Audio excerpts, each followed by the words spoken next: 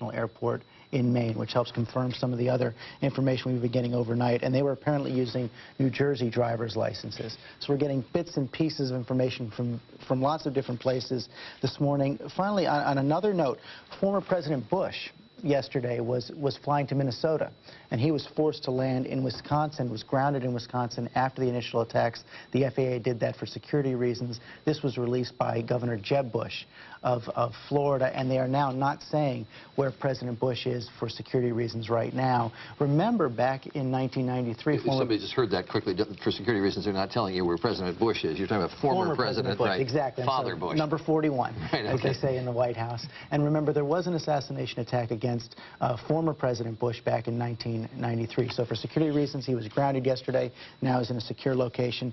And then finally, in a press conference overseas, the head of the Chancellor Minister of Germany has said that German intelligence agencies agree with France, Britain, and Israel that that Osama bin Laden was probably behind these attacks. They caution they have no hard evidence, but all of these intelligence agencies have consulted, and they say the signs are pointing towards Osama bin Laden. Which reminds me that we haven't heard directly from Saddam Hussein of Iraq.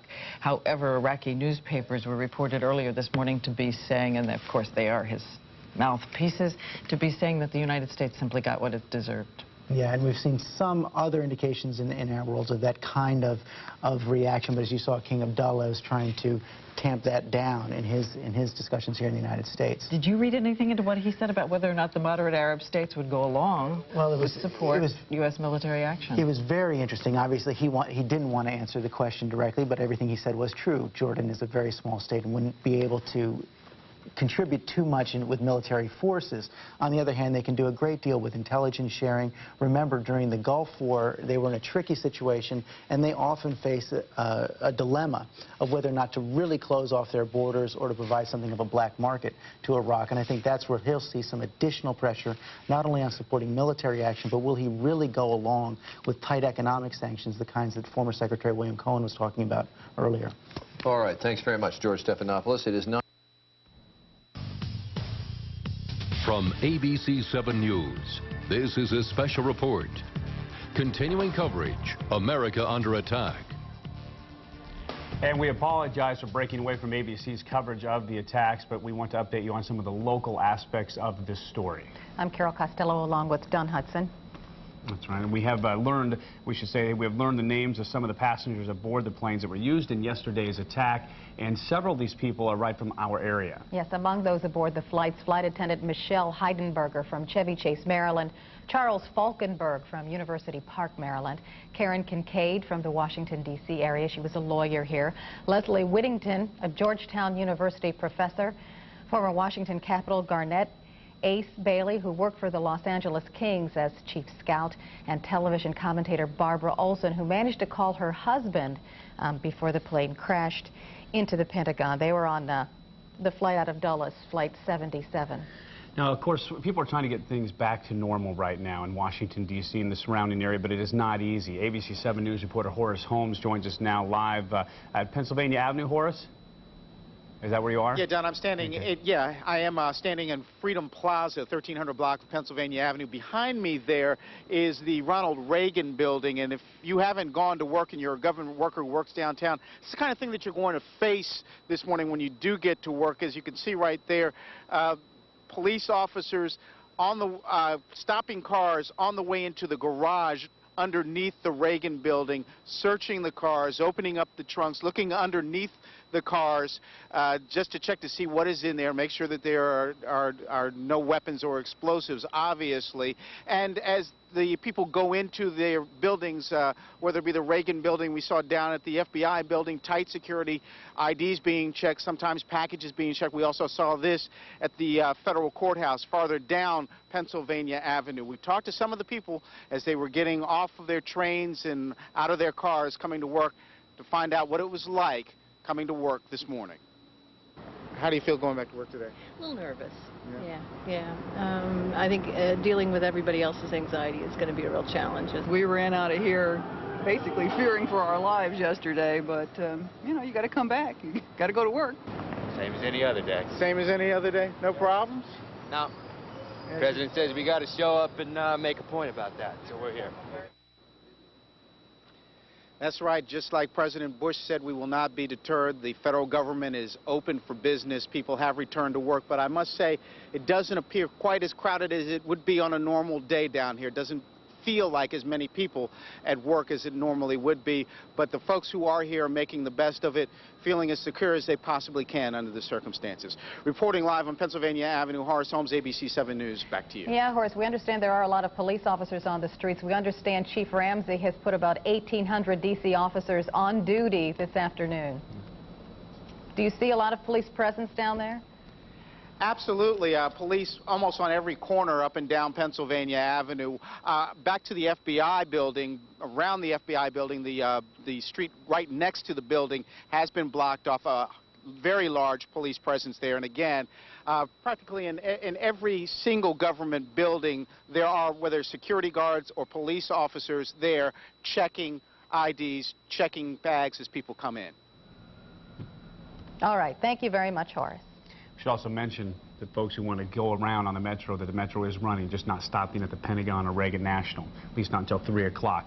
Right now, let's also talk about traffic out on the roadways. Let's check in with Mickey Scarlotta for an update on that situation. Mickey. Good morning, everybody. You might want to use Metro. We have a lot of delays around town. Let me take you live to southbound and northbound 270 near Old Georgetown Road. Southbound, very slow traffic for folks trying to get to the Navy Medical Center. That delay begins near Falls Road. On the northbound side, we have a car fire at 28. That's the delay on that side. Now let me take you live to 395 near Washington Boulevard and the Pentagon. Very slow traffic here. That ramp still shut down from southbound 395 that takes you to Washington Boulevard. Also very heavy volume around all the Air Force bases and also around the U.S. Capitol and the Pentagon this morning. Carol, Don, back to you. All right. Thanks for the update, Mickey. We're going to go back to Good Morning America. We'll see you again in about a half hour. With what George Stephanopoulos was just telling us, information he had received, sources are telling ABC News that at least 5 suspects identified as Arab men have been identified as suspects in the 2 hijackings that originated here at Logan Field. And these sources are also telling us that the hijackers were armed with box cutters or some kind of makeshift knife with a plastic handle, and that they began attacking and or killing flight attendants as a way to lure the pilots out of the cockpit. Now, they're not saying how exactly these 5 or more suspects were distributed over those 2 flights, United 175 and American 11, which left Logan just about 24 hours ago. But they say suspects, at least 5 of them, have been identified. Meanwhile, a vehicle, a rental car, a Mitsubishi Mirage, was found in a Logan Airport parking lot late last night, and it is believed that that vehicle was being driven by at least some of these suspects. And we're getting further information about that. The Boston Herald is reporting that of those suspects, that they believe one of them was a trained pilot. And, again, consistent with what George was saying just a few minutes ago, that some of these suspects flew to Boston early Tuesday morning from Portland, and that they had entered this country from Canada. And further, the Boston Globe, the other newspaper here, is reporting today that the suspects who were on that flight from Portland to Boston had checked baggage that was supposed to continue on to one of those ill-fated flights, but the luggage did not make it onto those flights, and that authorities have that luggage in their possession, which the Globe is reporting includes a edition of the Koran, an instructional video on how to fly a commercial airplane, and a fuel consumption calculator. Charlie? All right, thanks very much, Ron Claiborne. And Brian Ross, just to further the information that Ron Claiborne mentioned there, Brian Ross reporting that there's some indication that these men had cased the Logan Airport for some period of time, going back and forth between Portland, Maine, and the Boston airport. And ABC's Lisa Stark has been reporting through her sources, aviation sources from Seattle. She has been reporting this morning that there was a level of sophistication on the part of these hijackers that was pretty great. That not only is a very simple signal that can be sent from the planes to indicate that a flight has been hijacked. That signal, she has reported, did not come from either plane, and that indeed the transponders on the plane, the equipment on the plane that sends out information about the plane's height and its speed and whatever, had been turned off on the plane, and that obviously indicates a lot of sophistication on the part of these pilots, or the part of these hijackers. They knew what they were doing when they got the controls of these planes. Yes, it's a 4-digit hijack code, and shocking to everybody that they could not place it, so something had been done to the plane ahead of time. So John Miller is here now. More news? Interestingly, as Brian Ross touched on earlier, and we've been able to confirm, it was a fellow airline passenger who got in a traffic dispute with these men who were apparently late for their flight, which is why their luggage didn't make it, who then made his flight, heard the news about what happened, and called in on his cell phone to the Massachusetts State Police. That car was processed last night about 10:30, 11 o'clock at Logan Airport by the Massachusetts State Police bomb squad that's assigned to the airport, their dogs, the FBI's evidence response team, and one of their bomb techs. The dogs did not react for explosives in the car, but that's not really the object here. This wasn't a bombing. They were using the plane as their projectile, as their explosive. Among the ironies from the scene last night... I don't want a confusing picture to be on the screen, so we're looking at pictures which are very poignant because the fires are still burning at the Pentagon. But it's irrelevant at the moment to what John is talking about. So if I can take that picture down, please. Thank you.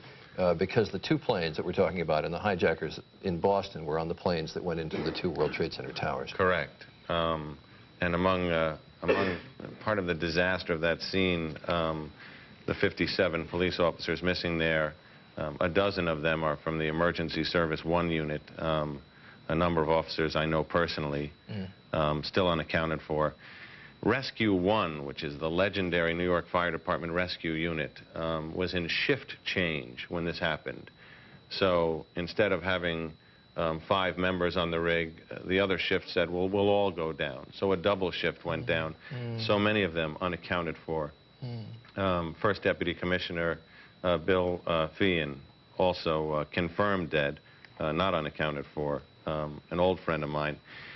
And a strange irony, part of this mystery, John P. O'Neill, special agent in charge for counterterrorism of the FBI, the man who ran the bin Laden case, was just hired by the World Trade Center. He's been unaccounted for since yesterday. He was in charge of the Cole bombing case and had just returned from Yemen, where there was such a threat on his life that the FBI agents literally had to move out of the country under guard, and he's been missing too. His family has actually asked us to broadcast that in case some hospital, someone has information about that, and I'm going to effort to get a picture of him. But the irony of his past, his role in the bin Laden investigation and in terrorism in general, and the fact that he's among those missing right now is striking. Good You're just hearing about the names of friends, or you? Yeah. Let me ask you about, because I don't want to get you in trouble for a minute. Take a second. Sure. Let me ask you about the fire. You mentioned earlier on that some of the debris... Let me take a second. Let me ask you about the debris that is blown over on the top of that building in Battery Park. That was a fire in a residential building in Battery Park. Black smoke billowing out from behind a set of plate glass windows near the top floor, like a penthouse apartment. Fire units have reached the scene and are dealing with that, and that seems to be under control for now. Okay. Good, good. Well, that's, I suspect that is responsible for a lot of the smoke that we're seeing on the lower New York skyline. Yeah, that is good news. Let's go to Don Daler. I think he's still down at his post, which, as we know, is just a few blocks away from the World Trade Center tower devastation. Don? That's right, Diane. We're starting to see the first major deployment of National Guard units that have fanned out in this area. Prior to this, they were specific to the search area itself, but now they're moving outward different streets. Interestingly enough, yesterday, shortly after the event happened, I was escorted into the area by a federal agent. One of the things he told me was that there was a jurisdictional debate early on when this happened. This was not federal territory like the Oklahoma City bombing, but as an act of war, there was a debate about the federal offices taking over down here. What happened very quickly according to this federal agent, was immediate cooperation among the different branches, state and federal, and that is what we have witnessed down here. One bit of clarification, there seems to be a conflicting number now, the number of firemen, either 5 or 6 who were brought out. You remember the fireman who talked to us earlier, he told us it was 5, but now we're hearing reports that it was 6. One other little bit of information from down here from a high-ranking police officer. He is not talking to us about casualties so far, but he said that the NYPD had ordered to have on standby here 6,000 body bags. Ooh. All right, thanks very much, Don Daly. Let's go to Jack McQuethy, who's down at the Pentagon, where there, last time we talked to him, were still fires burning almost 24 hours after that plane had flown into the Pentagon, the flight, American Airlines Flight 77, that had gone into the Pentagon yesterday. Jack? Charlie, the fires are not only still burning, in some cases they are burning into new parts of the Pentagon, complicating the efforts of trying to keep as large a part of the building open as they can. We've been told that at least one chunk of the Pentagon is now having to be evacuated because of smoke and the uncertainty of the fires that continue to burn along the roof line of the various rings of the Pentagon. We also have been told that there is a decision pending on the need, the search and rescue people say, to collapse the remaining leaning portion of the Pentagon that is in the area where the aircraft actually went in. They want to take the floors that are leaning against the side of the Pentagon, collapse them, probably using a wrecking ball, so they can get in closer and attempt to both find anyone who may still be alive and to begin to identify bodies. We have been told by some sources that there are chunks of the fuselage of the airplane embedded in the collapsed section of the Pentagon. They are clearly visible, we are told, by some of the firemen and rescue people who have been operating in there. That is something that the FBI will want to get their hands on. The whole area is still being treated as a major crime scene. There are pieces of evidence that have been marked out on the highways around the Pentagon and in the parking lots as you approach the area. Of course, this aircraft, when it came slamming into the building, clipped off a number of light poles. Those are all part of the marked exhibits of the way the aircraft came in. We've just seen convoy full of what appeared to be entirely MPs, military police, pulling into the south parking lot of the Pentagon. Dozens and dozens of trucks and vehicles. Obviously, they're trying to relieve some of the local police and other authorities as they try to monitor and control the traffic. It's a very busy intersection hub of Northern Virginia around the Pentagon. They're trying to get as much of the traffic back to normal as they can, Charlie. Just a quick question, Jack. When you talk about the fact that the fires may be spreading into new parts of the building, and you were talking earlier about the fact that even though we think the Pentagon is a sort of fortress, that there's a lot of wood supports in that building. It's a very old building, a landmark building, and that made the fire more difficult to fight. But can you say that to some extent they're losing this fight against the fire, that it's getting ahead of them? It's not that they're losing it. Well, maybe it is that they're losing it. The fire has been creeping along the roof lines that are all parts of the rings of the Pentagon. And for reasons that are not exactly clear to me, there's all sorts of ductwork that can conduct heat and smoke along that area, and for some reason that fire is continuing to burn and burn into areas of the Pentagon that were not initially affected by the blast itself. All right, John McQuethy at the Pentagon, thanks very much. I don't know why I just keep thinking about the fact that in that car, as we were just told by John Miller, they found a video on how to fly a commercial plane.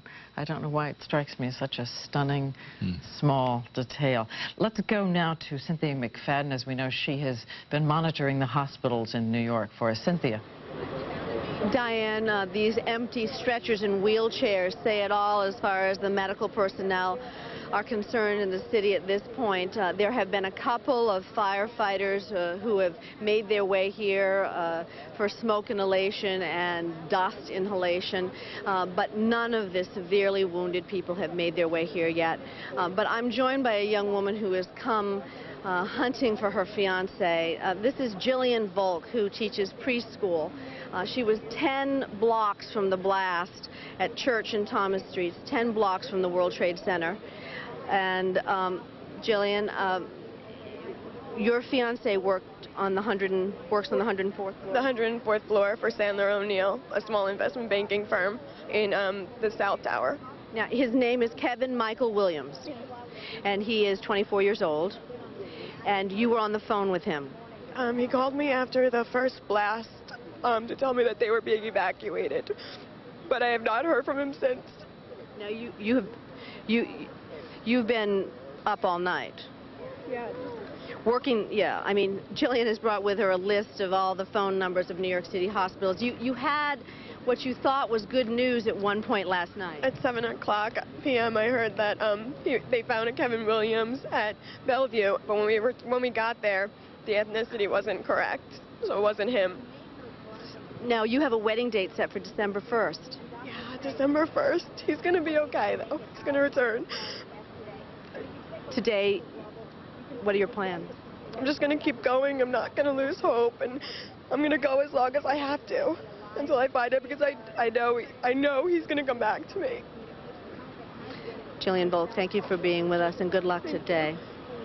Well, Charlie, Cynthia, Diane. Cynthia, just give her a hug. Hold on to her. We've been doing it, Charlie. Yeah. You know, this is a young woman who, 24 years old, and she's known him since she was in high school. They were high school sweethearts. So many searches going on. The human out face there. of this. Yeah. The human face of this is almost more than you can bear. Give her a hug. Thanks. Thanks. We hear about all the searching going on, sons looking for fathers, mothers looking for children. And then we know there are some families who did get some news yesterday that was news of relief. We are joined by a couple of fellows. Now, tell me, Bill, if I pronounce this. Bill Heitman? Yes, sir. Okay, I pronounce it correctly. Bill working on the 81st floor of the first tower, the first one that was hit by the first plane. That plane, because we've seen the pictures of it coming in, had to hit just above you. Just above us, correct. I was fully aware that when something hit us, that it was just above us by the debris that was just spraying out off the building. Did you have any idea what had happened? The initial instinct was that something hit us. First, it was a question of, is this an earthquake? Imagine, if you will, being on top of a telephone pole and just having a truck at top speed just slam into that telephone pole. That's exactly what it felt like. Was the building, I mean, those are solid buildings, was it moving? It shook for about a second or two. It actually did move substantially. And then what did you do? I had been knocked off my chair at my desk. A few of us had like hit the ground like on our knees, and we, in a panic, headed away from the windows towards the center of the floor. And then after that initial panic was over, everybody calmed down. We did a little search for about 5 minutes out in the hallways, which it's strange, the hallways in the center of the floor were devastated. Not so much the outside office areas of the side that I was on. And then we made our way to the stairwell, and in a very orderly fashion, made our way down 81 flights. Was there a check? I mean, was it, you know, Fred, are you here? Bill, are you here? Mary, are you here? Yes, but it was almost useless to really account for everybody not knowing what was going on, who could have been in the bathrooms. Luckily, my boss, he was in the bathroom and had just appeared in our office, and he couldn't stand up. He was hit bad in the bathrooms, which were in the center part of that floor. Right. Was he able to get down? He was able to get down. He's an asthmatic, one of many asthmatics that I came across, and he recovered, and we got him down. He actually started to experience some distress once we got down to the bottom. You talked very matter-of-factly of walking down 81 flights of stairs, but obviously you're encountering, you said it's very orderly, and there's a marvelous way that people respond, that they're sort of in shock, and they just do it right.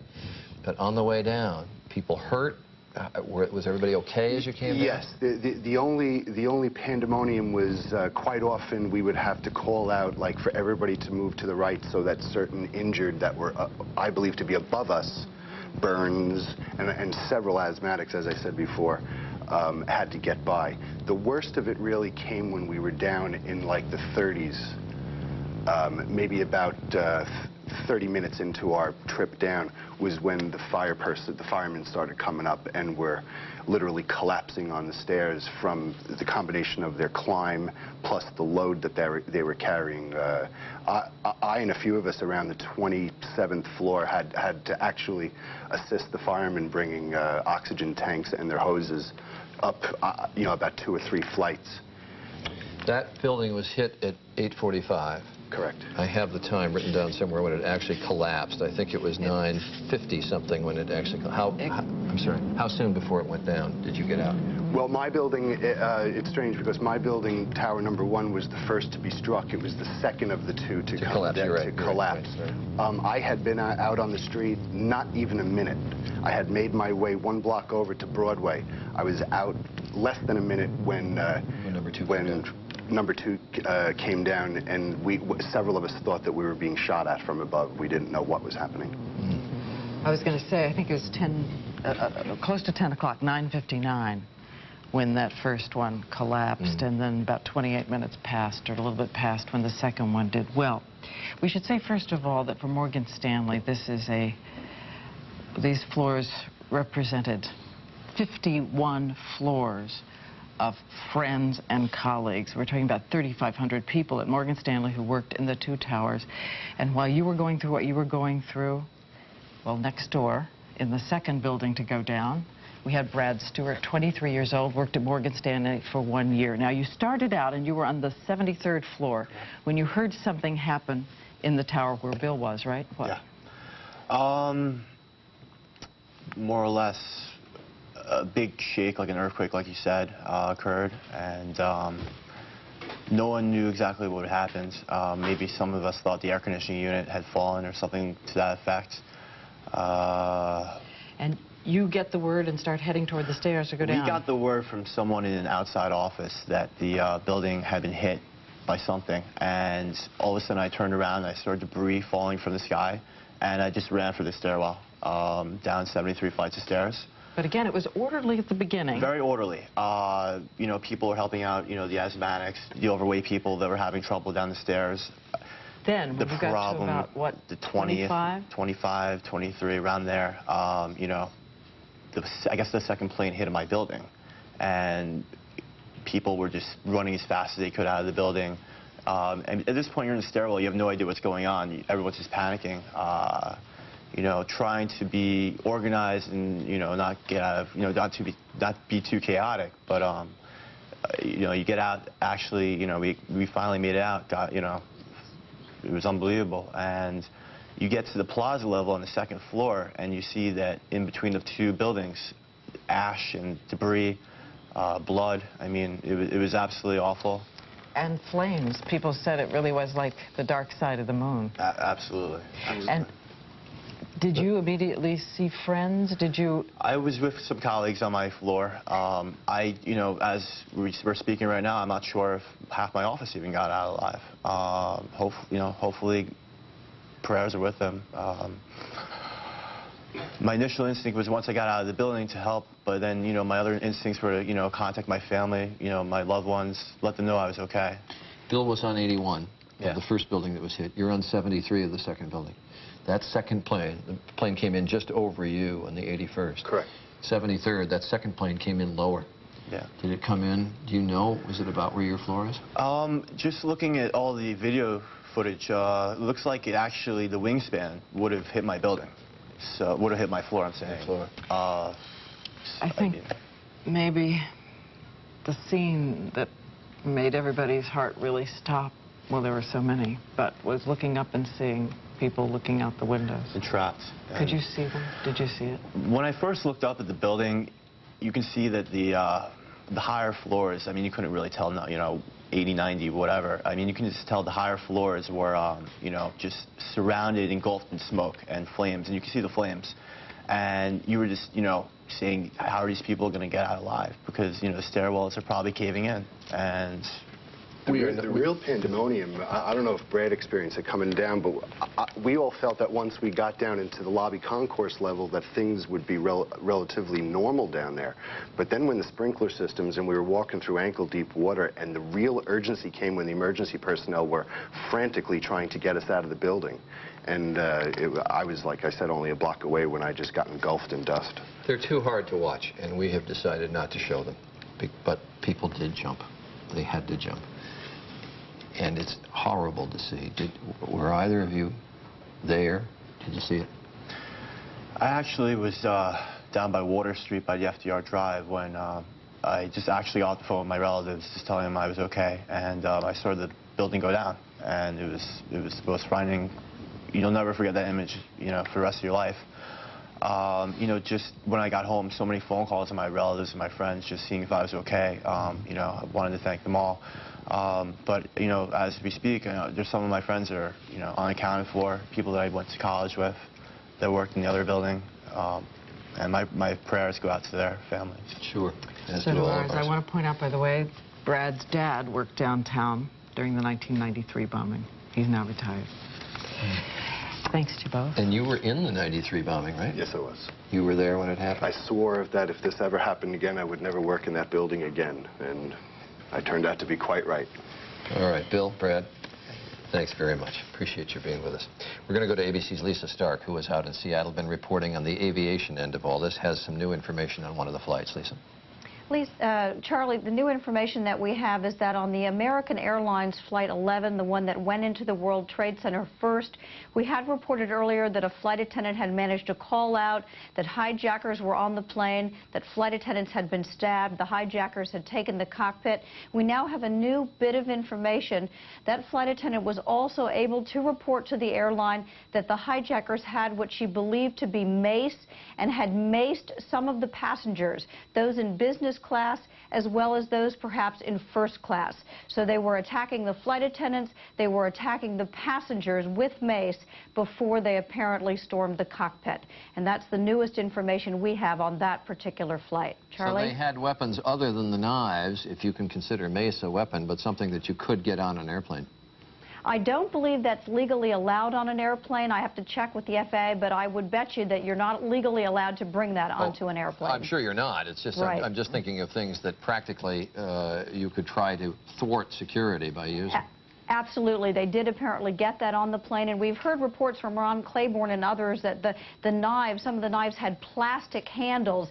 That's another interesting point, because that can go through the metal detector, and plastic isn't picked up as something you would need to be concerned about. Yes, and we've talked about the fact that the wife of the Solicitor General, Barbara Olson, who died in the flight that crashed into the Pentagon, was reporting that the hijackers had box cutters. And again, the box cutters that I know tend to have plastic handles as well, which might be something that you could get through security. And I'm also told by one airline this morning that it is not illegal, at least it wasn't before today, to bring a box cutter on an airplane. The blade is less than 4 inches long. That would have been legal to bring on board an airplane. Ooh, all right. Thanks very much, Lisa Stark. From ABC 7 News, this is a special report. Continuing coverage, America Under Attack. And we will go back to ABC News in just a few minutes, but we want to update you now on the situation locally. It's good to be with you this morning. I'm Don Hudson. I'm Carol Costello. 24 hours after a plane smashes into one side of the Pentagon, crews are still trying to put out the fire there. ABC 7 News reporter Nancy Weiner has been live at the Pentagon for hours this morning. She has an update for us now. Nancy. Good morning, Carol. Well, we just received a briefing from the Assistant Chief of the Arlington Fire Department just about a half an hour ago. His firefighters, as you said, have been on the scene for 24 hours now, and he said that they have several priorities. First of all, of course, to put out the remaining fires, but he also said a major priority is to keep the firefighters and the rescue personnel safe. He said that they would like to unleash a full-scale search of the building, but they're concerned that part of the building, the part closest to that gaping hole, could collapse and mindful of that fact, also mindful of what happened in New York City, where more than 200 firefighters are believed to be missing. He says they don't want to have any casualties here. You're now looking at video from the first morning light this morning when firefighters were able to move back into an offensive position and helicopters began taking off and landing again.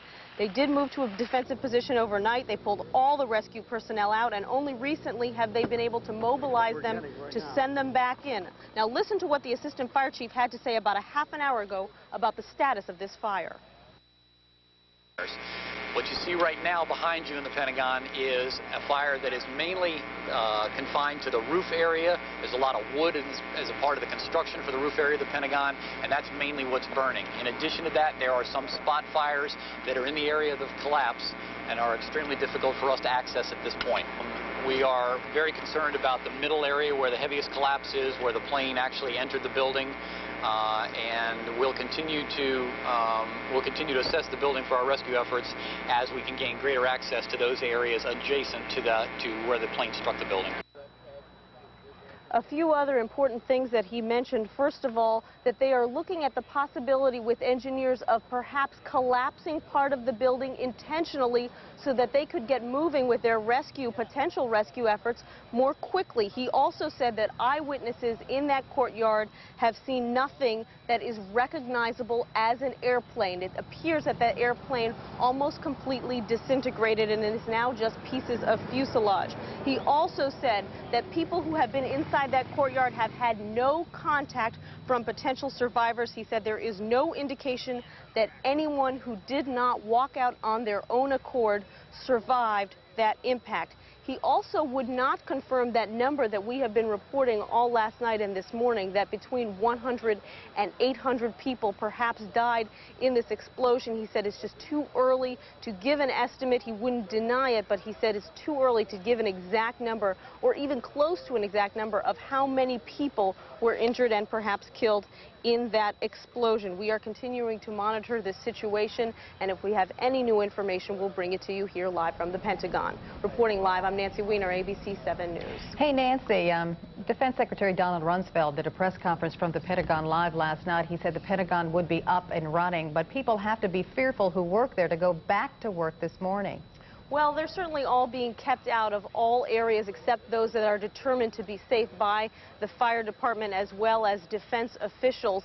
Right now, we understand that at least half of that building is considered completely unsafe. The corridors not safe for personnel, and so people are being kept out forcibly. No one's really being allowed to go into places that might possibly collapse in the near future. But employees who work in the undamaged parts of the building are being allowed in this morning. Well, Carol, that's a good question. Actually, we've received word several times that people have been allowed into certain areas only to be told later that they need to get out. So right now, what they're being told to do is check with their supervisors before coming here to find out if they'll even be able to get into the building. And those who are already on the property are being kept out of areas that are being considered unsafe right now. All right. Thank you, Nancy. It's a big change from earlier this morning. We thought a lot of people would be able to go back. We do want to tell you there's also about 50 people from that accident in hospitals, about 15 of those people in critical condition. Now, for those of you who are trying to drive around this morning or want to drive somewhere this morning, let's check in with Mickey Scarlotta, who has our ABC 7 News traffic report. Mickey. Good morning, everybody. Well, we do have lots of slow traffic if you're trying to enter any of the military bases around town due to heightened security over there. Please be patient as you're waiting in line to get into work this morning. But right now, let me take you live how we look going over the American Legion Bridge as you leave Maryland and head in towards Northern Virginia. Not too bad over here. We did have heavy traffic reported in the Carter Rock area on the Clara Barton Parkway trying to get to the NSWC over there. But as you can see, all your lanes are open here on this stretch of the roadway. Now let me take you live to the 14th Street Bridge as you're coming down from 395. Slow traffic near Washington Boulevard around the Pentagon. But as you make your way into downtown this way, not too bad. We do have a lot of road closures into downtown. Very slow traffic, we're told, on inbound Pennsylvania Avenue, Massachusetts Avenue, East Capitol Street, near the U.S. Capitol, because lots of those bordering areas around the Capitol are shut down. Normal closures around the White House, though, between 17th and 15th Street. Carol, Don, let's go back to you. All right, Mickey, we want to send it back to ABC News. We'll see you again with local coverage in about 30 minutes. America will never be the same. This is the first time this kind of thing has happened. We'll be more cautious in the future. We will be more alert to terrorism. We were aware of terrorism. It appears to me that we may have been victimized by our own resilience. I remember the day after the bombing saying, I will be back in my office, because then the governor had an office on the 57th floor, within 2 or 3 months. And 2 or 3 months later, I returned with all the other tenants. And America went back to its norm.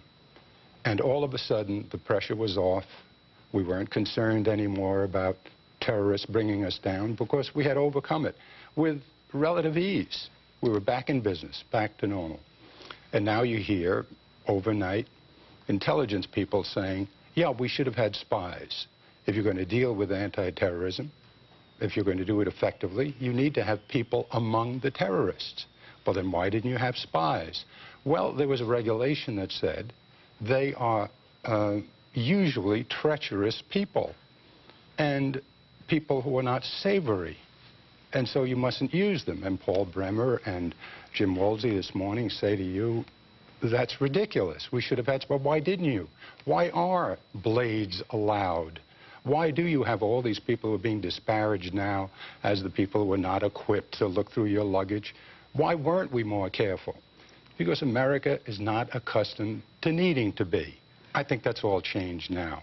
I think now, finally, we will say to ourselves, America has to do things, even if it inconveniences us. At least I hope so. Governor, 1983, I was covering the Capitol for ABC News, and we went through the bombing of the Capitol. Right. And all of us who loved that building were shaken to our core by that. And I remember Tom Foley and others in the leadership in the Congress going through and saying, okay, what does it take to protect this building? And people saying, look, you're right on the street, you can attack this building, it can be done. And the congressional leadership said, we can't do that. We can't shut everybody out. We can't clamp down, because if we do, we have changed the very nature of our society. That's correct. And you're going to have to change the very nature of your society, but not essentially. You will never stop being the freest, strongest place in the world. There are still some intelligent indispositions you can use and allowances you can give government without losing your vital freedom. You can be a lot more careful about who you let on a plane. You can be a lot more careful about what kind of blades are allowed. You can be a lot more intelligent about using spies. We know that. We've said it overnight. We know what needs to be done. What was lacking was the will to do it politically, because you didn't need to do it. Now you do. There are going to be tens of thousands, perhaps, of people killed or maimed. Those people will never be forgotten. They'll never be replaced. Something different about this event. People analogize to Pearl Harbor. Of course, this is not like Pearl Harbor. Pearl Harbor, you knew the enemy. Pearl Harbor was Japan. Pearl Harbor was relatively easy to deal with, because you could say, here we go. That's the enemy. Now we're all out to get him, and we did. And Germany, too. Here we're not sure of the enemy, but we know this. It isn't just a madman or two or three or four. This is much too well organized for that. And so now we have something a little bit closer to Japan. It's not a nation, but it's a thing. It's an organization. Maybe it's bin Laden, who appears to be the favorite. And I'm sure there's an eagerness to make him still more favorite as a target, and that may be good. But at least we know the enemy. And you're going to have, for the next week and more, a recitation of the names of individuals, not just the well-known celebrities, but the names of those firemen, the names of the cops, the names of the simple people who had nothing to do with politics, who got eaten up by this and destroyed casually and brutally. And that is finally going to tell this nation, look, we have to change. First of all, we have to get them. You know, we say America has been changed forever. I've heard that 15 times, and that's probably true. And some of it won't be good. We'll be harder edged. We'll be more nervous. We'll be more suspicious. We'll be more anxious. But there can be some very good changes, too. We can finally make an attack on transnational terrorism that's significant. We can recruit Jordan. We can recruit Egypt. The Israelis are there for us.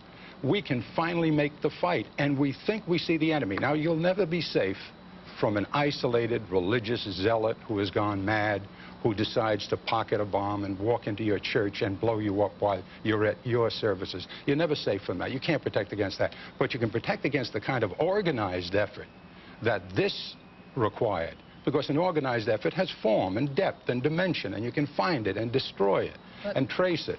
The United States government might say, you know, with Israel and with a number of other states, we have tried to penetrate. We have tried to do everything we could about Osama bin Laden. No, but we haven't tried. Diane, very respectfully, they can say that, and then you would say to the United States government, no, you didn't. Ask Warren Rudman. Ask the people who were on this mission that issued a report. Ask Gary Hart. We haven't done it. Why? We didn't choose to. Let me ask you this.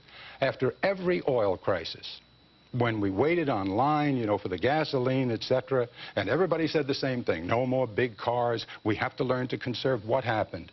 After 6 months, we forgot and went back. Why? We're the strongest, richest, luckiest people in world history, and sometimes that becomes a problem for us because we take things for granted. We have to stop taking them for granted. If 10,000 or thousands of lives of innocent people can't teach us to be different, then we're not as smart as we should be. And I think we will be different. And here's one other beautiful thing that could come out of this, beside a significant attack on terrorism. You know, I'm a New Yorker. I've been here all my life. I want to die here, not right away, but... And in 1993, I said on a television show, I never saw people more beautiful than the people at the World Trade Center, helping one another out in the middle of the night, Con Edison workers, cops, firemen, and you saw it again last night. This city, maybe because there's so much diversity, maybe because we know we have 180 different ethnicities, we have every color, we've got to come together when we're challenged, because we have so much difference here. We have to organize.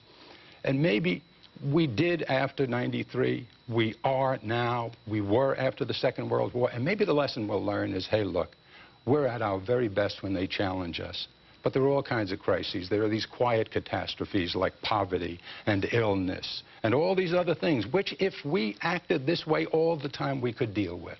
If instead of bickering politically and arguing about he's a different color than I am, if we acted all the time the way we act in these crises, we would be so much fantastically stronger than we are, and the world would be so much better, it's hard to imagine it. We haven't learned enough. I hope we learn it this time. And you do see the best of humanity, even in some of the worst situations. Thank you so much, former Governor of the state of New York, Mario Cuomo. Thank you.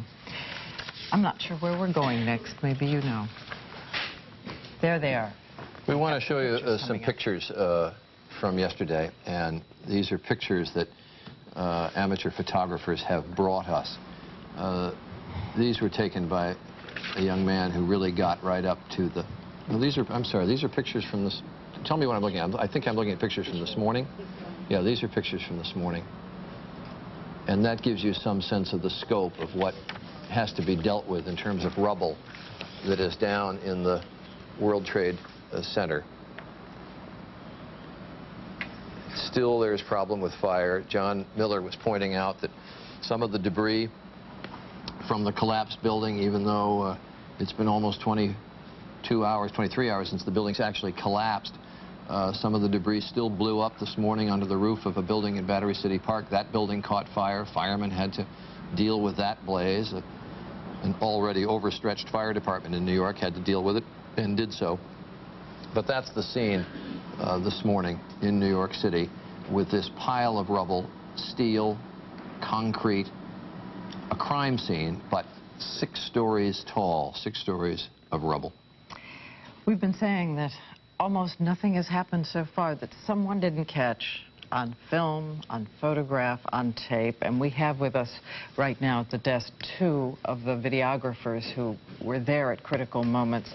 Kevin Sutterfee, who was there and filmed the aftermath, and you met earlier Evan Fairbanks, who shot one of those crucial scenes, one of those searing scenes of the plane going into the second tower. I'm just going to play again the footage that you shot, Evan, and let you tell us once again, when you looked through your lens and looked up, did you grasp what you were seeing, what the camera was recording? There was no way I could possibly grasp what I was seeing. I just saw a flash come in on the left of the frame. I saw an airplane. I could identify it as an airplane, and I just thought, what is that doing in this area that's got to be controlled space? And before I finished that thought, it disappeared into into the south side of the tower. You know, it's exactly the thought that we had. We were sitting here on the air live because the first tower had been hit, and we knew something had happened. And we saw that plane come into the frame. We had a little bit more chance to see it before it hit the building than you did, but we saw it come into the frame, and my thought was, well, it's a big plane, but it must be an observation plane. It must be a fire plane. And I thought of the wildfires out west. Maybe it's bringing in water, you know, to fight the fire in the building. The concept that it was going to hit the tower is so foreign to all of us that you couldn't believe what you were seeing. And I still didn't believe it after it happened.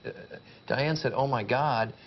And I thought, well, that clears up the question of whether or not the first one was an explosion or accidental or whatever. This is a concerted attack on the World Trade Center. But you couldn't believe what you were seeing. No, absolutely. I still can't believe it, what I'm seeing. I've seen it played back 15 or 20 times. I played it back in my camera 5 times. Kevin, oh, excuse me. Kevin was there for the aftermath, the sort of counterpart to what you were doing. As we roll this footage, tell us again, as you wandered into the scene, what were you experiencing? You were right in the middle of all of the soot, the ash, the heat. Basically, what I was experiencing was something I've never seen in my life, basically in person. And I think something that people don't really realize what's going on actually right now in the city. It's like people walking around outside, sitting at cafes, talking, joking, laughing. It's just disgusting what happened. And I wanted to say about bin Laden, if I heard that he said that he wanted to thank Allah, that he didn't do it, but nobody should be thanked for what happened there. It's ridiculous. It's not we right. saw in your first scenes, we saw the buildings. We saw the architecture, the skeletons of the buildings. When you first went in, did you see people? No, there's no people anywhere. We were walking around for, I was there all day yesterday and all night, basically, and to find people was very rare. Like, they found 3 people. It's very rare to find people. There's no traces of people. I saw a shoe, and I saw, you know, that's it. There's just too much material. It looks like an unbelievable movie set, what you saw there. You can't believe it until you're there. On the TV, it's not even the same. Of course, you know. I think you might have walked there. I'm not sure, but you boil it down to a box that's 21 inches or 24 inches across, and it's not the same. And as we told everybody last night, when you're walking through it, you're up to your way above your ankles, both in the soot and in the paper, the financial documents. And you look down, and they have such a plaintive irrelevance to anything important in life as you're making your way through this complete carpeting of financial documents that blew out of the window. But mixed into that is also all these random personal effects, like a pocketbook or a high heel shoe or a glove or something that makes it so human. Well, as we said, it is a modern phenomenon that almost everything is captured on videotape, and we thank you both for coming in. We've got, and for bringing us your pictures. Don't we have John Miller standing by? Did John No, John, come with more? We have a piece from John Quinones that I think you want to see. Well, it's just, it's a piece that is, I'm sorry. I was going to say, it's a piece about the search that goes on and the terror that accompanies it.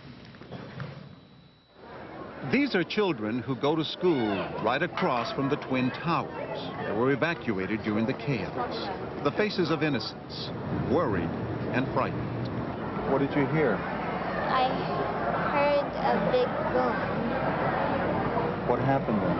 And it sort of shaked. Some kids were crying because their mom and dad were upstairs.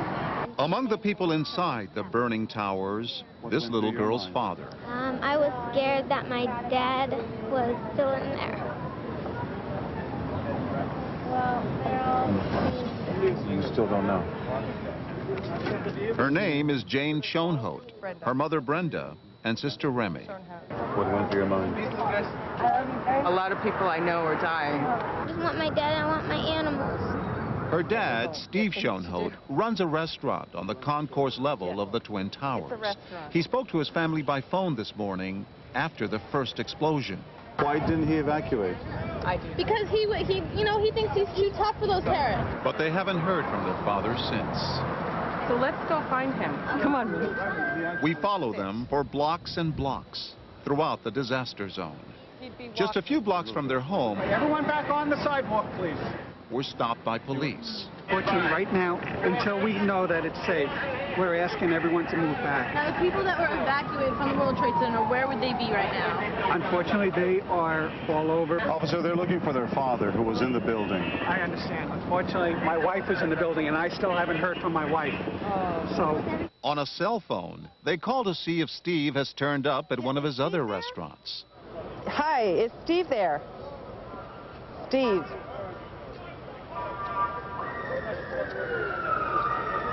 Yeah, okay. Does that mean he's gone or he's still alive? No, she just hasn't heard from him. They continue their desperate search, past the rubble, past the screaming rescue vehicles, and then more barricades. Okay, this is a secure location. You can't go in. Step aside and walk. Oh. How do you feel right now? I'm scared that my dad, we might not find him. I feel like he's alive. I just want to find him to make sure. They run into one of their neighbors, who points them toward a police command center several blocks away. And tell them your situation and that they will escort you to your house. Yes, yes. Right there at Pier 40. Dan. Yes. Thank you.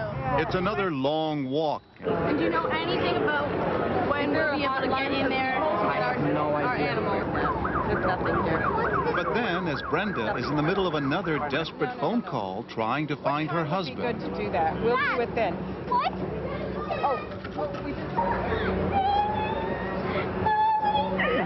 One little happy ending on a day with so much anguish and so much heart. In the building. I cried the whole way. I saw it coming down. Oh. Wow. And a lot of stories, you know, don't end as happily. I'm thinking one of our producers yesterday was standing at a train station in New Jersey, in a town in which I used to live. And it was filled with people just waiting to see who was going to get off the train.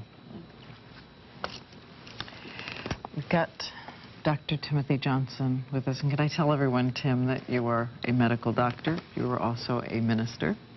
And we're so glad to have you. And George Stephanopoulos is here with us as well. You were talking earlier about the fact that this sends shock waves. This hits stress faults all across the country. For parents out there who want to sit down today and talk to their kids, what's the first sentence they should say?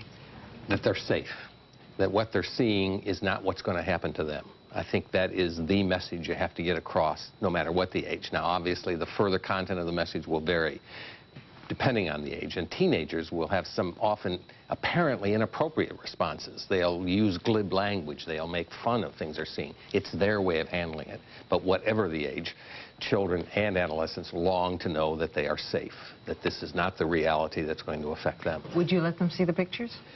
As they get older, yes. Always, I would hope, with parents or others around. With small children, I don't think so on a repetitive basis, no. They don't know how to interpret it. My wife heads a school which includes people all the way from the ages of 4 to 18, and I said, who'd you let see the pictures yesterday? And she said, no, no. That's up to their parents and whatever, but certainly not for the lower schoolers and the middle schoolers. And as this program's family physician, I plead also for adults who are going to have trauma in their lives as a result of this, for people who are sick, who have heart disease, who are depressed. Be alert to changes in them, because we need to help them. Yes, I think we underestimate the extent to which people sitting in their homes are absolutely present in the lives of those they see sometimes in these situations. It may have nothing to do with them practically. It has everything to do with them emotionally. Exactly. Just a couple of small notes. We all checked in with people yesterday that we know. And the first thing you do is call your kids. And I've got a daughter who works down in the shadow of those buildings. She walked about 125 blocks to get home yesterday. And she said she saw the most wonderful scenes on the street. A shoe store that was open. And people were out handing out sneakers to women who were in high heels, giving them shoes, because everybody was walking uptown. The bridges and tunnels were closed, and there were emergency trucks going through, and emergency truck drivers stopping and loading people on the back of the truck, to the point that people were actually standing on the back bumper. She said she saw somebody holding onto a truck with a briefcase in his hand, standing on the back bumper so that somebody could give them a ride out of town. People handing out water, people handing out sandwiches and food. You pull together. And I was downtown, or at the beginning of the morning, down by Fulton Street, which is 2 blocks from the World Trade Center. We managed to get into a building which is basically a dorm for Pace University Business School, and the kids were calling all of their friends and neighbors in so they could use the internet to contact their parents so everyone knew they were safe. Again, so many people couldn't reach anyone by phone. I think the internet saved a lot of hours of horror yesterday. The way of life in New York yesterday was email. That was it. It had to be done by email. Again, my wife's school, she's got 500-600 students. Couldn't get through on switchboards, cell phones are down. Everybody was communicating by email. One of the striking things for me was I have a sister who's a nun outside of Jerusalem on the West Bank. And for the last 2 years, you know, we've always been emailing her during times of trouble, during when there are riots or the uprisings, thinking, are you safe? And it's, are you okay? And it was really chilling to get an email from the West Bank in New York City asking, are you okay? Usually it's the other way. Other way around. Yeah. I call all of this spiritual. You mentioned my other role in life, and really I think when people reach out to each other in this way, it is a kind of spiritual growth. Well, last night, and we've said it before, the number of firefighters, the number of police who were down in this virtual pitch black darkness with the smoke surrounding them until they could get the generators started and get the lights on. The number of them who said to me that they were on vacation, that they were miles away, that they came in by hitchhiking, by walking to get in and help out. And the number of them who said, just hours ago, I stood and watched some of my best friends walk in first, not knowing that they would be the first to walk in and the ones who wouldn't walk out. And they would come up to you and say, can I just tell you the name? Is it okay if I just tell you his name and tell you how wonderful he was? And I got a call yesterday, which is my favorite call that came in yesterday from somebody who said, I just want to say one thing to you. Remember the reason that the United States picked the eagle as its national bird? It's because it's the one bird that isn't afraid of a storm. Well, we're going to leave the air now, and we're going to be joined by ABC News' Peter Jennings. Diane and I will stand by. All the people that you've been hearing from through the morning. John Miller, who's been reporting so well on local police, and the federal investigation, who, as he said so poignantly a few moments ago, has lost an awful lot of friends of his on the police department, all of them. It's been a very tough morning for the entire country, and we thank you for being with us. We're going to be joined by Peter Jennings, and ABC News will stay on the air throughout the day. No commercials, because this is a story we all pull together on.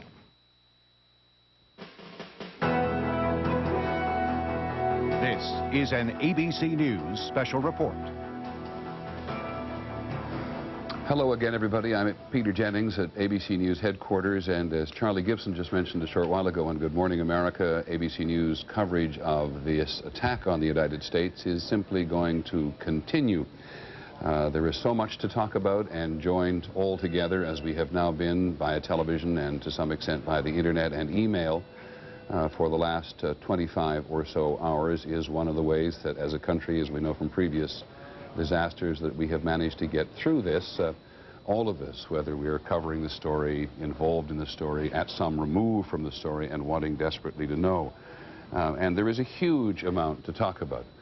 In response to one email I got from a woman this morning, sorry madam, it was not a nightmare when you woke up this morning and believed that the Twin Trade Towers in New York City would be there. They are not there. And I think virtually everybody in the country now knows that. And probably everybody in the country knows the basics of the story, the basics of this disaster so far. So we're going to try to operate for the ensuing hours on a variety of different levels. We will do our very best, as we have in the past, to keep telling you what is happening at any given moment. And there's a lot happening in the country today, both in personal terms, governmental terms. The search and hopefully the rescue operation continues with quite extraordinary fervor. The mayor of New York, Rudolph Giuliani, said this morning they're able to presume that 41 people have died so far. But we continue, as you all know, to worry about the fate of thousands of people. And the Congress has convened today as they said they would, and so we go to the Congress first for a prayer in the Senate being given by the Senate chaplain, Dr. Lloyd Ogilvie.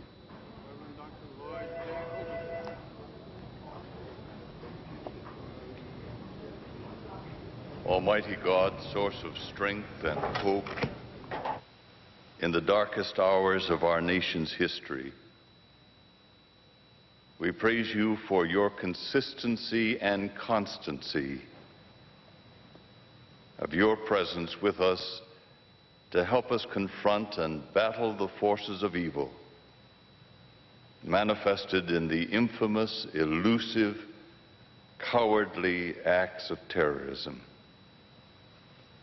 We turn to you with hearts filled with dismay, anger, and grief over the terrorist attack on the World Trade Buildings in New York City and the Pentagon here in Washington.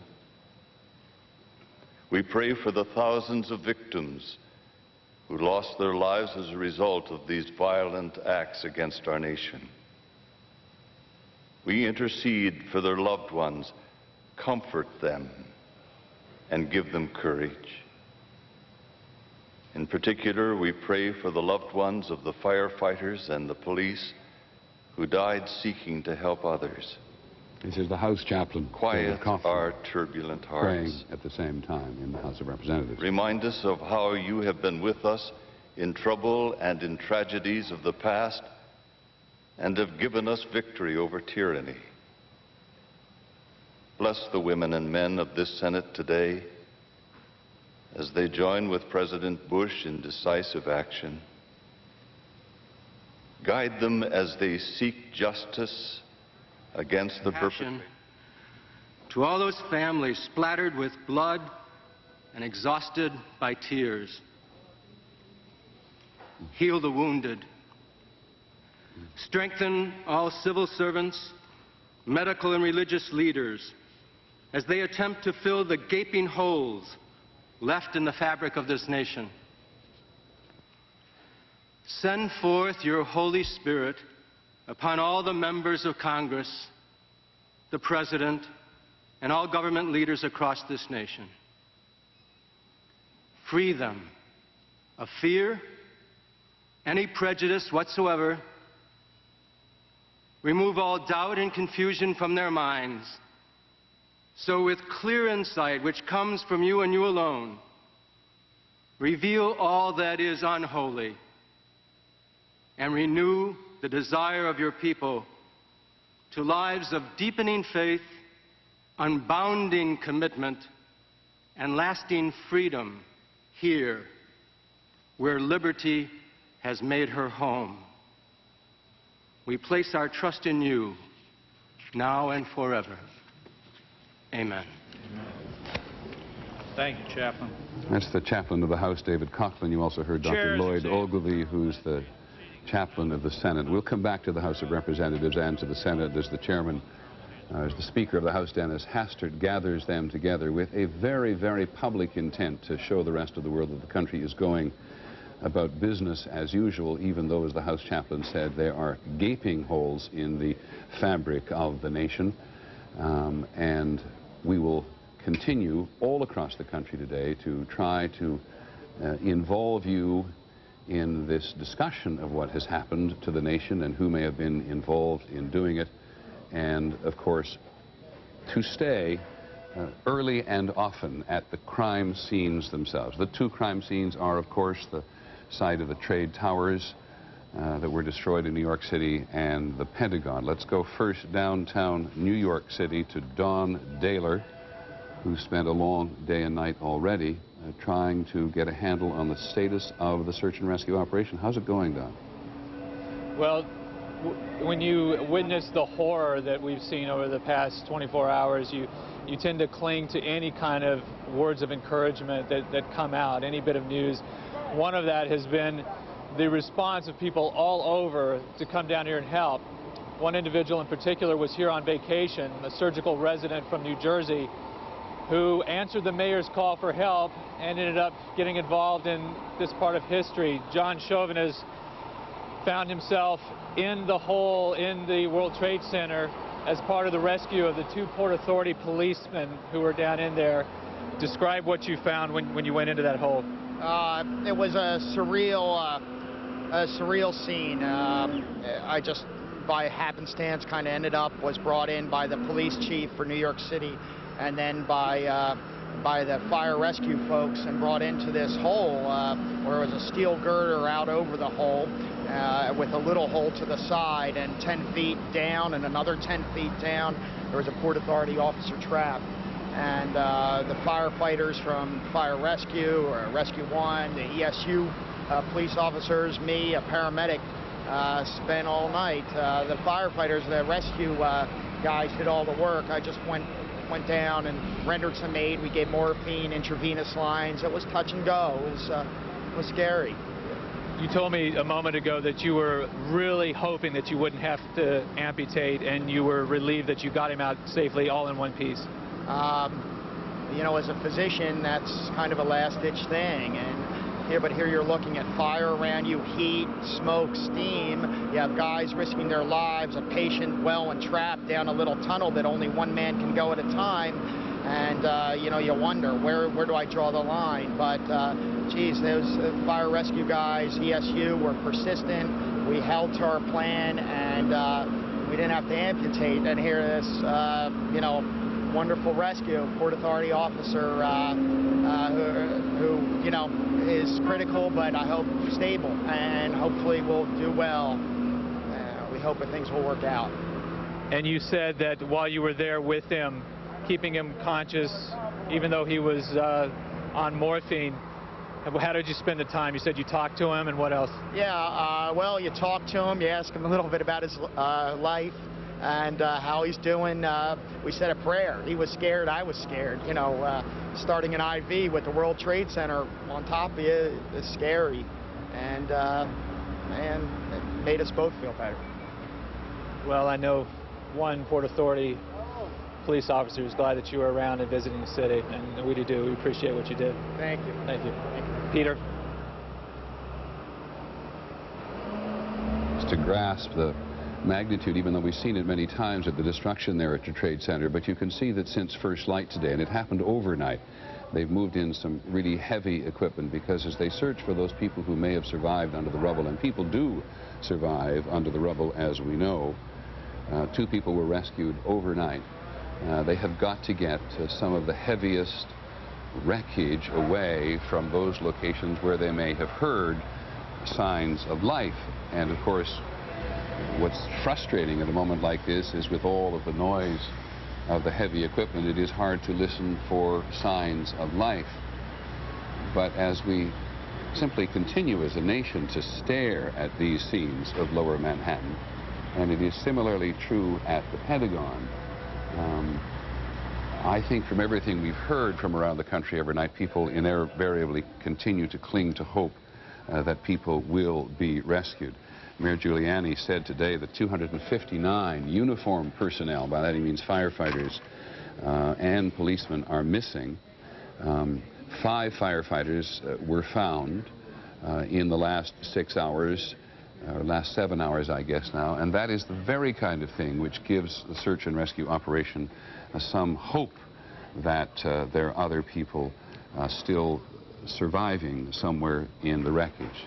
Now, at the Pentagon, where the fires, for the most part, appears to have been put out, the Pentagon has said today that no more survivors are expected to be pulled from the rubble following the attack which was mounted on American Airlines Flight 77 yesterday, and 58 passengers and crew died on that flight alone.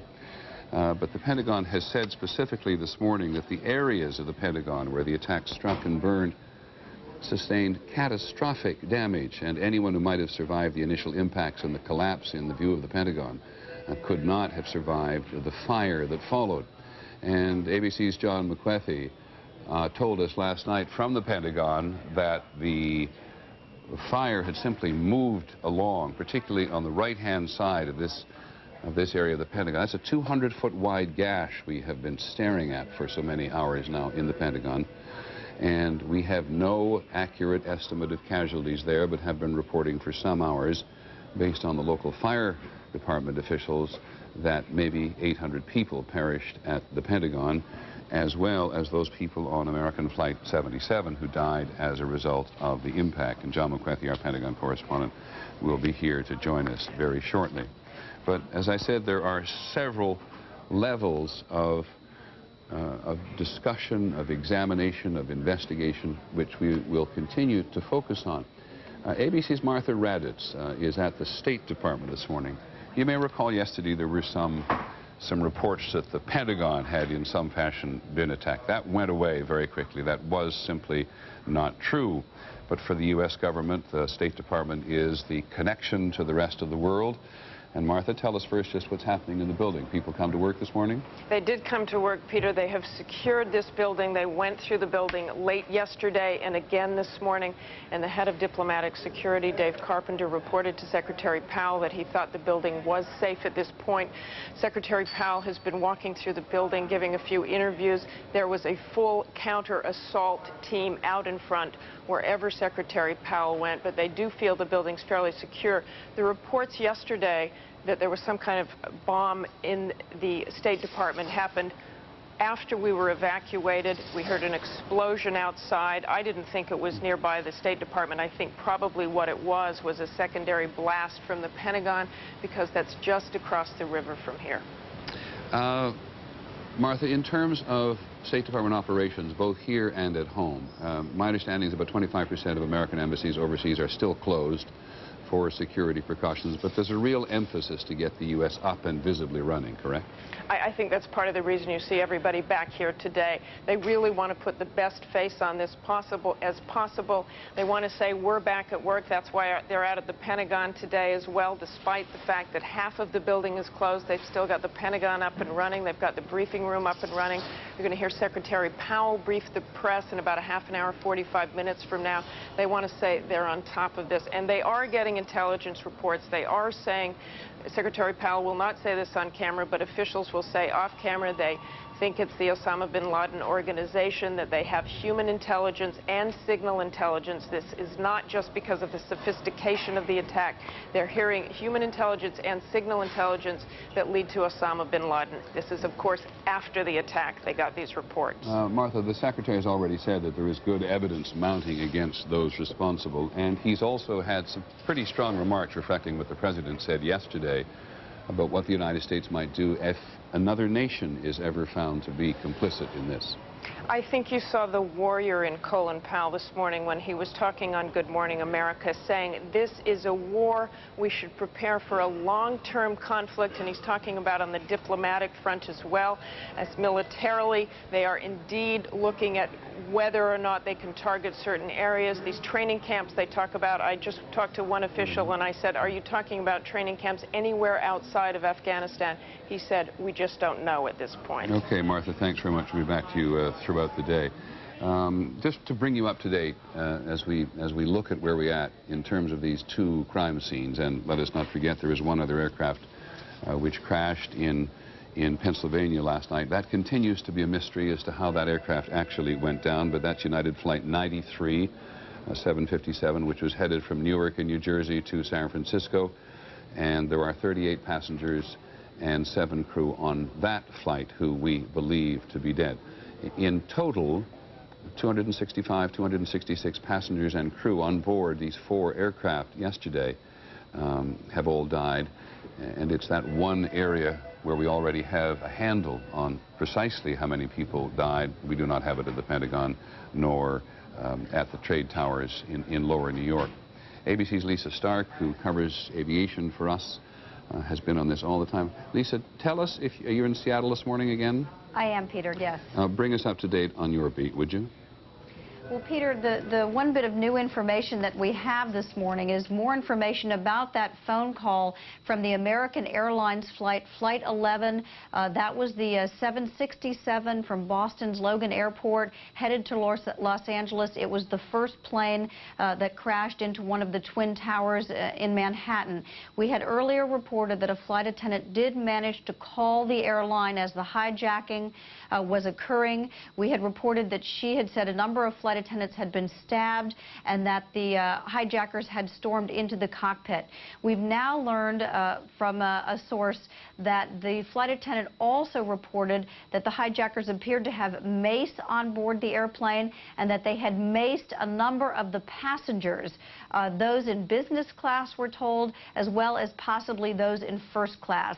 So I'm sure it was a chaotic scene on board that aircraft as the hijackers made their way up to the cockpit, creating chaos in the back of the plane before they went into the front of the plane.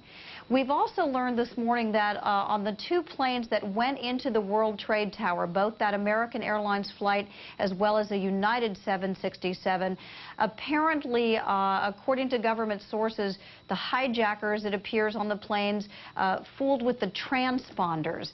Now, this is something on the plane that sends a signal out to air traffic controllers so they know the altitude, the airspeed, the designation of the airplane. We're told by government sources that on the American Airlines flight 11, the transponder was turned off completely. So what that would mean, what we know of air traffic control, what that would mean is that controllers would only have a signal on their radar screen that there was a target out there, that there was a plane, but they would know nothing about it, not its airspeed, its altitude, its designation. On the other plane, the United Airlines plane, we're told someone fooled with the transponder. I don't believe it was turned off entirely, but again, the computer reads that as an error. It's not sure what's going on, and I'm told by government sources that it may actually stop tracking the plane. Again, controllers, what I know of air traffic control is that controllers would still see a signal, they'd still see a blip, but they wouldn't have additional information about the airplane. If that proves to be true, and as you know, information changes in the early stages of these things, but if that proves ultimately to be the case, it would mean that these hijackers were very sophisticated, knew exactly what they were going to do, cut off communications as quickly as they could, and certainly didn't want anyone to know what was going on up there at 30,000 feet as these planes were heading toward Manhattan. Many thanks, Lisa. We'll come back to you often throughout the day. And you use the word, which I think has begun to be very obvious to people wherever they're watching, listening, or trying to investigate is, and this is this level of sophistication involved in the attacks themselves. And back with me, I'm delighted to say, is John Miller, who has done probably, I think, more, as much as anybody in this news division and others, to try to keep a handle on these various organizations and groups. Can you just bring us up to date again on where you think the investigation is, what we may have found out, and the level of sophistication that appears apparent? Busy night for investigators, several developments. From Brian Ross, one of our key investigative reporters, FBI agents conducting searches and raids in Florida, looking for an individual who they want to question in connection with this. The Florida connection is not something we have the details on what led them there. More apparent, the Boston connection. At Logan Airport, we are told that a commuter got in a traffic dispute with a carload full of men, that he thought little of it at the time he boarded his flight, went to his destination, and then learned of the attack and that it was a flight from Boston. So he then called the Massachusetts State Police, reported it, and directed them to the car that the men were parking at the time they had this argument. The Massachusetts State Police bomb-sniffing dog assigned to Logan Airport went over the car along with an FBI bomb tech, evidence recovery team, and what they found were rental documents that led them to an identity of an individual. Do they know where the car was rented? Apparently in Portland and then driven to Boston, a national rent-a-car vehicle. A videotape, which our sources say is an instructional video on how to pilot a commercial aircraft. The men apparently were running late for the flight, maybe the root of the dispute with the other guy, perhaps over the parking space. but their luggage did not make the flight. So now the FBI is processing their luggage, in which sources say there are Arabic language training manuals on flying. They've developed 5 names, and I'm trying to learn whether those names match up with the passenger names they were looking at. But interestingly, investigators tell us 2 of them are brothers. One of them is supposed to be a pilot. So we are starting to see, in the very early stages of the investigation, hints that there is a level of professionalism and proficiency with aircraft if these are the right people that they're looking at. Now, in the Florida connection, the name of a flight school emerges this morning. Correct. And there's some fog there because the man they're looking for worked at a flight school. A man who is living in that location works at the airport. We're not certain what those connections mean yet. We don't know. Do we know that one of the men for whom they have a warrant in Florida actually did train at, I believe it's called the Embry Flight School in Florida? Do we know, can we go that far at this point? I had heard that reported by Brian Ross this morning, whose sources on the federal side are usually impeccable. ABC News has also learned that at least 2 of the hijackers/terrorists were on the FBI watch list, which is exactly what it says it is. It's a watch list, watch for these people, and it's still unclear, our investigative unit tells us, whether these individuals entered the United States illegally or whether they entered before their names were actually placed on the list. So we do not know at this point whether these are men who'd been in the country. There's been some reports around, I think, quoting in part the governor of Maine, Angus King, who was the first person I heard say that these men had rented the car at Portland and driven down to Boston. All is very close to the Canadian border, so there's some questions this morning about men getting into the country, but I gather it's not very hard at the moment. Not very hard. Oh, the information not very hard. I thought you were saying it's not very hard to get in from Canada. Well, that's also true along much of the Canadian-American border. It's looked on as a soft point, and you know, having studied this very closely, Chris Isham from the investigative unit and I had the opportunity several weeks ago to debrief a member of Osama bin Laden's intelligence team. It was a very rare opportunity. And he told us some very interesting things, and this will become the subject of a story later. But what he said was there was a training school at bin Laden's camp, and that militants from France, from Italy, from London, from all over the world were there in a multi-month training school where they were drilled through surveillance, counter-surveillance, explosives, and so on. The interesting thing he said that day was that there was several young men from Canada, and that bin Laden took them aside, away from the rest of the class, and held a 3-hour private session with the Canadians. The significance to us at the time was certainly, well, that's the easiest, closest jumping off point to run an operation in America. It's where the operation that was directed at Los Angeles International Airport by Ahmed Rassam, who the federal authorities say is connected to bin Laden, jumped off from. It's where the device was made.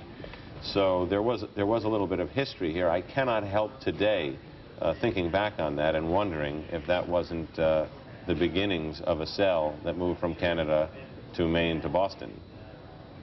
I just want to make a quick correction here because the information I gave you about the hijackers being on the watch list, it's not the FBI watch list, of course. It is the INS watch list, the Immigration Naturalization Service watch list, and they're the ones who watch. And just to make one observation about the American-Canadian border, it's been called since time immemorial the longest undefended border in the world because the 2 nations are close, and it is fairly porous in places, and there's been some considerable pressure by American authorities on the Canadians to try to increase their surveillance capacity along the border. Especially since the Rassam incident, which was the planned millennium bombing of Los Angeles Airport. But the watch list, the INS watch list, most often the names that are on the watch list either come from the FBI or the CIA. And it is a watch list. It's not a want list. It doesn't mean you're to be arrested. It means you're to be detained, that your identity is to be made certain if your name matches one on the watch list. Ironically, if we go back through the history of these events that we've talked about for 2 days that we all know so well, Sheikh Abdel Rahman, the blind sheikh who was the inspirational leader convicted of inspiring the World Trade Center bombers, was on a watch list when he arrived at Newark Airport, and there was no one available to interview him or debrief him, so they let him in. So it isn't a stop and arrest list, it's a watch list. So let's go on now and try to just get some general appraisal of where things are, but there is an enormous question about whether or not the airports around the country will open. Air traffic all across the country. And for a great many international and American planes stranded in Canada at Canadian airports overnight, there is this question as to whether or not the Federal Aviation Administration will open the airports at noon, as we speculated yesterday. Lisa Stark, are you still there? I am, Peter. Has the FAA made a decision? Well, what we're now hearing, all morning the FAA has been insisting that airports will open at noon, except they were saying those in the D.C. and New York area, the Washington, D.C. and New York area. Now we're hearing that the FAA has decided, no, wait, we're not opening the airports at noon. We're not sure when we're going to open the airports. Everything is still on hold. We don't know why the delay, if it's just taking longer to get the security measures in place they want, or if there's some other reason. But apparently now the word from the Federal Aviation Administration is that things will not begin, at least start even, to get back to normal around noon Eastern time. We'll have to keep you updated. One of the things you said last night, as I recall, was that there was pressure on the FAA by the aviation industry to reinstitute fairly quickly the Air Marshal program. In other words, to get security on all of these aircraft. People are obviously particularly nervous today. Is that part of the delay, do we think? I don't know. I do know from the airlines I've been speaking with this morning is that they have been waiting all morning for what they call it, the FAA security directive, that would have informed the airlines exactly what measures they needed to take to get the planes back in the air, to get the airports open again. And for some reason, that directive was not forthcoming. They had been waiting for it. They had been expecting it. So there is some delay in finalizing whatever security measures the FAA wants in place before the airports reopen. Okay, thanks very much, Lisa. We're waiting, as you said, for the Secretary of Transportation, Norman Etta, to come and give us a national briefing, because it's not merely air travel, it is air travel / commerce which is being held up, and you can imagine the imperatives that people have on various planes to get places, to conduct their personal and or private business. But one of the things, all of these air transport systems, namely FedEx and others, United Parcel, they all have aircraft constantly in the air, moving goods all over the country, all over the world, of course, and all that has been held up until the Federal Aviation Administration, or the government in general, makes a decision about whether or not they will fly as of noon today. Looking at Lower Manhattan again, we have with us Marvin Jackson, a commodities trader who was on the 36th floor of the World Trade Center yesterday. Mr. Jackson, thank you for coming in and having a chat with us. Your story is important. What happened? Well, I guess it was a little before 9. I was in another employee's office when I heard an explosion, and then the building started to shake. And I thought, oh, here I go again, because I was there in 1993 as well, when the bomb went off. So I went around, started back to my section of the office, and I saw a lot of smoke coming out of the elevators. So I walked around to make sure that everybody was leaving, because we heard someone telling everyone to leave. So people were beginning to leave out. And later I went down the stairways, and there was other people going down. So we just walked down the stairways until about, I don't know how far, we saw firemen started coming up. And also they were bringing some injured people down and some people who were having medical problems. So eventually we made it out into the plaza, to the concourse of the building, rather. And the sprinkler system was working, so, they just kept us moving until we were out in the street. In the wake of the 1993 bombing, was there a plan in progress at your firm? What firm did you work for? I work for the Commodity Futures Trading Commission. Right. Well, was there a plan in place in your office to deal with an emergency were this ever to happen again? I don't think so. I don't think you want to anticipate this ever happening again, really. And were you, I remember going in the trade towers after the 93 explosion when the building reopened again and feeling a real sense of anxiety and often wondering whether people who worked in the building ever quite got over it. Did you get that behind you? Well, I don't think people got over it, really. Some people are still a little nervous about it, but everyone seemed to be very calm as we were going down the steps. I guess because there was no smoke, you know, and people just walked, you know. We're in a single file in those instances because we wanted to let the firemen get up. And, you know, everyone seemed to, no one got excited, no one panicked. What did you do when you got out of the building? Well, I went out into the street and I looked back after I got past Church Street to see what had happened, and I saw that both of the buildings were on fire. And with that, I just, you know, moved as far north as I could away from there. And I was about 4 or 5 blocks away when all of a sudden the street shook. And I heard like an explosion. I thought, oh my God, I said, the bomb just went off. And I turned around and looked back and I saw all of this soot and smoke, and everyone just started running then. Which tower were you in, 1 or 2? I was in 1. And when I saw that, was when Tower 2 collapsed. The South Tower, the first to go, and the North Tower after that. To the best of your knowledge, did all the people in your organization manage to get out of the building? To the best of my knowledge, everyone is out. Do you have a sense, I know this is a difficult question, do you have a sense of how crowded or not crowded the general area was at this time of day, just before 9 o'clock? It was very crowded. It was a lot of people. So it was a normal day as far as you were concerned? It was a normal day. There were a lot of people just coming to work. A lot of people never even got into the building. And, you know, they just gotten off the elevators. But it was a lot of people, yeah. Okay. What would you remember most about yesterday as a day, aside from the fact, thank goodness, you survived? Well, I think, well, right now, I was thinking about these firemen. All those firemen who went up, and especially when I saw the buildings, the first, you know, Tower 1 coming down, the first thing that came to my mind is, oh my God, all these firemen probably still in that building. Thank you, Mr. Jackson, for sharing that story with us. From ABC 7 News, this is a special report. Continuing coverage, America Under Attack. I apologize for interrupting ABC. We will go back to them in a moment, but we want to update you on what's going on locally. This is a situation here. It's good to be with you. I'm Don Hudson.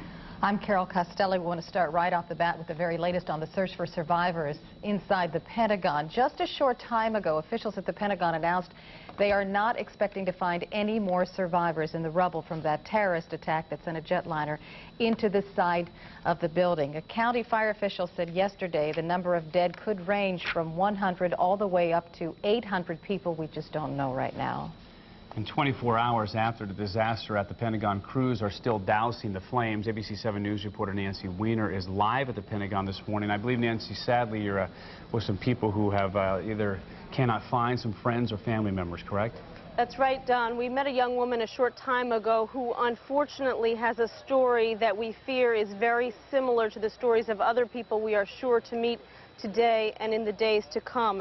Her name is Tracy Rowenhorst. She is from Woodbridge, Virginia. Her husband, Edward, is an accountant for the Army who works in the Pentagon. The last time Tracy heard from Edward was yesterday at 9 o'clock in the morning. She has been here on the grounds of the Pentagon with some friends since 1 o'clock this morning so that she will be nearby if any word of her husband comes out.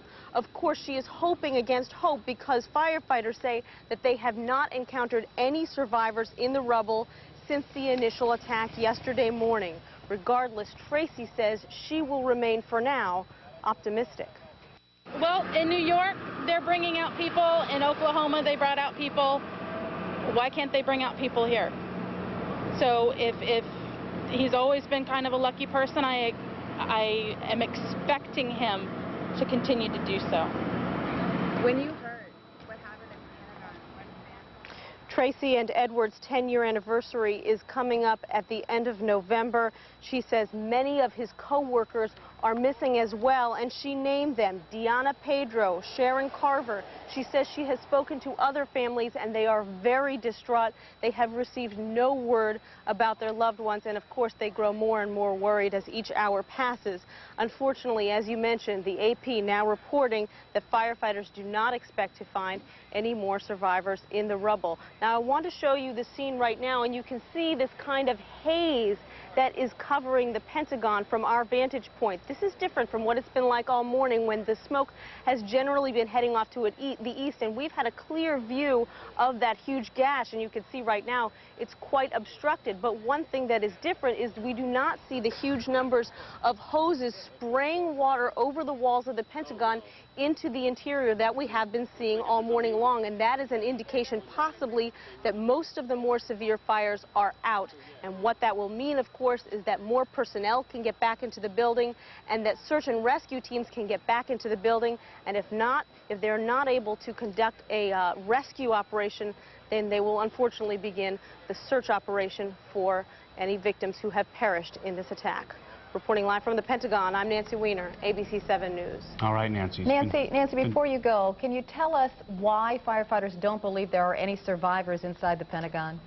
Well, what we've been told from first-hand accounts, firefighters who have been on the scene, is that when they have gone up to where that gash is, where the airplane actually hit, and the courtyard that it went into, that the destruction is so complete that there is no way that anyone could have survived that impact. They say the only people that they believe survived are the ones who came out on their own free will or who were carried out immediately after the attack. And if you recall, doctors are reporting that some of the people who have been brought to them have burns over 30 to 50% of their bodies. Those are the ones who are survived, and they're certainly nowhere near out of the woods yet. All right. Yeah, also because that plane was headed to L.A. with all that fuel on board to fly from Dulles to L.A. and turn right back around and crash. So thank you, Nancy, very much. Of course, it's been 25 hours now since it hit the Pentagon. So it's hard to believe. We thought that not a lot of people would go into work, but some did get in their cars and go to work and try to pretend this day was normal. We want to head out to the roadways and check in again with Mickey Scarlotta.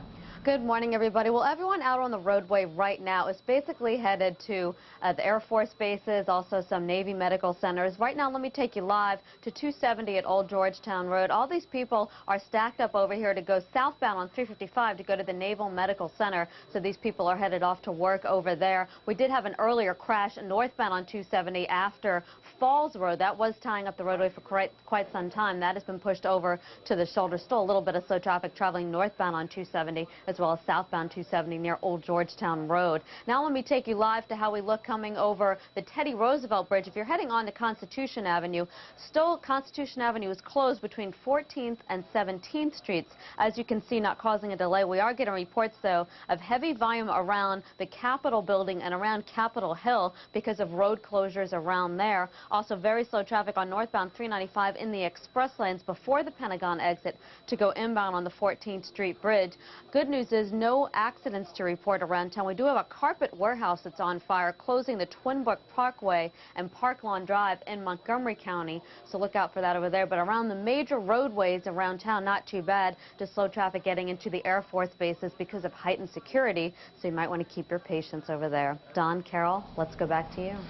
All right, we also want to mention, kind of getting conflicting reports right now, that the FAA has said that airports would open again at noon today, except for Washington and New York airports. We've also heard ABC say the same thing and then come back and say, no, that's no longer the case, that the FAA is backing away from that decision. So we do know one thing for sure, though. At 3 o'clock, they're going to reopen Dulles and Reagan National so people can go back and get luggage they were forced to leave there and also retrieve their cars. They were not to drive away from Reagan National or from Dulles yesterday. So 3 o'clock. Also, Metro will be running again to Reagan National. Right. So that you can take Metro in case you don't have your car. At 3 o'clock, but the Pentagon will be closed all day long. Other than that, Metro's running to all of its other stops. Anyway, we want to send it now back to ABC News, and we'll be back with you in about a half hour. Sites of these attacks, the Pentagon would be the obvious one, but maybe even make a trip to New York, we're told. Not today, certainly, but maybe in the coming days, Peter. I don't think anybody on the search and rescue side in New York City would want to. The president, much they want them sympathetically, they don't want any politicians down there at the moment interfering with this search for the people who may have survived. You said one thing that I think we want to try to relate to aviation. The president's spokesperson you and others heard this morning believes that this coordinated attack on the United States is now over. Well, that's exactly right. They say they're confident that the terrorists carried out the plan in full and that they think the risks to public safety have been reduced. However, I'm also told that one of the tasks before the president today is to try to help figure out when the public transportation system, especially aviation, can be up and running in full. They have a number of worries about that, and I'm told that there's already behind the scenes some second-guessing, finger-pointing going on about how this could have happened and when everybody's going to feel ready to get the skies working in full again. Okay, thanks very much, Claire Shipman of the White House. And indeed, there is something of a struggle, a debate going on as to when aviation across the country is going to be freed up, or at least start up again, because with 37,000 flights in the United States every day, nothing's going to seem very free for the next several days. You can imagine what happens just after, you know what happens just after a major weather crisis. So let's go back to Lisa Stark and try to stay current in this debate, because it goes back and forth a bit, doesn't it? We're getting conflicting information, Peter, but now it appears that the air traffic control system, the FAA intends to bring the air traffic control system back up at noon Eastern time. The confusion apparently is that it will be then up to the individual airports and individual airlines to determine when they will actually go back into business. One airline, for example, Delta, has already indicated it will have no flights before 6 p.m. Eastern time tonight. So although the air traffic control system, we're now told, will be up and running around noon, airlines and airports will open as they see fit and on a staggered basis. And also we're being told that airports in the New York and D.C. area may not open at all today, but that is a fluid situation as well. So this will be changing as the day goes on. Let me ask you, do we know why Delta says it'll have no flights until early this evening? I don't know if they're just trying to make sure they can get everything coordinated. It's going to take a massive effort to figure out where planes are. When the ground stop was put into effect yesterday, there were as many as 2,000 planes in the air. Some of them went on to their original planned destinations. Some did not. So it's going to take the airlines quite a while to sort out exactly how to get the planes where they need to be. I'm not sure why Delta maybe just wanted to give themselves some breathing space to see what the security measures were and to get their marching orders in place before they got the planes back in the sky. Am I right, between 35 and 40,000 flights in the U.S. today? Absolutely. I don't think you'll see that many today, No. obviously, but on a normal day, the air traffic control system handles about 35,000 to 40,000 flights every day. So that's a lot to get back up and running, obviously. And thanks, Lisa. And therefore, we should not be surprised that there is this confusion at the time. By the way, the European Union, this is such a this attack has such global dimensions to it, as we keep saying over and again. But the European Union has just now called for a Europe-wide day of mourning for the victims of these attacks on the United States, and they would like it to occur on Friday. And that is a really good and healthy reminder for all of us who live in the United States that people in the other parts of the world, many of you and certainly many of us have heard from people all over the world as to how deeply moved they are by this attack on the country, but also, of course, on so many hapless individuals. We have with us up here in the newsroom today Steve Newman, who I know is one of those and characteristic of those who rescued someone yesterday and managed to take him across the river to Liberty State Park in New Jersey. Mr. Newman, are you there? Yes, I am. Just please, if you wouldn't mind, you look a lot fresher today than I bet you did yesterday. That's for sure. Just tell us what happened, and if you can insert your own story as part of the overall picture of what was happening. Sure. Well, I was in a livery cab about 2 blocks south of the World Trade Centers when it was clear there was a fire in one of the towers, but everybody that was in the streets, of course, there was all the traffic had been stopped. Nobody really understood what was going on other than that there was a fire. It was, shortly thereafter that the plane flew above and everyone heard it and saw it go right into the South Tower, where pretty much a lot of fear and terror started overcoming, and seas of people started flowing south down West Street. That's the point that I got out of the car and headed over towards the water, heading west. And as I was doing that and got to the west side of the street, I saw an individual coming down that was clearly He was completely burned from head to toe, and all of his skin had come off his forearms and his face, and his hair was all gone, and looked a little disoriented. So he seemed to be on his cell phone, either talking to somebody or trying to reach somebody. And I asked him what happened. What was amazing about his story was that he was in the lobby of World Trade Center 1 when the first plane hit. And when the debris started coming down, he went back to go into the building to protect himself and was in the revolving doors going back in off West Street when he looked up and a fireball came flying out, I guess from the elevator shafts, that's what he seemed to believe, and blew out all the windows and threw him back onto the street. And obviously, you know, in a fire flash, seared all his skin. But apparently nothing, you know, all his clothes, none of his clothes were burned. So that was pretty amazing. And he was shaking, and it was clear that he needed to get to a hospital. And realizing what was going on, I said, the only way you're getting to a hospital is to get over to the other side of that river. How did you know at that point that, because there was quite a movement from this tip of the lower west side of Manhattan across to Liberty State Park in New Jersey, how did you know to get across to New Jersey and not go somewhere else in New York City? Well, I worked down in the World Financial Center, which is where I was heading to, and I know it's about a 10-minute walk to a subway. You'd have to walk right past those World Trade Centers, and I didn't know where any hospitals were south of there either. So to me, and I see those ferries out my window every day, and I said, if you get to New Jersey, there won't be traffic, there won't be police, because all the traffic was stopped where I was.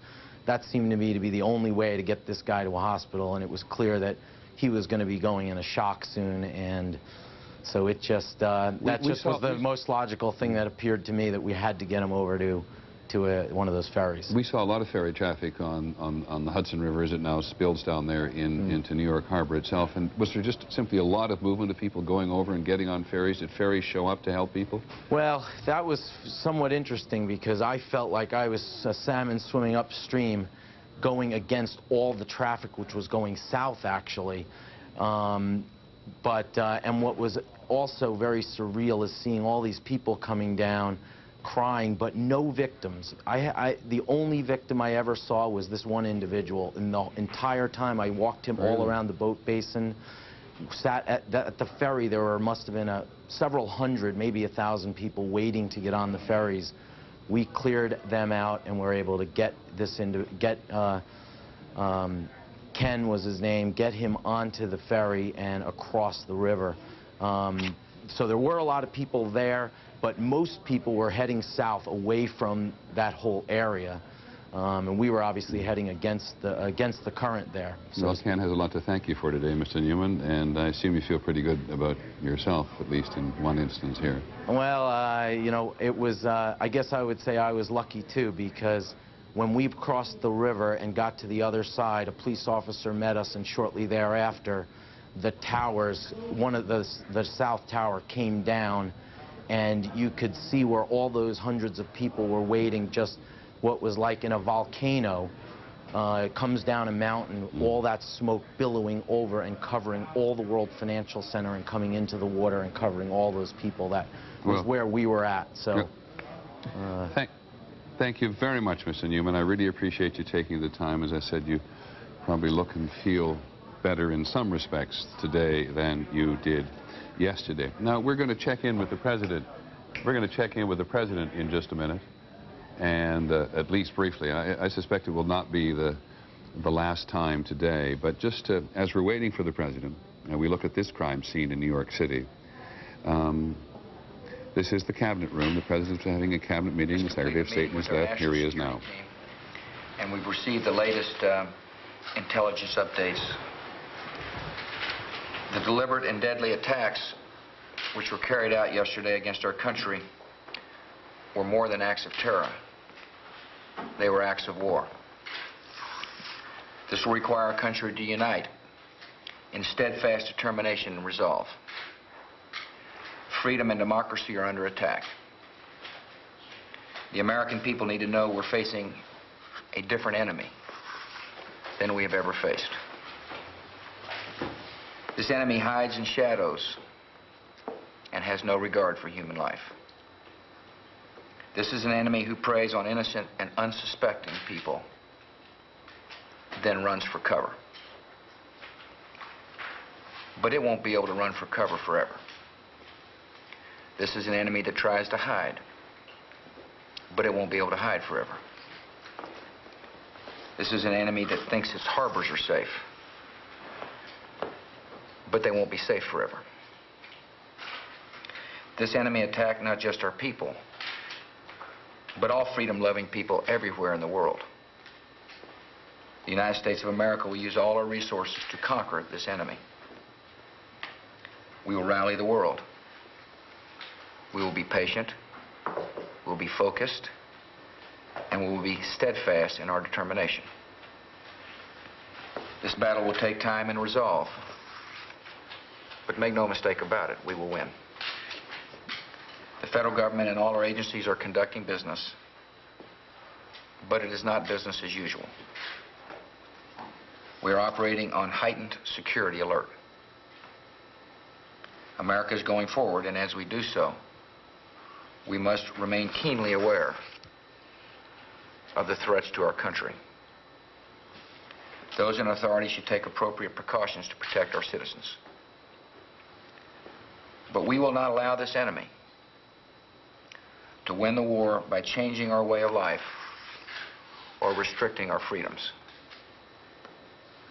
This morning I am sending to Congress a request for emergency funding authority so that we are prepared to spend whatever it takes to rescue victims, to help the citizens of New York City and Washington, D.C. respond to this tragedy, and to protect our national security.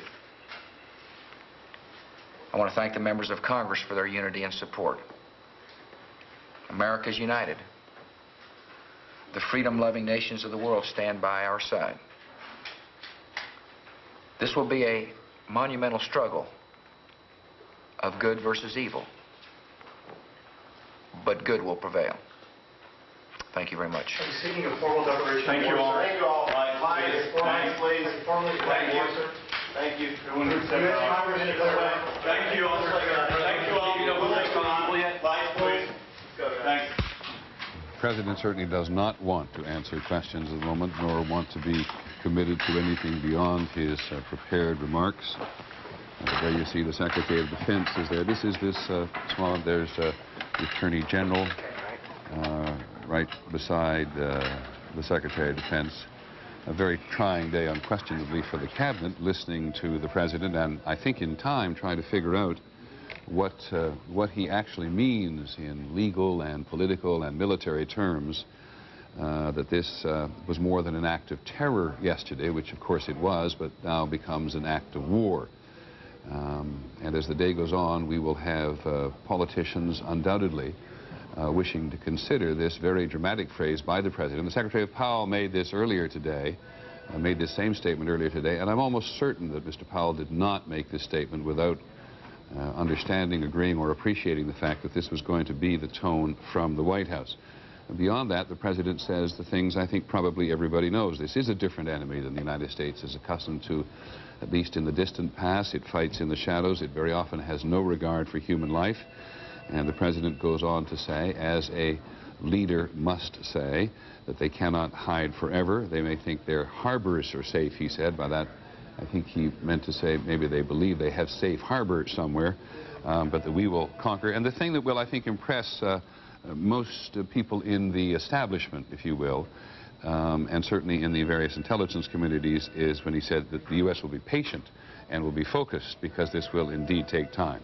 In the meantime, he's going to ask for immediate money from the Congress for New York and for the District of Columbia, which is particularly the need for assistance, financial assistance that is needed in New York and outside Washington at the Pentagon. And then he will begin to ask for more money to protect the national security. And that will be, I want to bring in Terry Moran, our White House correspondent here, because Terry, that question of asking for more money to protect the national security will reignite this great debate as to whether the U.S. has enough money to fight this war, or whether, on the other hand, it is using the money as well as it might to fight the war currently. Well, Peter, there's no question that everything has changed concerning the issue that consumed Washington just a week ago, just a couple of days ago, and that's the budget. When asked this morning whether or not this emergency request for spending authority would alter the terms of the budget debate as it was, the Press Secretary Ari Fleischer said this is the definition of a severe national emergency. And if you recall, that was one of the reasons the president said it would be justified to dip into that enormous Social Security surplus. So there's no question the money is there. They have used the Social Security surplus before, and it looks like they'll be using it again. As I say, this is an issue that 48 hours ago was the issue in Washington and now seems rather trivial. Think on for a moment with us this business of an act of war. Neither one of us would have been surprised to see in the public comments of hundreds of thousands of Americans yesterday regarded this as an act of war. It was compared to the attack on Pearl Harbor, even though it was different in many respects. We saw editorialists all across the country making references to this is an act of war. That means something very specific when the President of the United States says it. Oh, it sure does. It is invoking in formal terms the War Powers Act, which allows him to exercise military authority and attack sites overseas with the authority of the president. It also, Peter, represents an escalation over the past 24 hours now. In the beginning of this event, they were very careful not to go to that level and saying that this was an act of war. Clearly, overnight and this morning, the president and his top security officials have decided that is the appropriate word, and therefore the commensurate response to it will not probably be pinpoint attacks against terrorist sites, but something more significant. One other thing I noticed in what the president said when he said that this is an enemy who hides in the shadows, that's a direct echo of what I was told he told Vice President Cheney yesterday in one of his early conversations with Vice President Cheney, and they were both reacting in horror to these events. The president said grimly, it's always the coward who attacks from the shadows. Precisely, and thank you, Terry. And I want to go to Capitol Hill to talk to our congressional correspondent, Linda Douglas, because, Linda, you there? Linda Douglas? Peter, can you hear me? Yes, I'd like to hear. We're looking at the Pentagon now. When the president calls this an act of war, he does, as Terry correctly says, at least potentially trigger something called the War Powers Act, which moves authority in quite significant ways from the Congress to the president. How will that be received there? Very well. One thing that has been very clear here today, and I've really never seen anything quite like this, is how united this bitterly divided partisan Congress is behind the president right now, and how absolutely they share every sentiment that he just expressed. Now, they're debating right now in the Senate, Peter, a resolution, part of which says that the United States is entitled by law to respond to this action. That is fraught with all kinds of possibilities and consequences. And as part of this resolution, the Congress, in a bipartisan way, has already committed to spending more money to fight terrorism. And as you just have seen the president say, he's sending over this emergency request for more money right now just to deal with all of the damage in New York and in Washington. And it's being received by both parties here in Congress as what is being described to me as a blank check. Forget all this debate about money. They want to spend what it takes. So the dynamic has really changed here. One more thing, Can I Peter. hold it before you go on beyond one more thing. A blank check for the president in order to assist New York and what's happening at the Pentagon, or a blank check to fight this war against terrorism? This is an emergency request for funds to deal with the emergency at hand, and that is in the damage in New York and all of its many consequences, and here in Washington. Now, we haven't seen the language of this request, but that's how it's been described to us. But you believe that in both parties in the Congress and in both chambers in the Congress, there is an inclination at the moment to give the president a blank check to change, alter, upgrade, continue, escalate the war against terrorism if it is possible to do so. Well, I wouldn't say that it's a blank check as far as the future of military expenditures, but they clearly are going to make a position today when they finish this long debate to commit themselves to spending much more money to fight terrorism. Some are calling for a terrorism czar. Now, does that mean that they're going to now say that the president should have his missile shield? That's not clear at all. But what is clear is that this Congress, both parties, are committed to spending much more money for the military. Okay, Linda Douglas, thank you very much on Capitol Hill. We'll be back there before the day is over. That's a very important change of tone and at least for this particular moment, a change of attitude in the Congress at the moment, because there's been a real fight in the Congress between Democrats and Republicans and intra those parties too on occasion about how the money at the Pentagon should be spent. The Secretary of Defense, who spent all day in the Pentagon yesterday, has said repeatedly in the last several days that the emphasis on military spending has got to change, because there are, as Mr. Rumsfeld put it the last few days, bases, among other things, open all over the United States which are no longer necessary. And the military does things which this particular kind of contemporary 21st century warfare does not provide. Now, it's 11 o'clock Eastern Time. It is 8 o'clock in the western United States at the moment, and so we will just bring you up to date very quickly with what is happening. From ABC 7 News, this is a special report. Continuing coverage, America Under Attack. We're going to go back to Peter Jennings and ABC News in just a few minutes, but we want to first update you on what's happening locally. I'm Kathleen Matthews. And I'm Del Walters. Thank you for joining us. It is the day after, and a lot of people are trying to return to some sense of normalcy today, but it hasn't been easy. ABC 7 News reporter Horace Holmes is live on Pennsylvania Avenue, just down the street from the Reagan building. Horace, what's it look like down there? Well, it's not the normal bustle that you have this time of day in downtown Washington. I'm standing on Freedom Plaza right across the street from the Reagan building. And as you can see behind me, the two flags that fly over Washington, D.C. are District of Columbia flag and the American flag, lowered in honor of those who died here in Washington at the Pentagon and up in New York at the World Trade Center. As we heard, Congress has gone back to work. They're working today. The rest of Washington has also gone back to work, but under a very thick blanket of security. These were the pictures that we shot earlier today at the Ronald Reagan building, and scenes like this being played out all over town at federal buildings. Very tight security. Security's normally tight at the Reagan building, but especially tight today, as you can see the police checking cars as they go inside the building. And as we've seen throughout the buildings, the federal buildings along Pennsylvania Avenue, police officers outside checking people as they go in, checking their IDs, sometimes checking their bags. We talked to folks as they got off the subways on their way to work, and here's what they had to say. How do you feel going back to work today? A little nervous.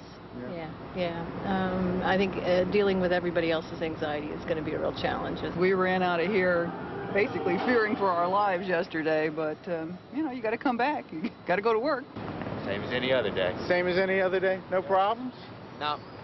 The president says we got to show up and make a point about that, so we're here. Kind of an eerie calm that you hear down here in downtown Washington. The only sounds that you're really hearing are the sounds of sirens that have kind of become commonplace over the past couple of days. Emergency vehicles sweeping through downtown Washington, D.C. But as I said earlier, not the normal bustle that you get as we approach lunchtime in downtown Washington, but the people who are here determined to come back to work, determined to try to bring things back to as close as normal as they possibly can under the circumstances.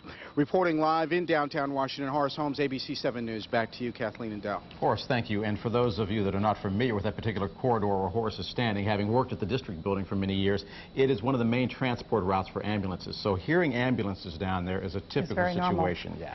Well, as part of the effort to return to business as usual, the Pentagon Metro Station has just reopened at 11 o'clock this morning, but bus passengers will still have to continue using Pentagon City because buses are not going to be allowed into those Pentagon bus bays. But for the rest of you who have been driving around the area, depending on where you are, it has been a mess.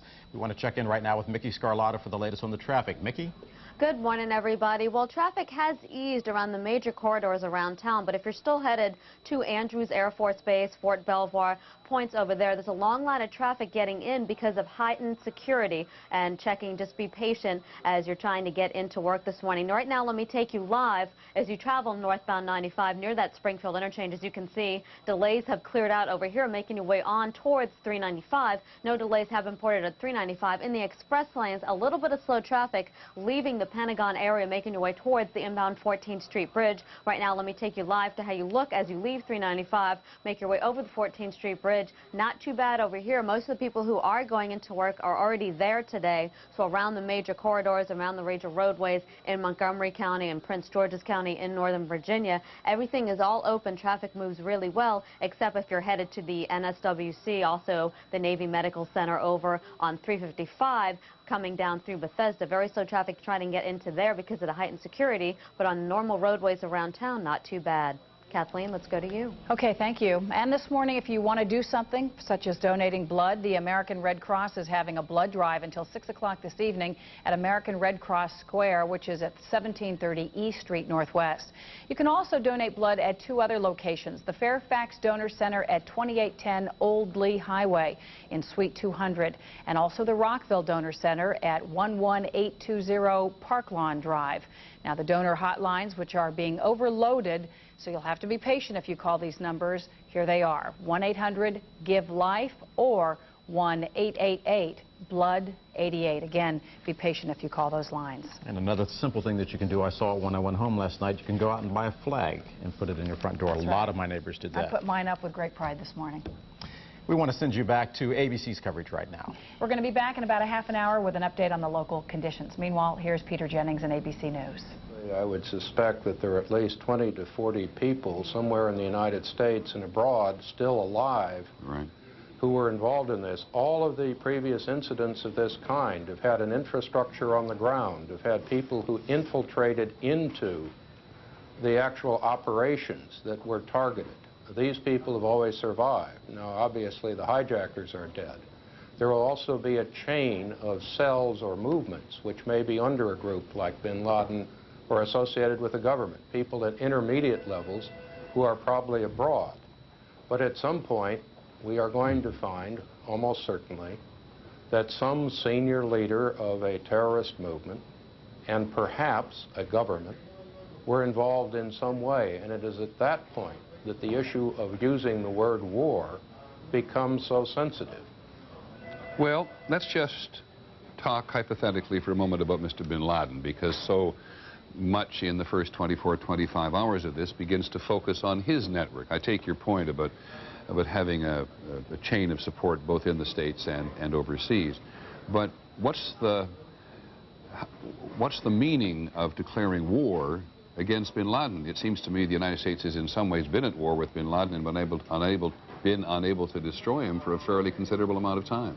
Well, in each major previous incident where Americans have died as a result of terrorism, we had a very good idea of the government involved or the perpetrators. That was true of the Marine Corps barracks. It's true of Al Kober. It is true of Pan Am 103. When we use the word war this time, I think what we really mean is we have to act decisively enough to either kill bin Laden or have access to him and try him. That means escalating to a far more serious and persistent level of action, and it also means knowing in the process whether the leaders of a government like Afghanistan, if bin Laden is responsible, either knew this was going to happen or are going to try to protect him once bin Laden is identified as guilty. This is a very different level of action, militarily and politically, from one we have ever taken before in response to terrorism. Let me just ask you one last question, Tony, because I'll come back to you subsequently, of course. Bin Laden, it's often pointed out, is not a man in and of himself who runs everything. He really is an organization, a very often disconnected cells and minor organizations, a person who has access to money and funds operations in a variety of places. This much we all know, am I correct? That's absolutely correct, Peter. And so if you go for Osama bin Laden, the man, and listening to him this morning himself and talking to a sympathetic Pakistani newspaper, I think he actually says, you kill Osama bin Laden, the man. And let me see if I can exactly find the quote. These attacks, that even if he was eliminated, such attacks were simply not going to stop. Peter, I think that's almost certain. The only way any hostile movement or nation can really attack the United States is through asymmetric warfare. It is through acts of terrorism, through covert operations. It is not by meeting us on direct terms. If we do find the perpetrators of who did this, and if we identify and either kill or imprison them, it doesn't mean America will be safe or this will be over. Everywhere in the world we are directly involved. We run the risk that extremists are going to follow on these attacks with other attacks. We have the whole problem of our ties to Israel in the middle of the Second Intifada. We have problems with ties to Korea, our containment of Iraq. This won't be over, regardless of how successful we are in dealing with this incident. That is why we are going to have to improve our homeland defense, our response, and our retaliatory capabilities, and why Americans have to understand that, yes, this can happen again. Thank you, Tony. Tony Kordersman, who we value immensely on this particular subject, this and all subjects having to do with strange movements in other parts of the world to which a great many people don't pay nearly the attention which I think Mr. Kordersman and now the government would think is required. But as the President said a while ago, this was a group which is a different enemy and attacked with no regard for human life. So let us get back to the issue of human life. ABC's Cynthia McFadden, who is here in New York City, has been at St. Vincent's Hospital in downtown Manhattan for a very long period of time now. St. Vincent's, Cynthia, has been at the center of things from the very beginning. Can you bring us up to date on what's happening there at the moment? Well, Peter, the heartbreak of the story here at St. Vincent's is those empty stretchers you see, because emergency personnel believe that this is a reflection of the pace and the success, or should I say the lack of success, that the rescue effort is facing. They have been, of course, on standby expecting to receive patients all night. There have been very few victims coming in here, most of them rescuers, most of the patients they have seen so far today minor. I can report that from Bellevue Hospital across town, another trauma center, they have received no new patients since 8:30 this morning. This is very bad news. Okay, and so people just simply there do wait. Well, they do, Peter, and of course I've talked to the head of the trauma division here, the head of the surgery division here, and all of them say if only they could put their skills to work, that their stress at this point, that is those people who have reported here for duty, is that they seem to be able to do nothing to help. They are fully staffed. 500 doctors have rotated through this hospital over the last 24 hours. They're ready for patients if some can be brought to them. Now, you have moved around a bit in New York City. At one point last night, you were over at, excuse me, what's called Chelsea Piers on the west side, where they'd set up, I think, 50 temporary operating rooms. Are those still in Correct. existence? Has the emphasis now moved to hospitals?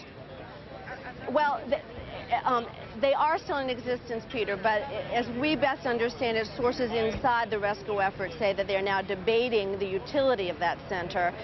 The original idea, as you suggest, was they were going to take all the victims there and figure out triage, send them to hospitals in the tri-state area. But at this point, there are so few people coming out that they're not certain that keeping a staff over there, certainly not a full staff over there, is worthwhile.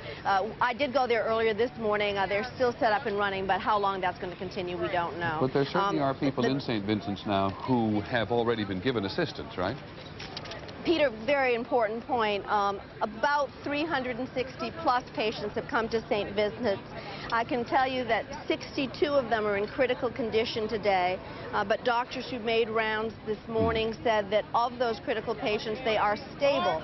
That does not mean that they are not critical, but they are stable. They have 5 deaths at the St. Vincent's Center, 4 here and 1 at St. Vincent's in Staten Island. The death toll is, of course, low at this point, but they expect many more.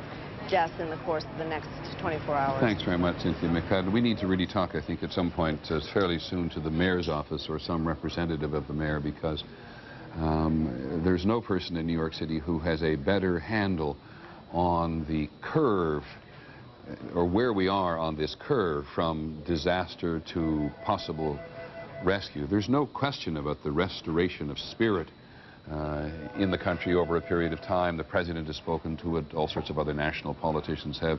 Mayor Giuliani has spoken to the character and endurance and resilience of New Yorkers, as did the governor of New York, Mr. Pataki, when he was here last night. But it's the mayor, excuse me, it is the mayor himself who is the only person, I think, in absolute complete touch all the time with all of the agencies which are working at this disaster/crime zone at the moment. John McCarthy, I'm glad to say, has managed to get back to his position at the Pentagon tonight. John, are you back in your Pentagon office? Yes, sir. I'm in the booth. Well, tell me what it was like to get back in the building. It is spooky. There are many chunks of the Pentagon that are cordoned off with police tape, and they are dark. There are guards at each of those hallways to prevent people from going in there, either reporters or eager staff members who work here in the Pentagon and who want to come back to work. What they are doing is taking many of the staff people and double and tripling them into offices that are still functional. Thousands of people have returned to work at the Pentagon, even though roughly half the building is cordoned off and cannot be used. Peter, we have a new estimate of the number of people that are missing in the Pentagon, and it is about 200, we are told by government officials. They don't want to be official about this because they're still trying to figure out, are people traveling? Have they just not been able to contact their supervisors? If that is the case, it would be amazing, considering the amount of damage in the Pentagon. When you say the estimate of missing, does this mean missing? This does not take into account that number, whatever it may be, of those who believe the Pentagon has been killed? It is the number of people who have not been able to be found by their families, who have not been able to be found by the military, or who are believed to be dead. Let me rephrase my question just so I totally understand it, because we talked last night at some length about the possibility that 800 people died in this attack on the Pentagon. Are you now inferring, or is the Pentagon now inferring, that the number of people who are missing, and some of whom may have died, is 200? The estimate that was put out last night was by the Arlington County Police Chief. He said it could be as high as 800 based on his estimates of people that were in that office space. What I am telling you now, and ABC News has just learned this, is that the current estimate of those dead and missing is about 200. That's what I wanted to hear you say, dead and missing, so that we could sort them out. Well, this, given, as horrible as it is, given the attack on the Pentagon today, to be perfectly honest, Jack, comes as something of a surprise, and maybe that's just because we spent a lot of time talking about higher casualty figures. It's extraordinary for a couple of reasons, and let me give you several possible explanations, Peter. Where the aircraft hit happened to be right down the line of where the Pentagon is being renovated, number one, on one side of the line, and where they were just emptying office spaces on the other side of the line. So many of those offices were in transition. It may have been a quirk of fate that the aircraft struck at exactly that place. That's one possible explanation. Another is the Pentagon has spent several $1 million over the last several years putting Mylar on all the exterior windows of the Pentagon in case there was ever a bomb blast. As we look at the damage in the area of the blast, you can clearly see that many windows are blown out, but they are blown out as a single piece of shredded glass that is stuck together with this Mylar substance. That may have ended up saving many lives. Well, thank you, John. Jack McCarthy at the Pentagon, and we'll come back to you on a fairly regular basis. But it's impossible to say that the news of 200 people dead or missing is good news. But the change in the number from the anticipated 800 and perhaps more to 200 dead and missing, what does one call it, a relief? There's no particular adjective for it, but the estimate from the Pentagon has changed. And the original estimate, as John McCarthy points out, did not come from the Pentagon itself. They were very cautious all day long, as have been the authorities in New York City. It came from the, I believe it was it came from the Arlington County Fire Department outside the Pentagon, based on what they were seeing from there. And they thought 800 people, perhaps more, and that is what it is from the Pentagon this morning. The Pentagon believes that 200 people are dead or missing or unaccounted for, and it may be, as McCarthy emphasizes, that they just simply are traveling somewhere else and have not been in touch with their supervisors. Now, a little earlier today, because our coverage, of course, has been continuous and ran all through Good Morning America this morning, Diane Sawyer had a chance to talk with Colin Powell, the Secretary of State, who was in Colombia as this was all happening, and returned home from Colombia yesterday to be at the State Department early this morning and to make himself available to talk to us for a brief while. Here's an excerpt from that. American people have a clear understanding that this is a war. That's the way they see it. You can't see it any other way, whether legally that is correct or not. You do too? And yes, I do. And we've got to respond as if it is a war. And we've got to respond in the sense that it isn't going to be solved with a single counterattack against one individual. It's going to be a long-term conflict, and it's going to be fought on many fronts: the military front, the intelligence front, the law enforcement front, the diplomatic front. And it's a war not just against the United States. It's a war against civilization. It's a war against all nations that believe in democracy. But democracy can't be defeated. But now it's going to require all nations who believe in democracy to come out and condemn this kind of activity, to work together to go after those who perpetrate such activity. And it requires that kind of coordinated, complete response on behalf of the civilized communities of the world. Secretary of State Colin Powell, who came back to Washington yesterday, talking to Diane Sawyer in Good Morning America this morning, and through him and through the State Department today will come all of these, not only the messages of sympathy which have come from nations in every part of the world. It is, as we've said before, quite stunning to see how engaged much of the rest of the world is in terms of its connection with the United States. And there's a very rare television address, for example, in Taiwan today, where the Taiwanese president, offering deep sympathy for the United States, believed there might be a connection to attack there, and asked people there to stay calm, saying the island of Taiwan must stick together when facing a changing international situation. Once there had been an attack here, there were fears in Malaysia, which is the largest Muslim nation in the world, and there was a bomb threat in Kuala Lumpur. Thousands of people were evacuated from the world's tallest buildings there, the Petronas Twin Towers in Kuala Lumpur. Second threat cleared buildings and offices at the IBM offices there and the British Standard Chartered Bank in Malaysia's biggest city. Japan, the Japanese Prime Minister Koizumi, went on television to calm, or as he put it, to try to calm his country down and to ask them, in his words, to exercise the utmost vigilance.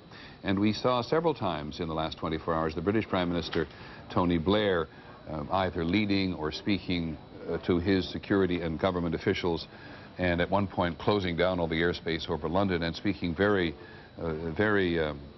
eloquently at one point about how people in Britain felt about this attack on the United States. And as I said a little while ago, the European Union has called for a European-wide day of mourning on Friday.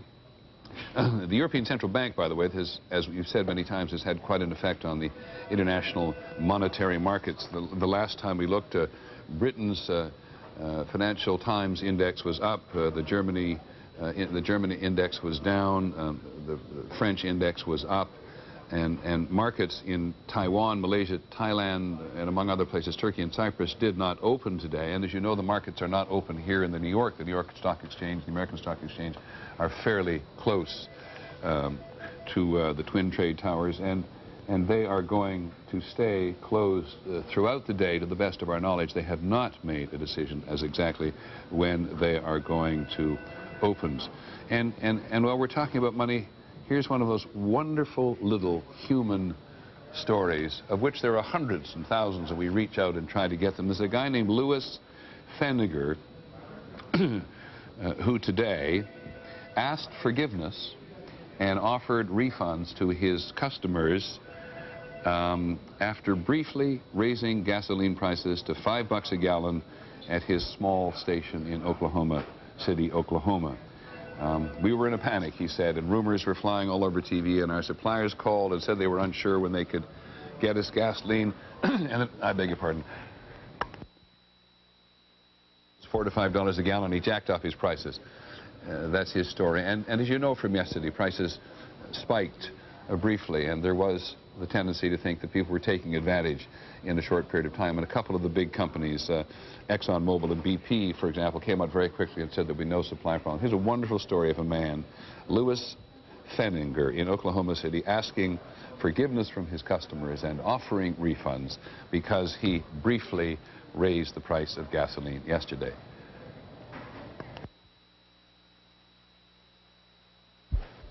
Well, this is just simply a scale of the world's tallest buildings. The World Trade Center, built in the 1960s, was actually one of the simplest and one of the stablest. And in the wake of what happened yesterday, but long before that, there's been something of a competition to build a huge, eccentric, far more daring towers than the simple, structurally very sound. Remember, it was the heat which destroyed the structure yesterday at the World Trade Center. They actually withstood the attack when those huge airplanes built into them. But the Jinmao building in Shanghai, I have been to the top. It's an extraordinarily eerie experience. And the Petronas Towers in Kuala Lumpur, and not to mention the Canadian National Tower in Toronto and the Sears Tower in Chicago, are these expressions of pride in many ways by their cities or their countries or their owners. But they are, of course, sticking there in this particular war that the United States is involved in with terrorists as advertisements of what America stands for.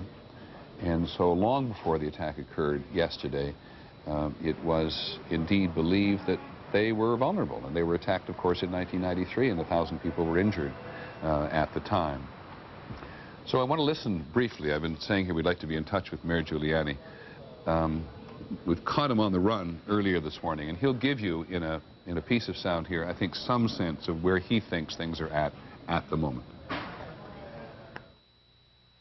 The best estimate that we can make, relying on the Port Authority and just everyone else that has experience with this, is that there'll be a few thousand people left in each building. Mr. Mayor, you talked about... And then our recovery, relief efforts, and our work with the medical examiner are premised on those kinds of numbers.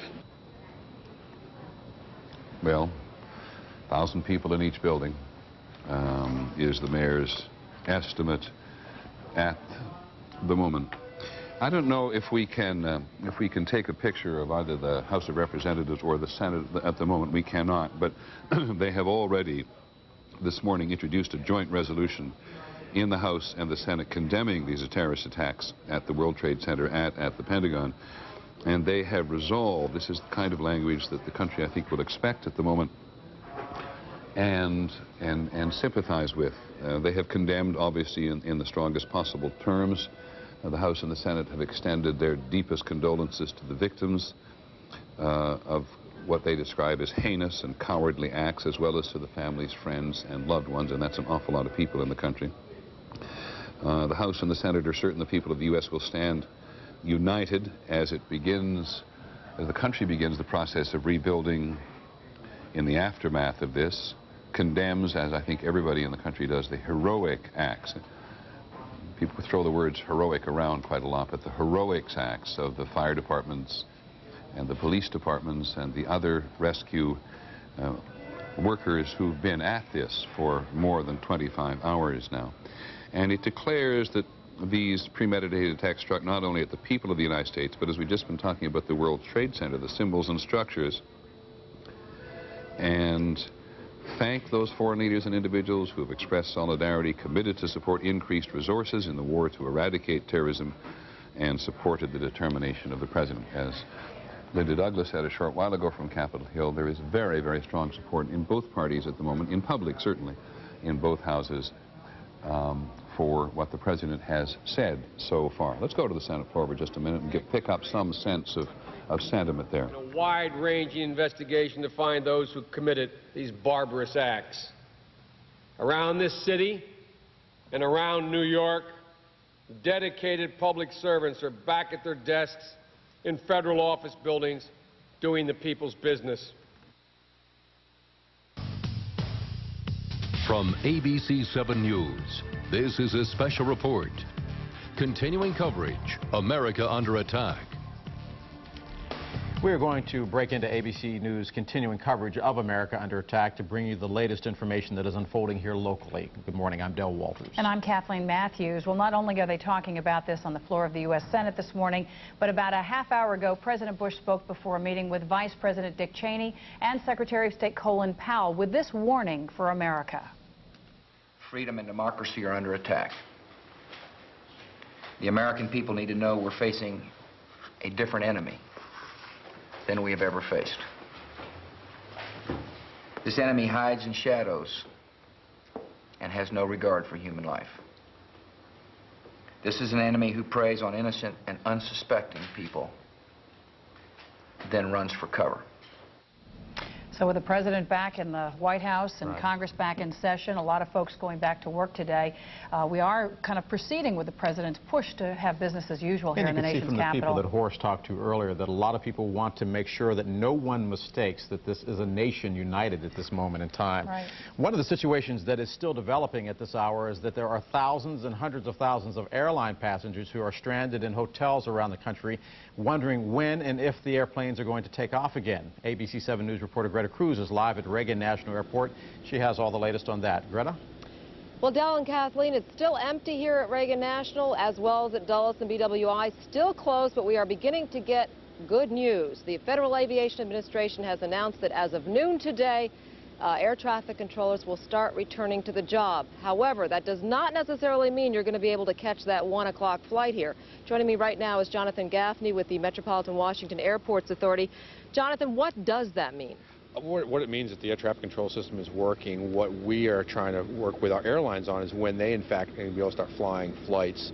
When the system has been shut down for a day now, their crews, their planes, their passengers are all over the country. It's going to take them a while to kind of get organized. Hopefully we'll know more early this afternoon. In the meantime, we're still kind of going through yesterday's process of finding those bags and getting things organized to get people in here after 3 to pick up their stuff, their bags, and their vehicles. We'll do the very best we can. If the airlines are ready to fly this afternoon, we'll do our very best to make sure. So it's up to the airlines to determine when they can get their aircraft backed up once they're given the green light. That's correct. Okay. And at 3 o'clock this afternoon, the terminals, can you explain that again? Dulles and here at Reagan? Thank you very much. At National and Dulles at 3 o'clock today, we'll open the terminals, just the terminals, for the bag claim level, so people can come in and retrieve the stuff, the bags and belongings they left behind yesterday in that mass evacuation that we did in the morning. So we'll start with that, and then as the airlines decide they want to fly flights, we'll certainly do the best we can to support that as well. And then quickly, they'll be able to get their cars as well. Yes. When they do get back up to snuff, though, Jonathan, increased security, no doubt. Absolutely. Matter of fact, we just got a release from the Federal Aviation Administration calling for a whole other level of security. Things like bagside check-in, different screening procedures when you go through the magnetometers, things like that. All of that will be all new things. People are going to have to come really to be patient for a whole new set of security requirements. Okay, we're in a new frontier right now. Thank you very much, Jonathan Gaffney. So we're keeping our fingers crossed that eventually sometime today things will start getting back to normal. We will keep you posted. That's the latest from here. Reporting live from Reagan National Airport, I'm Greta Cruz. Back to you. Greta, another question of Mr. Gaffney, if he hasn't gotten too far away. Should passengers be expecting to see their luggage opened and searched when they return to pick it up? Del Walters is asking whether once people do get back on these planes, will they have their luggage inspected more closely, opened more readily?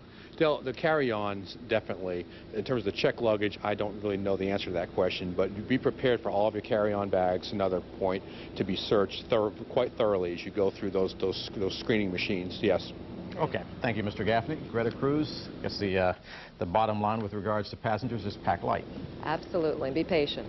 Well, we want to rejoin ABC News and Peter Jennings in progress. We'll be back in another half hour. Thanks for joining us. Not change with respect to our freedom and our democracy.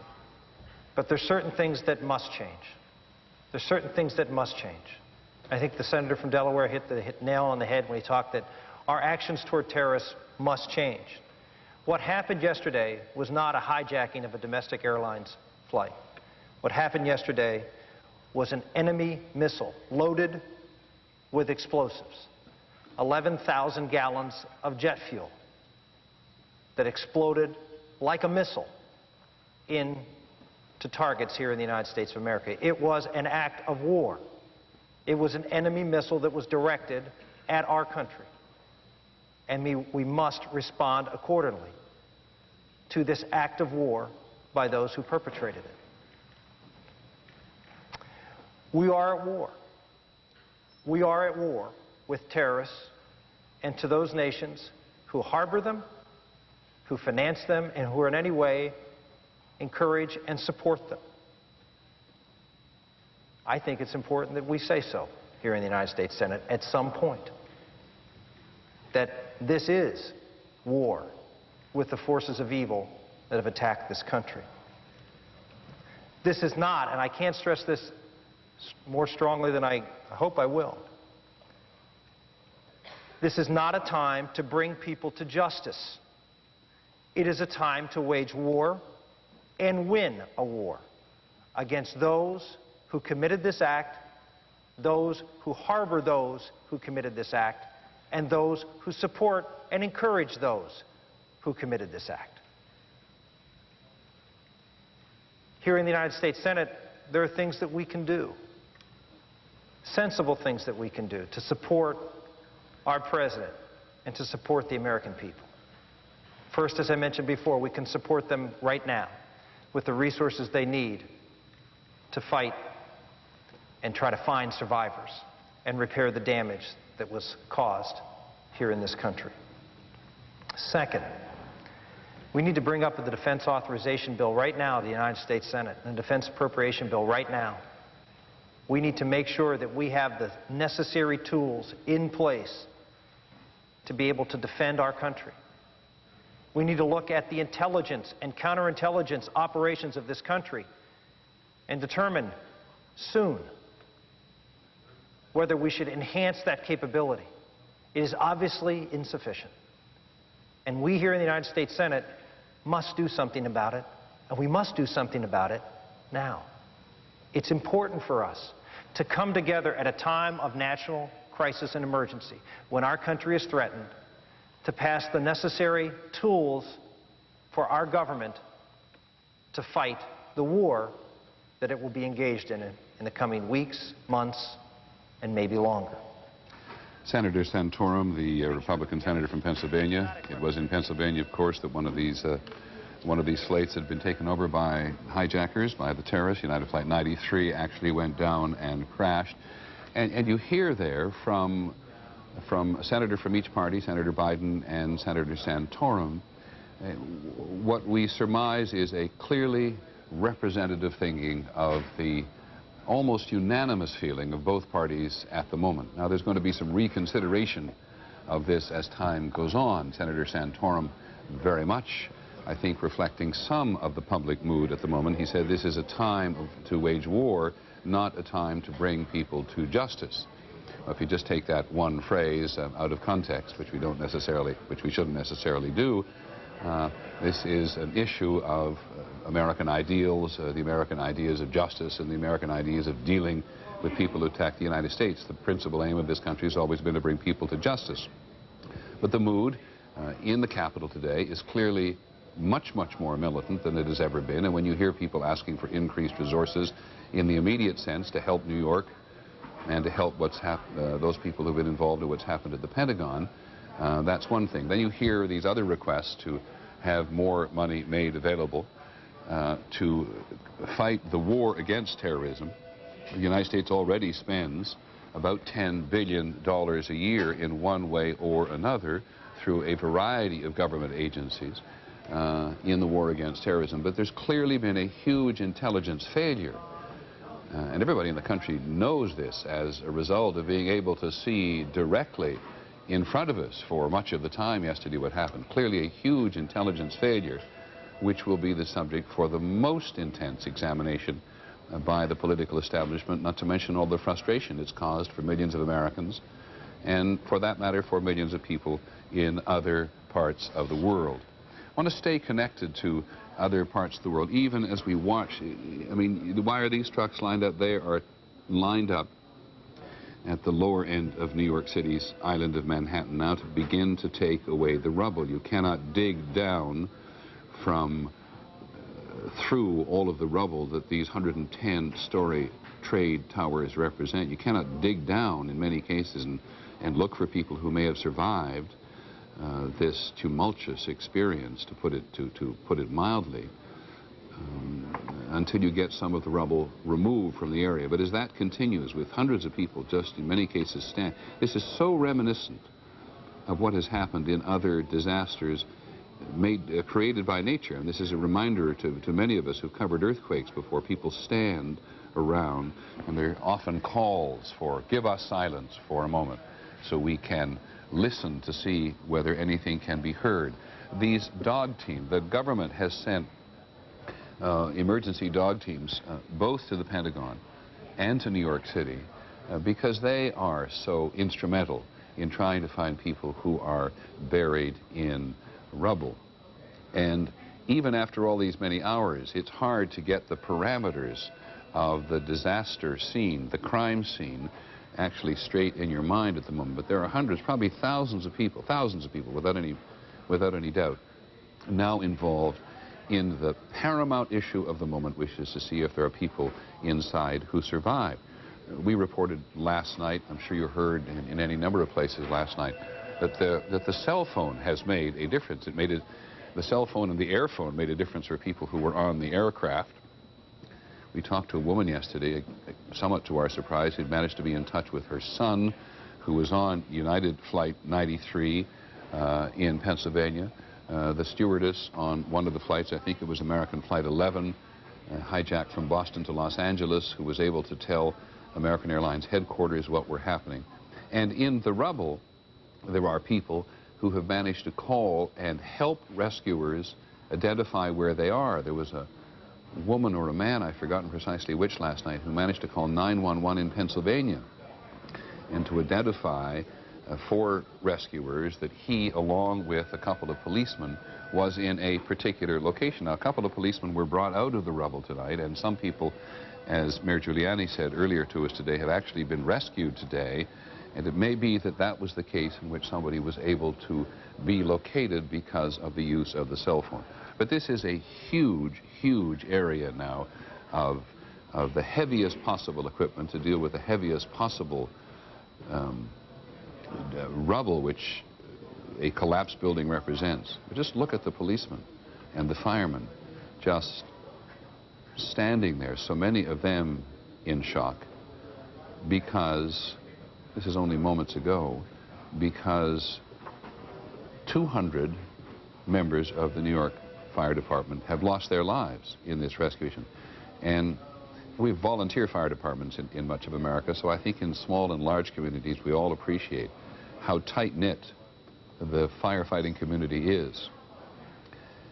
And in these situations, there never seems to be any thought in their minds about what they're going to do. They got to go in because that's what they're trained to do. But it is an extraordinarily tight-knit community. And so the pain that is felt in the New York Fire Department, and this will be true of, clearly true of the community in the Pentagon today and yesterday as well, is profound in such a way, I think, that a great many of us in the country simply cannot imagine what it is like. It will be a long, long time before their lives stabilize. And if you go to fire departments all over the country, there's a wall of honor in fire departments everywhere. There's always a wall of honor in a fire department on which are put the pictures and the names of men who have given their lives in other circumstances in service of their community. But we're also trying to get a country back together again, emotionally, in terms of its transportation, in terms of its general economics. ABC's Betsy Stark has been with us here on several occasions to try to take various measurements to see how the country is doing at the moment. Let me just ask you several pointed questions, Betsy Stark, about where we are today. The insurance industry this morning is saying This could be the largest man-made disaster and probably the largest single disaster ever, with a price tag of $10 billion at the moment. Post-catastrophe estimates are always a bit unreliable, I know, but when you check with that industry today, what are they telling you? Well, I mean, as you say, Peter, there's nothing else, no other catastrophe that compares, no other even natural disasters that I'm aware of that compare in scope to the size of claims that can be expected. And, you know, this is the sort of thing the insurance industry prepares for, in the sense that the insurance industry takes out insurance. There are reinsurance companies that will be paying out enormous claims in order to cover the size of the damage done. And we won't really know what accurate figures are about that damage for a while. Now, I know you've been talking to the New York and the American stock exchanges. Other exchanges are open around the world, and perhaps you can bring us up to date on some of the numbers of what they're doing. But more importantly, what the effect this has had on international financial markets. Well, it's very interesting, Peter, to see what's happening in global markets today.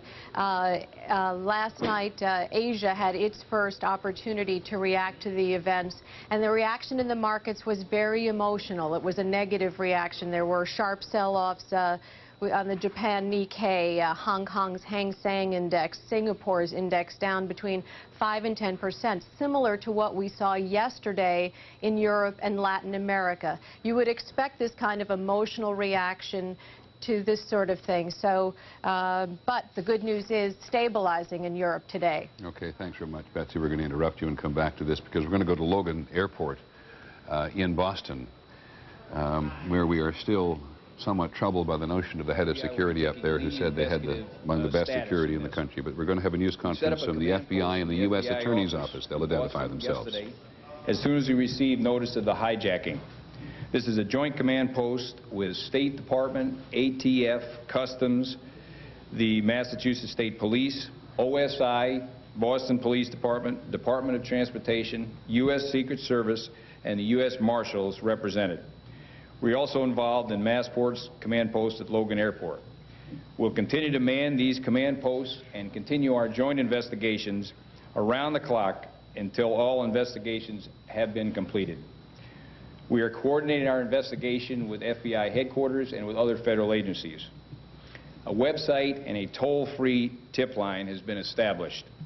For this case, we're using the Internet Fraud Complaint Center website, which is www.ifccfbi.gov, because it's an existing site designed to receive information from the public. The toll-free number is 1-866-483-5137, and we've had these two lines up for the last day, and we have been getting some good information and some good tips. At this time, the White House is coordinating all public information at the national level. As this is an ongoing case, I'll not be discussing the case or taking any questions, but I can assure you that absolutely everything will be done to identify and bring the perpetrators to justice. Thank you. Sorry. We have one more speaker, Massachusetts U.S. Attorney Jim Farmer. Farmer's the U.S. Attorney in Massachusetts. Thank you, Director Buckingham. I'm really here to second the comments of Mr. Prouty. I'm here first to doubly ensure the public that the prosecutive resources of the Department of Justice, and specifically the United States Attorney Office in Massachusetts, are working round the clock in the closest possible coordination with all federal, state, and local law enforcement investigative agencies. I will be making no statement and taking no questions as well. It is and will be remaining our highest priority to conduct a successful criminal investigation of these critical events. I would ask your indulgence and your understanding that at this time we are simply unable to make any further comment. Well, to be perfectly frank, there isn't much. Any other questions not pertaining to the investigation? I'd like to ask the officials from Massport. if you can explain how the suspected terrorists had runway ramp uniforms and badges on their possession.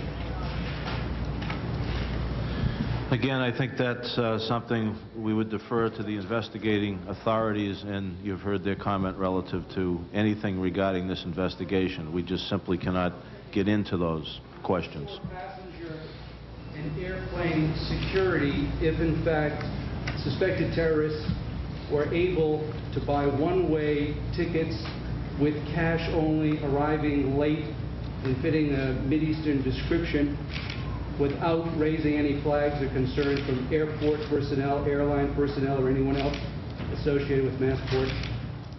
Again, this is an ongoing investigation, and that question pertains directly to that investigation. Confirm that, in fact, for the individuals bought one-way tickets, paid with cash, going to the West Coast, were described as Mideastern and arrived late, therefore fitting numerous profiles of suspected terrorists or drug runners? I cannot confirm that. I'm not altogether certain how much we're going to get out of this news conference of the FBI and the U.S. Attorney's Office, and I don't want to just automatically cut it off. I think it's pretty clear there from both the FBI and the U.S. Attorney in Massachusetts. They don't want to answer any questions pertaining to the investigation, and that is, of course, perfectly understandable from their point of view, because they're not altogether certain at this point how far they've got in their investigation. And we have been talking to the various law enforcement agencies, not only there, but in Miami, Washington, New York, everywhere. And I think I'll ask John Miller to come back and join me for a little while again. But let me just try to reset for you a little bit in terms of where we think we are in the investigation. We have learned, ABC News has learned, that at least 2 of the hijackers who were on the Immigration Naturalization Service watch list. This is a list posted at airports anywhere there's an INS entry port, and it's unclear whether these 2 of these characters were in the United States illegally or whether they had actually entered before their names were placed on the watch list. But there is clearly a group of individuals, both in several parts, or at least 2 parts of the United States today, in whom the FBI and other agencies are deeply interested.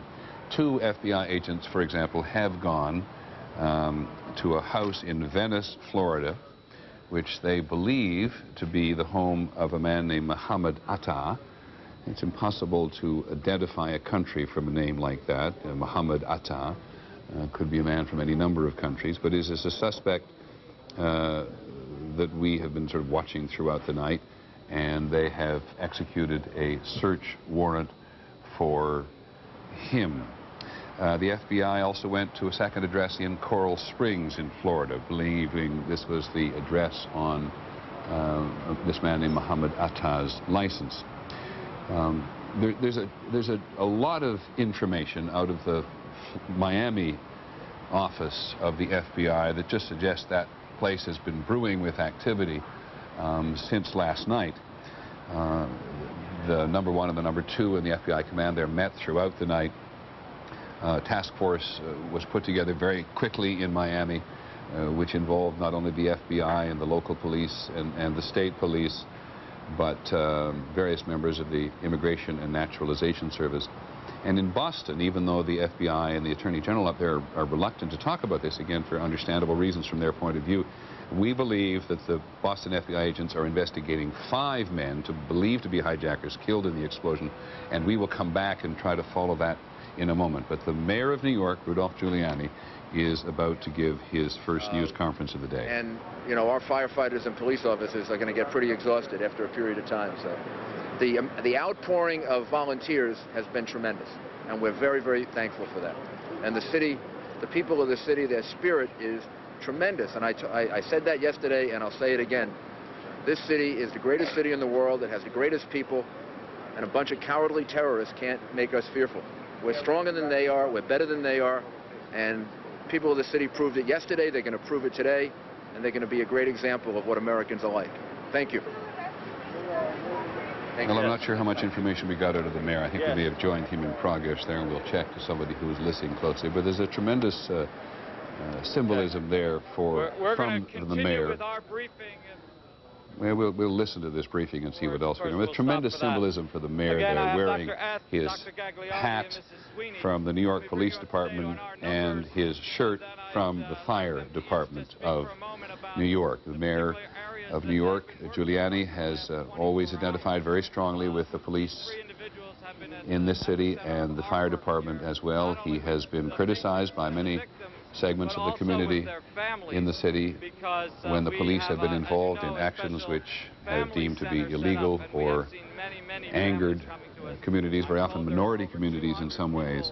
But there is no question that at a moment like this, the mayor wishes to be seen, as do New Yorkers in general, I think, with the efforts in the last 25 hours of the police department and the fire department. And there is the Pentagon again. I want to go back to Betsy Stark, if I beg your pardon. First of all, we have on the phone Joyce Carnes.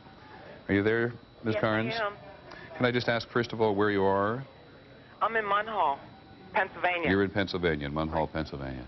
Near Pittsburgh. And I know where Munhall is, yes. In fact, you've been in the news even before yesterday. Now, you've been talking, I gather, to your brother, who is in the rubble of the trade towers, but he's a rescue worker and he's not trapped. Is that correct? That's correct. Would you tell us nonetheless, would you tell us what you and he have been talking about? Well, he was in the Marine Corps for about 18 years, and he was at work in Wilton, Connecticut, and he felt a need to go do something and help somebody. And I received a phone call at 7:49 last night. He told me he was in the rubble and he had found 2 of the Port Authority officers, and that they were trapped 40 feet down, and he needed some help. He couldn't see anybody to help him get them out. He gave me some directions and told me to call the NYPD rescue because he couldn't get through on the phone lines. And I called 911 from Pittsburgh, and Allegheny County ended up faxing NYPD and a lot of other people the information, and they got back to me and got the directions of how to find him and these 2 Port Authority people. And do you know what happened? Actually, these 2 gentlemen, a Sergeant McLaughlin and a Gemetto, they were in the lobby of the World Trade Center when it collapsed. And they evidently were under a lot of rubble in an air pocket. And my brother and a former Sergeant Thomas went in and found who was alive, if there was anyone alive, and tried to send for rescue. Well, I'd just like, if I may, to try to follow the sequence of event here. Your brother called you from the rubble because he was with 2 Port Authority workers who were 40 feet down in the rubble, and he couldn't attract the attention of anybody above him to help him. So he called you. You tried to get in touch with the New York Police Department. Have you any idea what ultimately happened? Actually, I called 911, and Allegheny County got in touch with the police department through fax.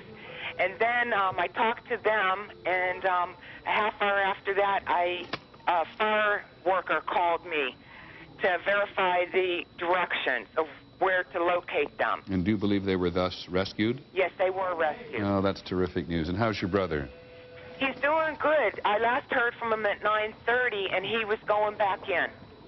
And is he currently a policeman or a firefighter or a rescue worker as a professional?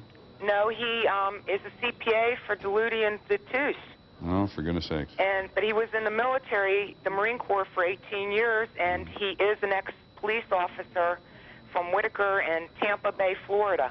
You must be very proud of him at the moment. Yes, I am. Well, thank you, Ms. Carnes. I really appreciate you calling and sharing that story with us. Thank you. It just happens to come, that call, as we were talking about the connections that people have made in terms of this escalation. And as we just look at this, there's just one other thing. We have not resolved an answer to this, but Jackie Judd, our correspondent in Washington, has sent me an email just a short while ago, and she really speaks to what's been puzzling enormous numbers of us. We see all of this video and these live pictures of where the towers used to stand, but the question is, where is all the rubble? It seems so flattened. How could so much steel and concrete just vaporize? Did it all turn to dust? It's one of the questions we will try to answer in the next little while. And we'll be back to continue ABC's news coverage of these crimes in just a moment. From ABC 7 News, this is a special report. Continuing coverage, America Under Attack. Good afternoon and welcome to a special edition of ABC 7 News. I'm Kathleen Matthews. And I'm Del Walters. Thank you for joining us. We want to bring you up to date on some of the local developments from throughout the morning. Just a short time ago, hopes were dashed at the Pentagon when the head of the Emergency Services Department at Virginia Hospital Center said that he felt that the chance of finding any more survivors at the Pentagon is now limited. ABC 7 News reporter Nancy Weiner is live at the Pentagon now with the latest developments. Nancy? Good morning, Del. Well, to give you an idea of just how tense the situation is out here, only about 5 minutes ago, hundreds of people began streaming away from the Pentagon, running as fast as they could towards us, and that was because there had been a report that a plane was headed in this direction and nobody knew what kind of plane it was. If you look behind me, you can still see the hundreds of people who were gathered out here on the grounds of the Pentagon. They are walking back towards the Pentagon now because it was determined a few moments later that that was indeed a friendly aircraft. It was a FEMA aircraft, and that there was no cause for concern. Now, out here at the Pentagon, there is a very somber scene that is growing more somber by the hour, and I think that the story that exemplifies the mood here perhaps the best is the story of a woman who is from Woodbridge, Virginia. She has been out here since 1 o'clock this morning with her friends. Her husband works here, and the last time she spoke to him was 9 o'clock yesterday morning. Listen to her as she describes their last conversation. I called him. I said, "When are you coming home? When are you getting home for dinner?" And just a short 5-10 minute conversation of not very much said, and "I love you" and goodbye, and that was it. An hour later, I heard that this had happened. I'm holding out hope because there is a God, and I believe in God, and I believe in miracles. And I pray that Eddie's going to be one of those miracles.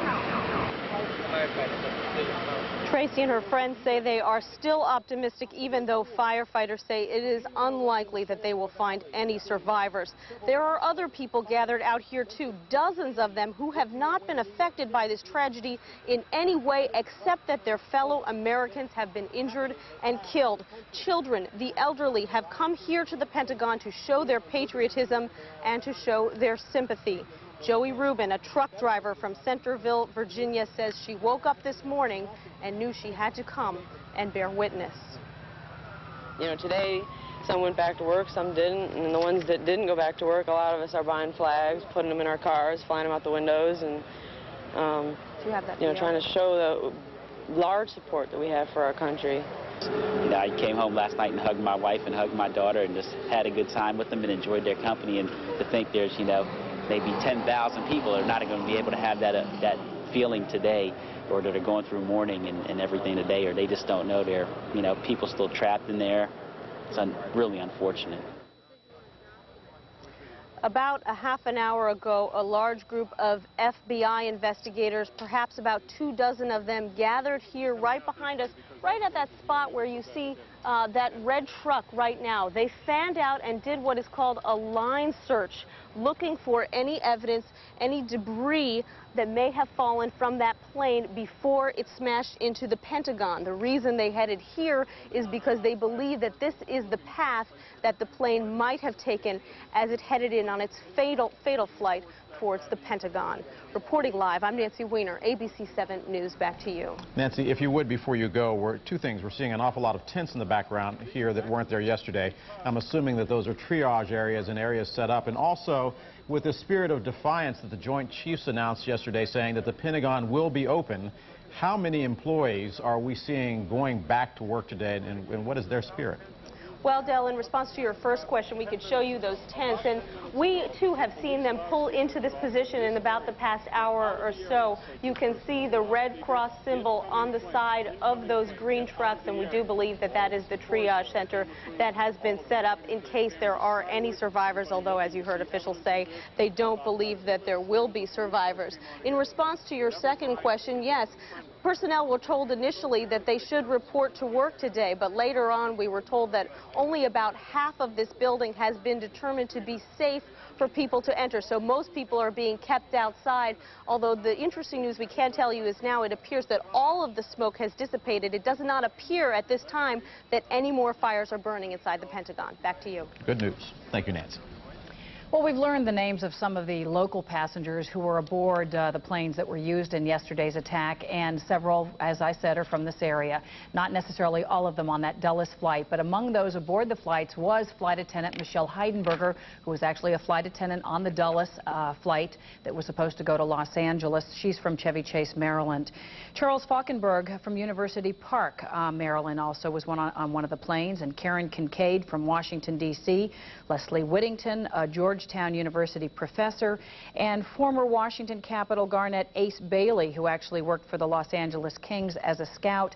And finally, also on the American Airlines flight out of Dulles was television commentator Barbara Olson, who is also the wife of Solicitor General Ted Olson.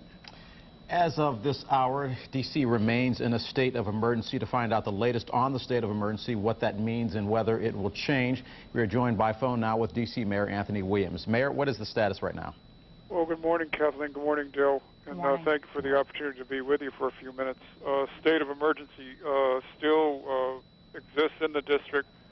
It's in place to allow us to quickly put in place whatever we need in a unified, coordinated way in the unlikely event, God forbid, something does happen here, to the extent that there still is a level of uncertainty, and to the extent that we still haven't concluded all of the consultation with the federal government on threat assessment and intelligence and all that, we think it's a prudent thing to do. But having said that, we want to return as quickly as we can to some level of normalcy. What are the reports that you're getting on that front? Have a lot of people returned to work, or are people opting to stay home today? No, a lot of people with liberal leave are opting to stay home. I mean, you can see it on the streets and you can see it in the city. Another factor, obviously, is that the schools are closed and people, are at home with their children. I happen to think, though, that the best thing for our children is to have them back in school and not in front of a TV watching these horrific scenes on video. Not that, the news media doesn't have its obligation, but it's just not I think the right place for children is in school, and the right thing for our society to do. You think they'll be back to school tomorrow? Do you think the D.C. kids will be back to school tomorrow? I'm hoping that we can do that. I mean, obviously, we've got to talk to our school people.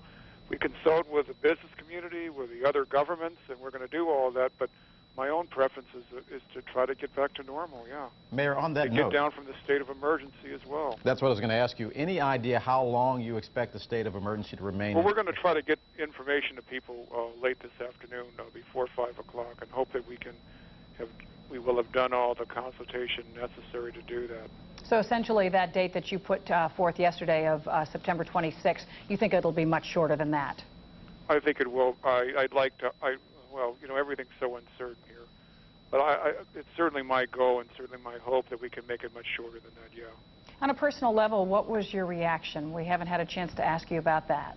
I mean, and I don't want to exaggerate it. I mean, all of us have seen a lot, but I mean, I found it sickening. I found it traumatic. I mean, where I am down across, I live across from the Watergate. I was just getting ready to leave to go to a meeting, and I heard from someone in the hallway about what had happened. I just as quickly got a message from the police department about what happened in New York. I turn on my TV, and just as I'm watching the first tower burning, then I see a plane actually hit the second tower, and then I look up when I hear the man on TV talking about, I don't know what network it was, talking about how he heard a bang in the Pentagon. I look up, and there, boom, is an explosion at the Pentagon.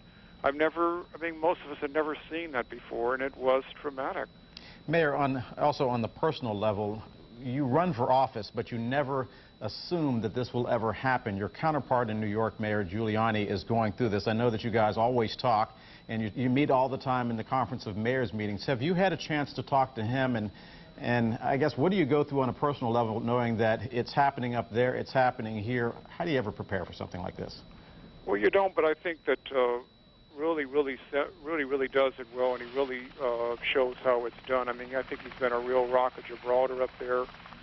My wife and I send our condolences to him, and certainly to the people of New York. The notion that we're getting now that they may have lost up to 300 firefighters and hundreds of policemen is just heartbreaking. I mean, it's heartbreaking, and the horrendous loss as he describes it. I mean, I think Rudy is an example of this. You have to really distance your own personal response from your professional response, and he's been everything a professional should be in this. Mayor, before we let you go, if you're still there, there's been a lot of talk about whether Washington can handle another difficult situation, and that's the upcoming IMF World Bank meetings. Any consideration of having those meetings postponed? I think the ultimate consideration has got to be between this mayor and the officials at the IMF World Bank, and certainly the White House, the president and his administration. I think the chief has certainly made his views known. The ultimate decision, as to the district is mine, but I think the point the chief makes is a good point. Obviously, the folks up in New York are, needless to say, at the very least preoccupied. They've had a major hit on their overall public safety command structure, and I'm not sure how we can ask them to bear the weight of sending auxiliary force down here to help us with this. So that's just one factor, let alone the overall context, the overall environment, the overall uncertainty. Are you going to really push to have them postponed? I mean, it's something that we're talking about. I think we need to consider it, absolutely. Okay. And I think everybody's considering that, yeah. D.C. Mayor Anthony Williams. Thank you, and God bless really you. Nice As to I say, talk to you all perform an important, I think, role right now in counseling people, and I commend you for it. And we commend you. Thanks very much for joining us. Bye-bye. We, by the way, have received word that there is spreading fire right now throughout the Pentagon, and that the Pentagon is being evacuated. Nancy Weiner, just a short while ago, while we talked to her, said that it appeared that the flames had been extinguished. But one of the situations that exists at the Pentagon is, because it is such an old structure, the roof of the Pentagon is timber, from what I understand, and because it is that aged old timber, the Pentagon is quite one of the landmarks structures here in Washington, and it's also quite old.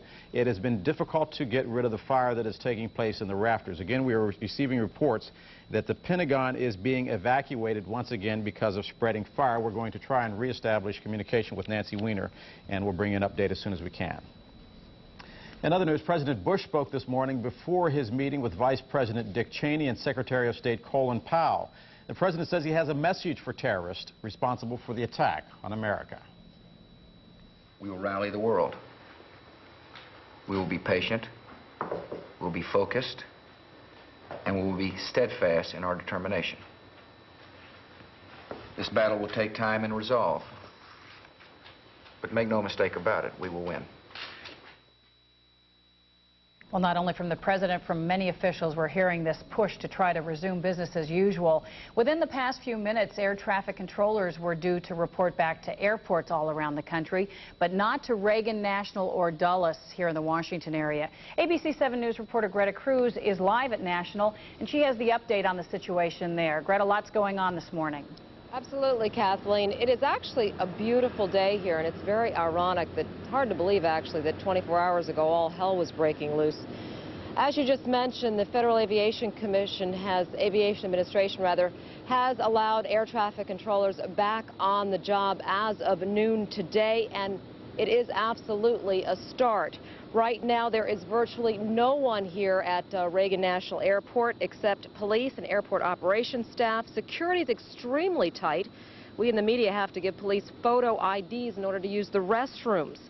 Metro is saying that National Airport Station will be reopened by 3 o'clock this afternoon. But there are normally 600 flights a day in and out of National, and even once planes resume flying, it will take time to get back up to speed. The planes aren't where they're supposed to be, and the crews aren't where they're supposed to be, and the passengers aren't where they're supposed to be. You know, yesterday, all of our international arrivals that came from Europe to Dulles, it's our understanding they landed somewhere in Canada. So again, there you have a bunch of people in planes that aren't supposed to be. My thought, our recommendation is patience, obviously, is so important. Now, Jonathan Gaffney with the Metropolitan Washington Airports Authority tells me that at this hour, they are meeting with representatives from the various airlines. The airlines now have to sit down, figure out where all of their planes are that were grounded yesterday, figure out how to get them back where they need to be, get everything up and running, and that is going to take some time. Your best bet, we don't know how much time that will take, and it'll depend on the carrier. The best bet is to check with your individual carrier.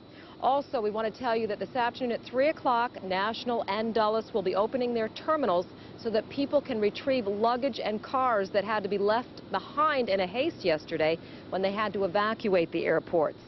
And also, when they do reopen these airports for full-time business, remember there will be increased security. There will be tight security. They're going over modifications to security. Undoubtedly, there will be no curbside check-in. You will probably have to be asked a lot more questions when you check your bags. Carry-on bags will be checked much more closely, things like that. So undoubtedly that will cause delays, but then again, we all want to be safe. Reporting live from Reagan National Airport, I'm Greta Cruz. Back to you. We'll be checking back with you throughout the day. Greta, thanks for that report.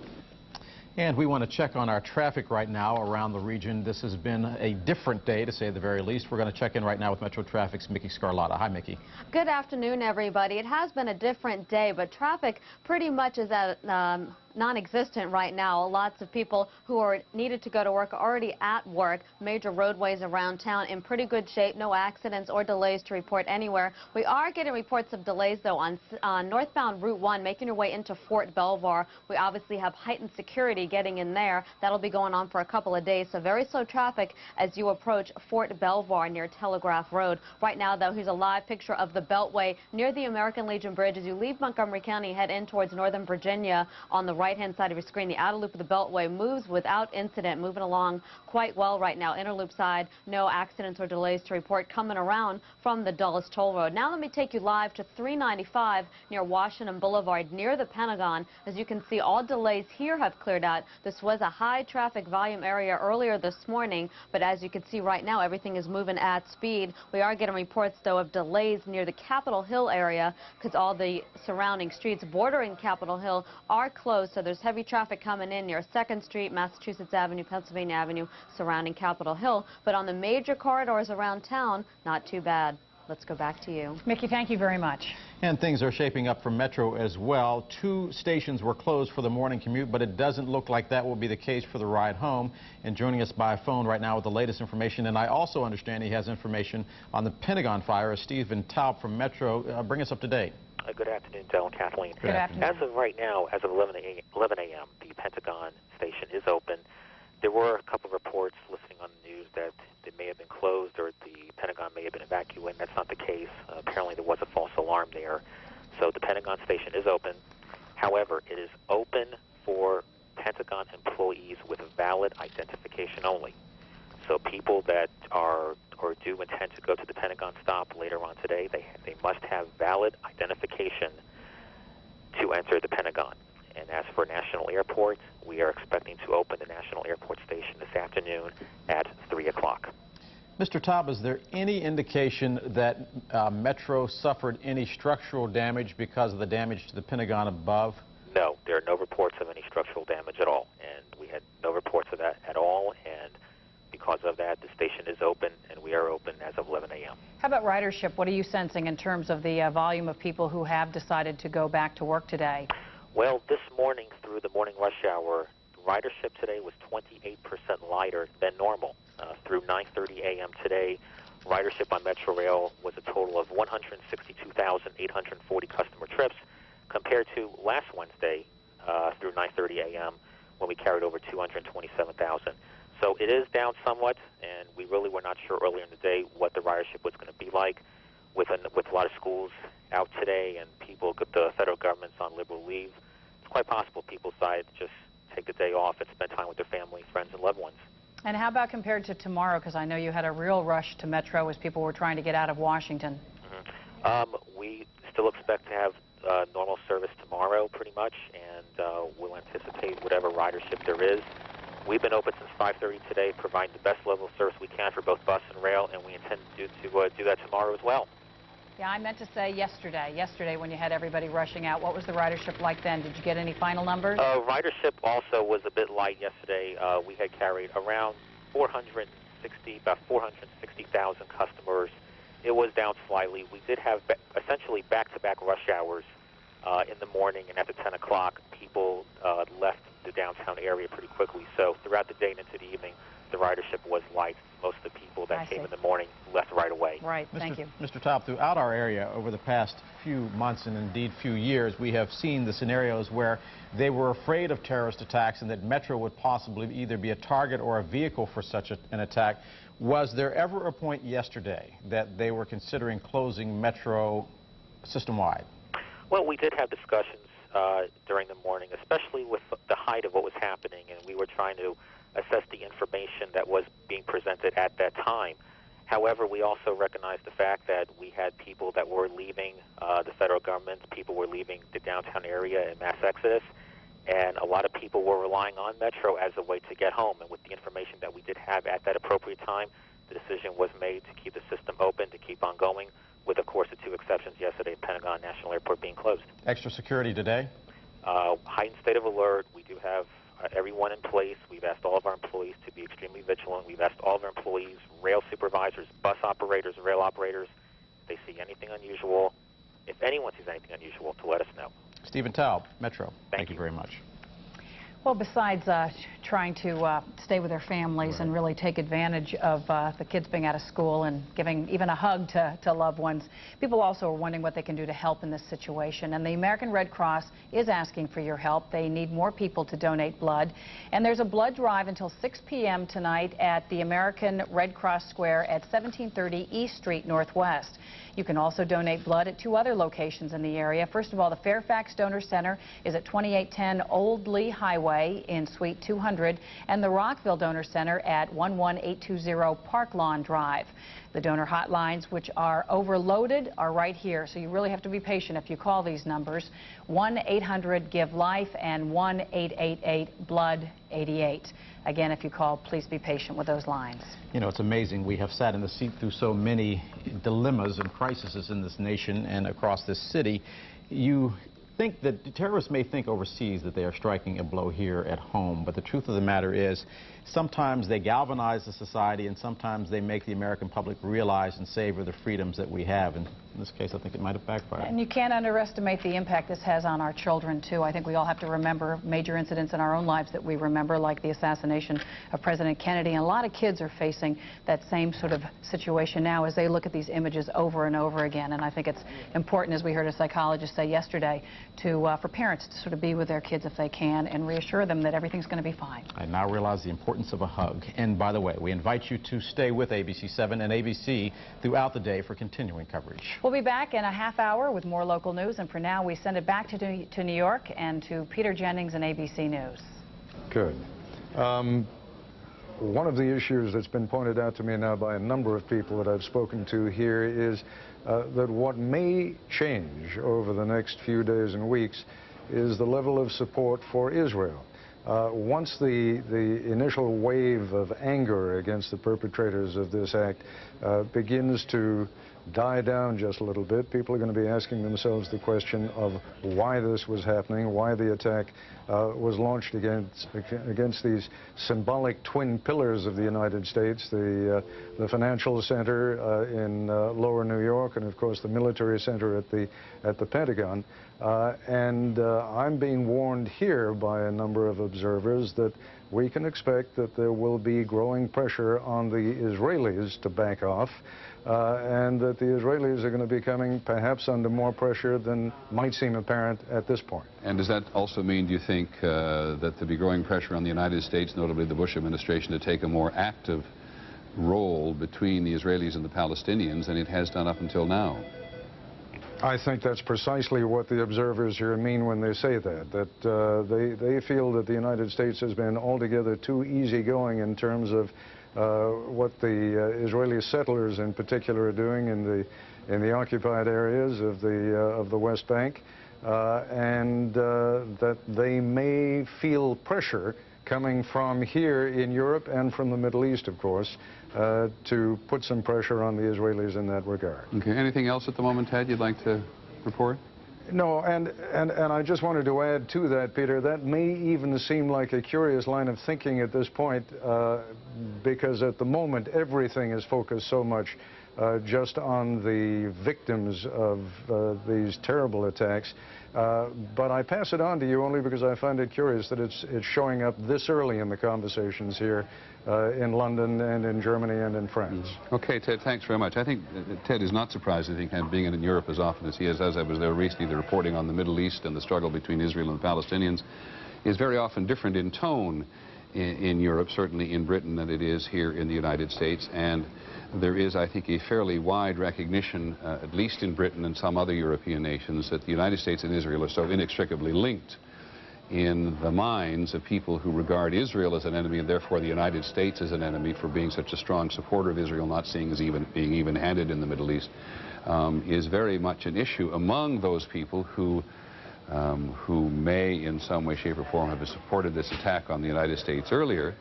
You get this, these celebrations among some of the Palestinians yesterday and among some college students and shop owners in Cairo, the Egyptian capital, and you will have found it in Jordan as well, right next door to Israel, and Iraq as well. You will get a part of the community in all cases celebrating this attack on the United States, in part because they're so angry at the United States for being what they regard as complicit in the Israeli occupation of the Palestinians.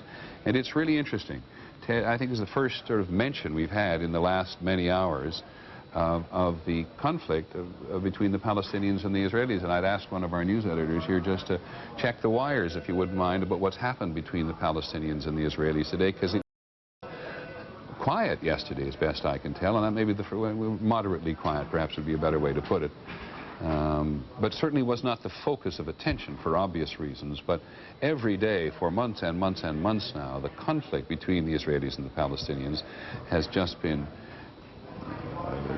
deep in its intensity now, unlike I think anything people who've covered the region have experienced for many, many years. Lisa Stark is on the phone from Seattle. She covers the Asian from us. Just the one question. Oh, we're back live. That's nice. Will the planes fly today? Peter, that is a big unknown at this time. We had been hearing from the Federal Aviation Administration that they had planned to get the airspace up and running, up and open again, I should say, about noon Eastern time. Of course, we've passed that deadline now, and we still have no official word from the FAA or the Department of Transportation. What we have heard that we are expecting an announcement sometime early this afternoon from the Department of Transportation. The announcement will be, as you might expect, that they will impose very strict new security measures. And they will say that until each airport and each airline meets those measures and assures the government that it is following those measures, they will not be allowed to resume operation. And this will be decided on an airport-by-airport basis, an airline-by-airline basis. So it sounds to me, after talking to a number of folks in the airline industry as well as in the government, that this is going to be a very, very slow start to resuming any kind of air flights, any kind of flights in the United States. Well, Lisa, if you wouldn't mind, just listen to what I'm going to read at the moment now and tell me if this comports with what you think is going on. Ron Claiborne, ABC News' Ross Claiborne, who is up in Boston and has attended a news conference, a security news conference at Logan Airport, sends us this, that the Director of Aviation announced what he describes, Lisa, as new security guidelines from the FAA, which would include, I'm not sure this is the question I need to have answered, whether this is Logan or everywhere else, evacuate all terminals of every airport and check for explosives with K9 units, obviously dog units, more periodic ID checks in the terminals, an easy one, bomb detection teams, harder to get, the equipment is difficult to get, reduce entrances, end curbside check-ins, we knew about that yesterday, remove all unauthorized vehicles, this is at Logan Airport in Boston, empty the parking lots. Several hundred parking lots could have thousands of vehicles towed to an empty racetrack, and that may be particular to Logan Airport in Boston. No knives, sold in food and beverage areas, no cargo or mail accepted on an airline. And before passengers board, a comprehensive search of every plane will take place. First of all, those are extraordinarily stringent, Lisa, regulations or suggestions of regulations. Is that the extent to which the FAA thinks it may go? Peter, I don't have confirmation of all of those, but I know that they've been working on security guidelines, and most of those follow along what we have been led to believe that the FAA was going to require. For example, we had heard that there would be security sweeps of all airports and airlines and airplanes, before flights would resume. That's listed in that guideline. These guidelines were being worked out all through the night and into the morning. They would not be particular to Logan Airport. If that is what is being announced there, those would be the guidelines, as far as I understand, nationwide perhaps. Now, well, let me interrupt you for a second and go down with these, and just give me a quick answer about how about the scope of this. More periodic ID checks in terminals, that's easy. That's a random operation. It is. Bomb detection teams don't appear out of nowhere, do they?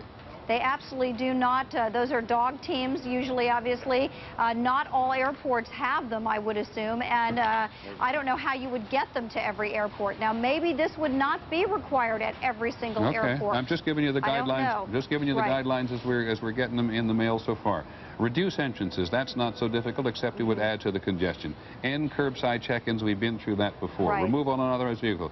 No knives. No cargo or mail accepted on airlines. I had been told that that would be at least a short-term measure. I don't think they're anticipating that would be a permanent measure, but I was told that at least for a time, no cargo or mail would be accepted on the airline. And here's the one I think, again, I'm just talking as a traveler here now. Before passengers board, a comprehensive search of every plane will take place.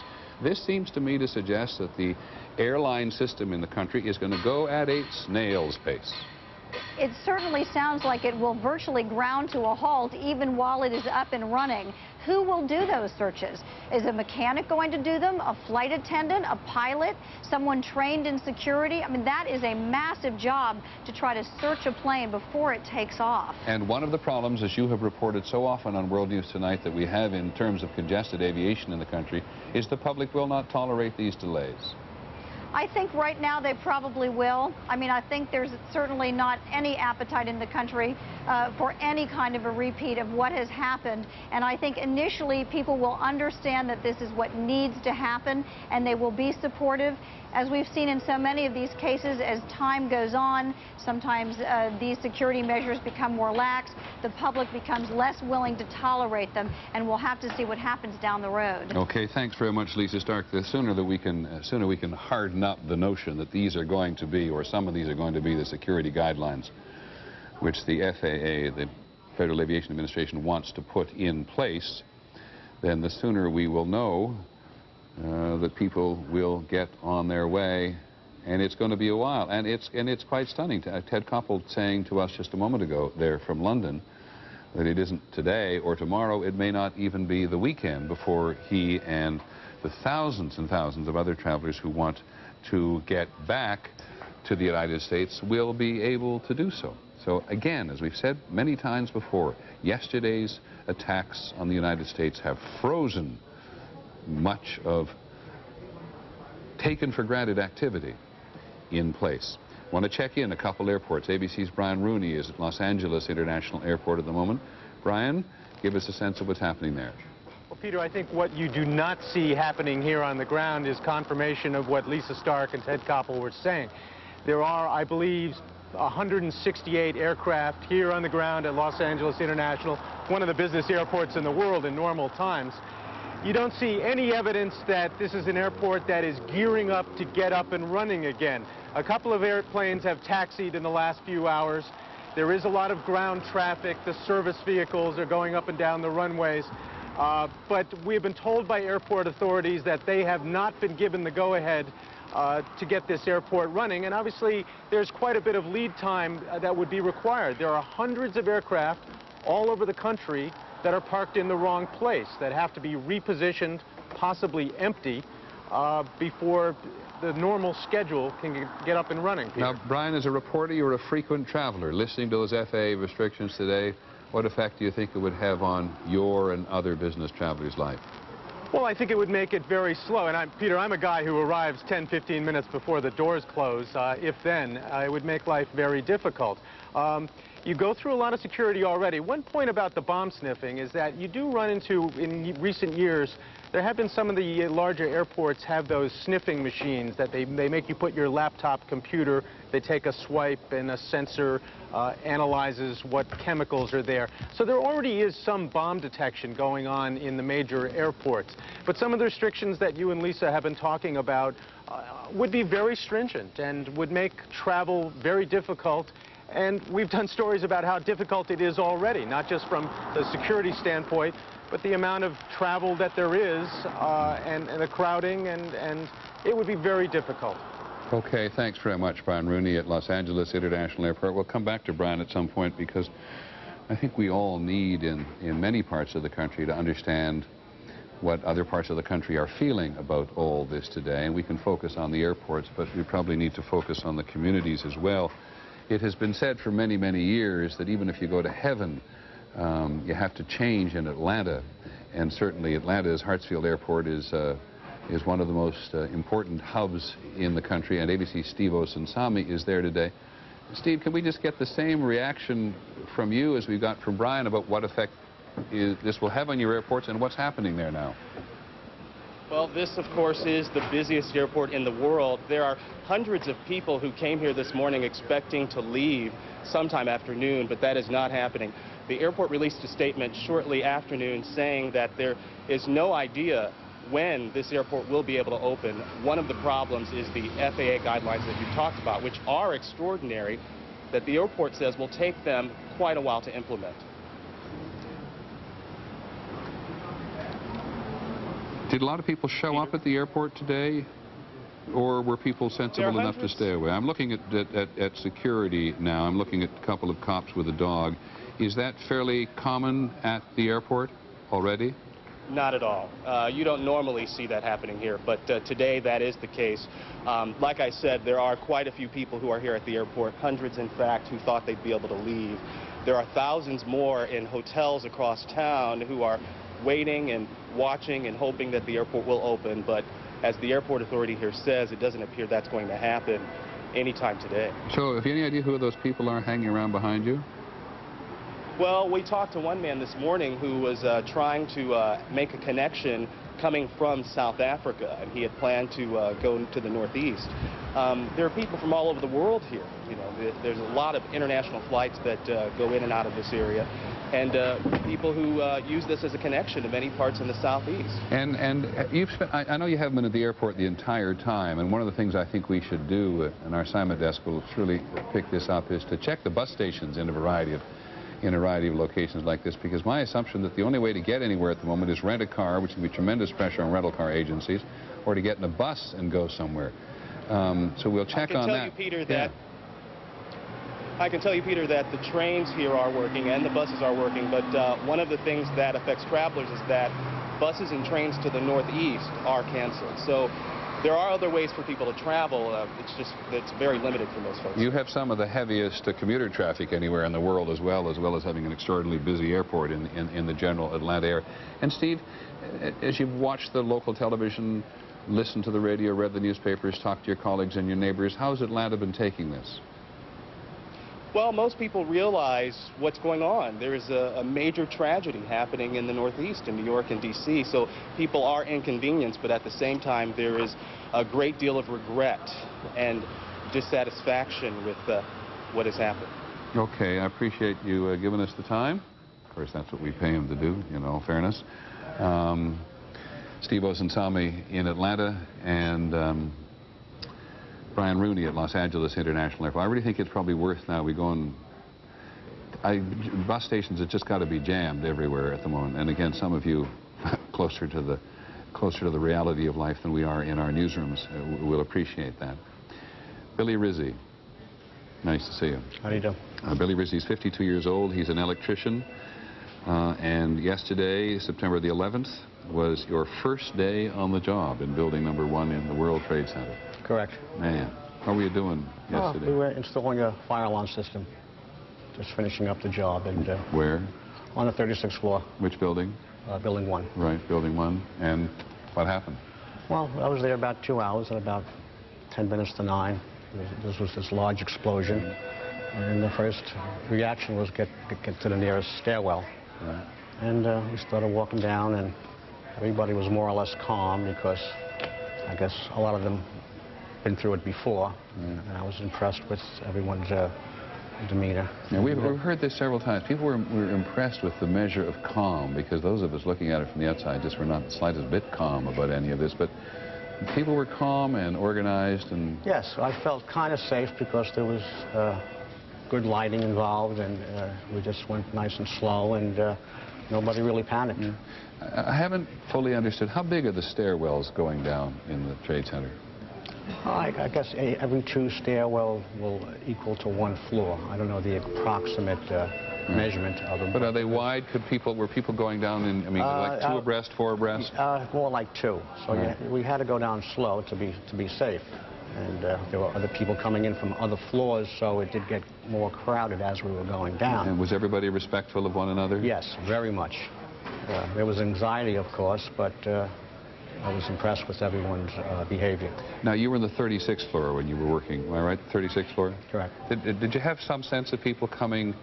You realize why I'm asking these questions. We're trying to get to figure out all the time how many people got down and got out. Were a lot of people coming down from the upper floors? I believe they were. People were very calm from the upper floors, and I feel a lot of people did get out very soon, only because most people feel that when something like this happens, go to the nearest stairwell, not to an elevator, for safety reasons. You were clearly aware that the elevators were not working and nobody Absolutely, because it's one thing I always say, never go into an elevator because they normally shut down, or it's very dangerous because of the shaft involved. And I wonder if, having gone through this experience, not in your case, of course, given it was your first day, but having gone through this experience in 1993, when people heard the explosion, they knew instinctively what, the old-timers in some respects, knew exactly what to do in a case like this, which was to move. To move, get away from the area and go to a stairwell to get out. When you heard, or did you feel the explosion or hear the explosion? Oh, I felt it quite a bit. The building moved many feet. I really thought the building was going down at the time. And then it did stabilize, but there was a couple of seconds where I thought it was tumbling. And then, how long did it take you to get down? I'd say approximately 25 to 30 minutes. A long walk down. Yes. And you got out into the plaza? Got out of the plaza, and we were directed to get as far away from the building as possible. A lot of people did linger on, but the security was very good as far as directing people away from the area, because I guess they felt there was a time factor involved.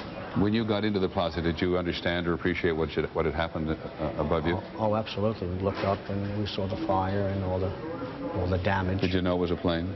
Yes, I felt it was a plane just because of the falling debris that I saw from the window. That was the first indication that I thought it was a plane. And you managed to get far enough away but still saw the building collapse? Yes. We were far away at the time, only because we were directed very strongly to get away as soon as possible. And I feel a lot of people did get away because of that. First day on the job, you must feel like a very blessed individual. Yes, I feel the guardian angels were with me. I see you wearing one. Is that a new T-shirt since yesterday? In fact, I was wearing it at the time. Oh, were you?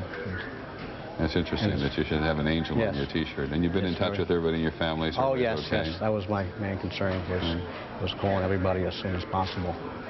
And what have you been doing since? Just resting and relaxing. I was lucky enough to have my brother living close by, and I spent the night there. Well, we're very grateful that you've taken the time to tell us a story, because every story helps us to put together a picture of what actually has happened. Thank you. Glad the angel was watching over you.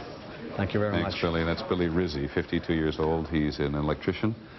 Works for Quantum Electric. You live in where? In Queens? In New Jersey. He lives in New Jersey. I beg your pardon. He lives in New Jersey. Very glad to have you here.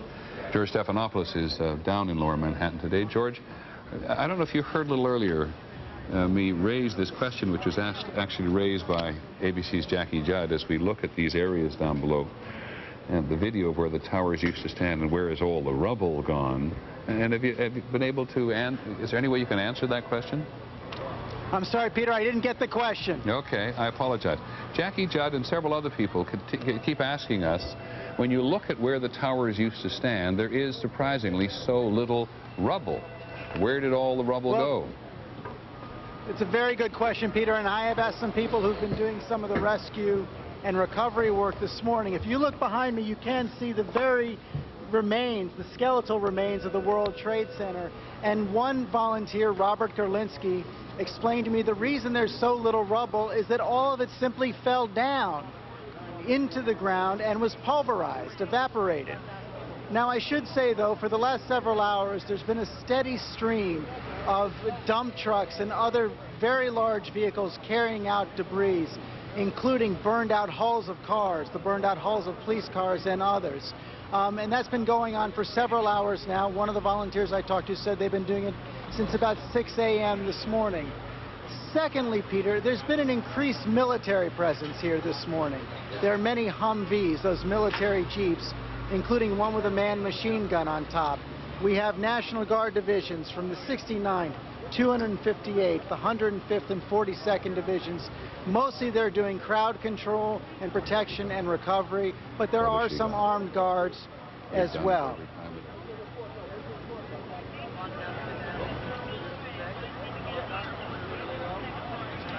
Peter, I apologize. I've lost all hearing here. Well, I did momentarily. Can you hear me, George? If somebody could... Try that again. George, do you hear me? Now I hear you, Peter. Okay, you just keep talking. It's wonderful what you're reporting. It's very interesting. So you just keep talking as long as you want and tell us as much as you've learned, and we will try to support you with pictures of what is happening at the time. Peter, I'll do the best I can. I think I heard your question, but I'm not really sure, sort of going in and out. Let me just try and describe what's happening here. This is one of the main thoroughfares coming out of the World Trade Center, one of the main thoroughfares for the police recovery vehicles, the environmental vehicles, the dump trucks, and other vehicles that have been taking debris out of the World Trade Center for the last several hours. One of the most interesting notes I should add, Peter, is that from the volunteer workers I've spoke to said there has been very little recovery of bodies. I know we heard overnight about the very good rescue stories, 5 or 6 people found alive, but for the most part they haven't found any bodies at all because the recovery workers feel they're buried so deep into the rubble. Okay, George, many thanks indeed. George Stephanopoulos, are either one of them there at the moment? Okay. We're waiting to talk at some point. This is George Stephanopoulos answering the question, I hope, for many people who've asked it, about why there is so little rubble on the ground, and we'll reconnect with him as quickly as we can. And because, as we watched it so many times on television in the last 25 or 26 hours, when these two huge buildings, 110-story buildings tall, fell onto themselves, much of the material that makes up the structure of the building was simply pulverized as it fell upon itself. Now, it is also true, we're fairly certain we can say, that a good portion of it was driven, at least of the lower stages of the building, was driven into the ground. And I suggest this because we've talked to any number of people involved in the rescue operation who have found individuals or tried to locate individuals who are 40 feet below the surface. So there's a lot beneath the actual ground level that we are not always we are just simply not able to see from our perspective. Several other things to report at the moment about various airlines. At the moment, a spokeswoman for Continental Airlines says they have been notified that they should expect an announcement from the Department of Transportation that there will be no air travel resuming today. That's just one spokeswoman for Continental Airlines. But that'll give you some hint that all of these conversations we've been having with Lisa Stark at home and Ted Koppel overseas about the paralysis in air travel generally at the moment is going to stay that way for the immediate future. Midway Airlines, citing the impact of yesterday's attacks on its already precarious financial situation, has said it was going to suspend all flight operations. And that means that 1,700 employees are put immediately out of work. And we're going to see this in other businesses today and tomorrow and in the immediate future, that businesses which depend upon transportation and may have been hovering on the edge, as Midway Airlines was, which flies in and out of the Midwest, is simply suspending its operations. It was already in financial trouble and is going to suspend operations. Now, I think somewhere somebody just has to answer this question for me. Senator Richard Selby of Alabama or Senator Fred Thompson? Okay, they're coming. Okay, so we're going to hear from Senator Shelby and Senator Thompson, respectively, both members of the Select Committee on Intelligence before long. Whether we'll be able to talk to them is another matter. But this is also important for us in terms of the investigation. Our investigative unit has now been able to discover, and we are able to report, that most, if not all, of the hijackers were Egyptian or nationals of Saudi Arabia, either Egyptians or Saudi Arabia. The bin Laden organization, as we've said many times, we were talking a short while ago, and there seems this connection to the bin Laden organization seems to be now given among investigators, but certainly there are any number of people, as we said before, from any number of countries who have been attracted to the loose collection or collation of individuals and smaller organizations who are involved in some measure of terrorism. Are many, come from many nations, but some of the sensitive positions have been in the past occupied by Egyptians or Saudis, and two of the men have been actually identified.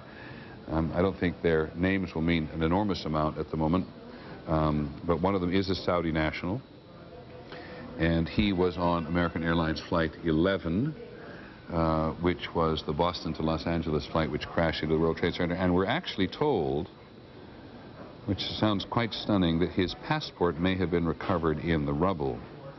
And the other is an Egyptian national, and he is described as being a trained pilot. I don't know how anybody knows this at the moment yet, but we'll get to that in a minute. I've given you the bare bones of this, and it's unclear precisely which flight he was on.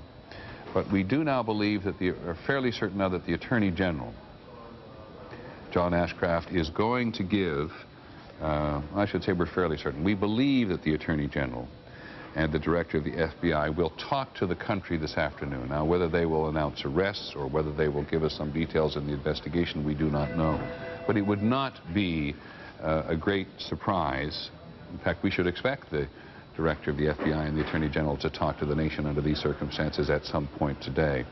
And we do not know if arrests have been made. We do not know if people have been detained. We do not know if people have been charged. We do not know if people have been spoken to as possible witnesses or suspects in this case.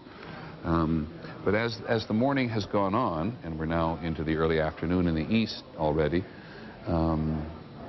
the information about individuals involved in this investigation appears, the emphasis appears to be getting a little harder.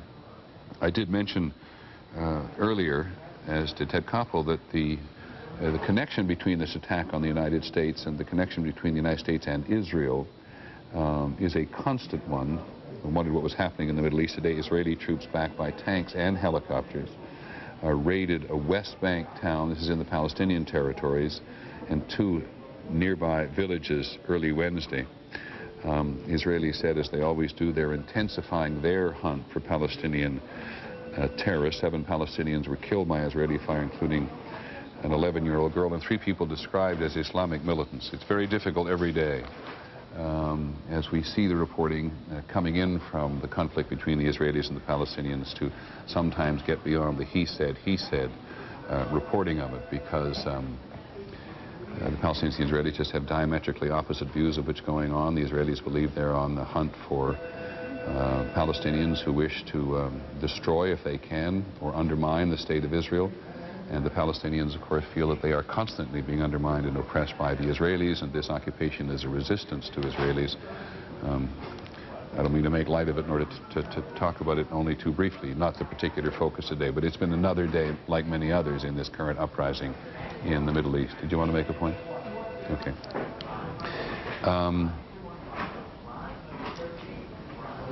This is Nancy Gabriner, my associate I'm talking about, with whom we could never get through any day like this. She's our principal producer here at the newsroom. Let me therefore just catch you up to where we are today. The mayor, Mr. Giuliani, has been out naturally and around in the lower parts of Manhattan today, and the investigation continues on a variety of levels. The president has had a cabinet meeting today, and he has been very outspoken today, the president, about being involved in a war with terrorism. And now we have coming up from Florida, Jeffrey Kaufman, ABC's Jeffrey Kaufman, who's on Florida, and I think can give us better details on the investigation in Florida. Jeffrey? Go ahead. Good afternoon, Peter. Some significant developments here in South Florida. The FBI have been on the trail of at least one of the alleged hijackers, a man named Muhammad Atta. They have traced him to an address in Coral Springs, that's just north of Fort Lauderdale, and they searched that home yesterday, about 3 hours last night. They have also, if we go to the other coast, that's the home in Coral Springs that they searched last night. That is the home listed on his driver's license. Our investigative unit, Peter, has confirmed that Muhammad Atta is an Egyptian national, that he is a trained pilot. If we go to the other coast, to Venice, Florida, on the Gulf Coast just south of Sarasota, Muhammad Atta surfaced there about 15 months ago with a friend. He trained at the Venice Municipal Airport. I spoke to the owner of Huffman Aviation, who remembered Muhammad Atta and his friend. Atta stayed with a man named Charles Voss, an accountant associated with the airport, who put them up simply as a favor. As he told a local reporter, he did it simply because if we didn't put them up, we might lose the business to another school. Atta and his friends stayed with Voss and his wife for about a week, but Voss says that they were so rude that they kicked them out and asked them to leave. That was about 15 months ago, and we don't know whether the other person with him is connected to this. Peter?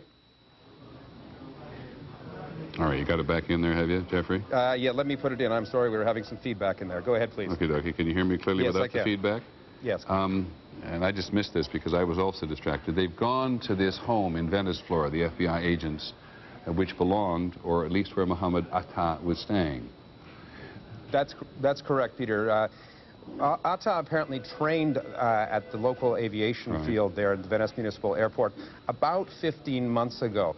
But more recently, he is traced to a home on the other side, in Coral Springs, Florida, which is just north of Fort Lauderdale. That's the number listed on his, the address listed on his driver's license. As well, Peter, police have issued 2 license plates, 2 cars that they're looking for. One of those cars is traced to Muhammad Atta. It's a 1989 Pontiac Grand Prix, and that they're looking for that, and they're looking for another car. They haven't told us why they're looking for the other car. Right, but do they know where Muhammad Atta is? We believe, Peter, we don't know, but we believe he was on board that plane. His name was apparently on the manifest of one of those four planes. Now, that's what I wanted to get clear. We believe that he is, according to the investigative unit, one of the people on board the aircraft. Now, we've heard various descriptions about the FBI office in Miami just brewing with activity. Have you been able to characterize it beyond that in any way? Well, I can tell you that out front of the FBI office there are men toting machine guns. I mean, it looks very menacing over there. Nobody gets in. Apparently a UPS truck driver came up carrying packages, and they said, "Go away. We don't want that stuff here today. This is it's bad timing." Nobody's getting near there without complete searches. They're looking under the cars. I'm sure this is happening in other places across the country, but they're sniffing for bombs. It is very tight security. But I should add that the FBI here, and I think this is true elsewhere in the country, are very tight-lipped. They're simply not saying anything about where their investigation is going. All right, but just so I understand absolutely clearly, the man that you've been focusing on, Muhammad Atta, they believe was on an aircraft. And are you aware of the FBI thinking of making any arrests of suspects or people related in any way to these operations in the foreseeable future in Miami?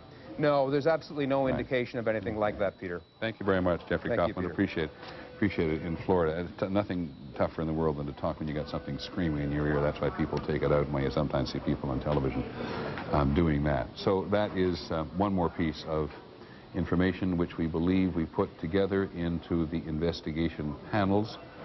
And we'll ask ABC's John Miller to come back in just a moment. But I want to check with what is going on in Washington at the moment. So is Claire Shipman on station? Okay, Terry Moran, I beg your pardon. I didn't realize Terry was there at the moment. Terry, give us some sense of how the White House business has gone in the last several hours. Well, Peter, what is happening here is the White House is being transformed into a very active information clearinghouse and coordinating arm, an air traffic control center, if you will, now that all the planes are grounded, for all of the activities that the federal government is undertaking, and all of the information that it's gathering. There have been several interagency task forces set up within the White House in order to keep the president fully informed of what all the various departments and agencies are doing, keep those efforts coordinated, and make sure that they aren't stepping on each other. The congressional leadership has just concluded a long meeting with the president. We were told that they were given what Senator Harry Reid described as a very informative briefing from all of the cabinet officers. They then came out, as you might have seen, and talked about how they are in complete agreement with what the president is doing, and how they stand shoulder to shoulder as a Congress, not Republicans or Democrats. Both Speaker of the House Denny Hastert and Senate Majority Leader Tom Daschle using those terms shoulder to shoulder with each other to pursue this matter. And Terry, do you have any idea whether the president wants to work? From ABC 7 News, this is a special report. Continuing coverage, America Under Attack. And we break away for a moment from Peter Jennings as you're looking at a live picture of the Pentagon where the recovery operation continues today, so we can bring you up to date on the local situation here in Washington, D.C. Good afternoon and thanks for joining us. I'm Kathleen Matthews. And I'm Del Walters. And the words recovery operation are correct because it is our understanding that it is now an effort to recover bodies as opposed to a search operation to try and find those who may have survived. Earlier estimates are that there may have been as many as 800 people inside that perished.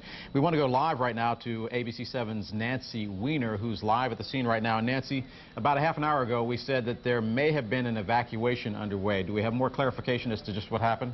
We do, Del, but before I get to that, I want to show you something that is going on right now here on the grounds of the Pentagon. You may see a line of officers slowly walking side by side along the grounds of the Pentagon.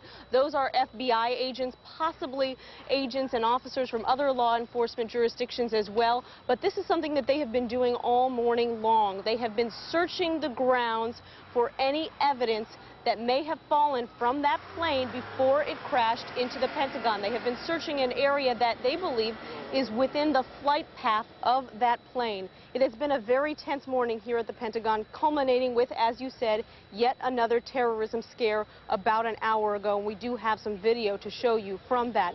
Just before noon, law enforcement officers got on their bullhorns and began yelling to everyone here at the Pentagon to evacuate the grounds because an unidentified plane was headed this way.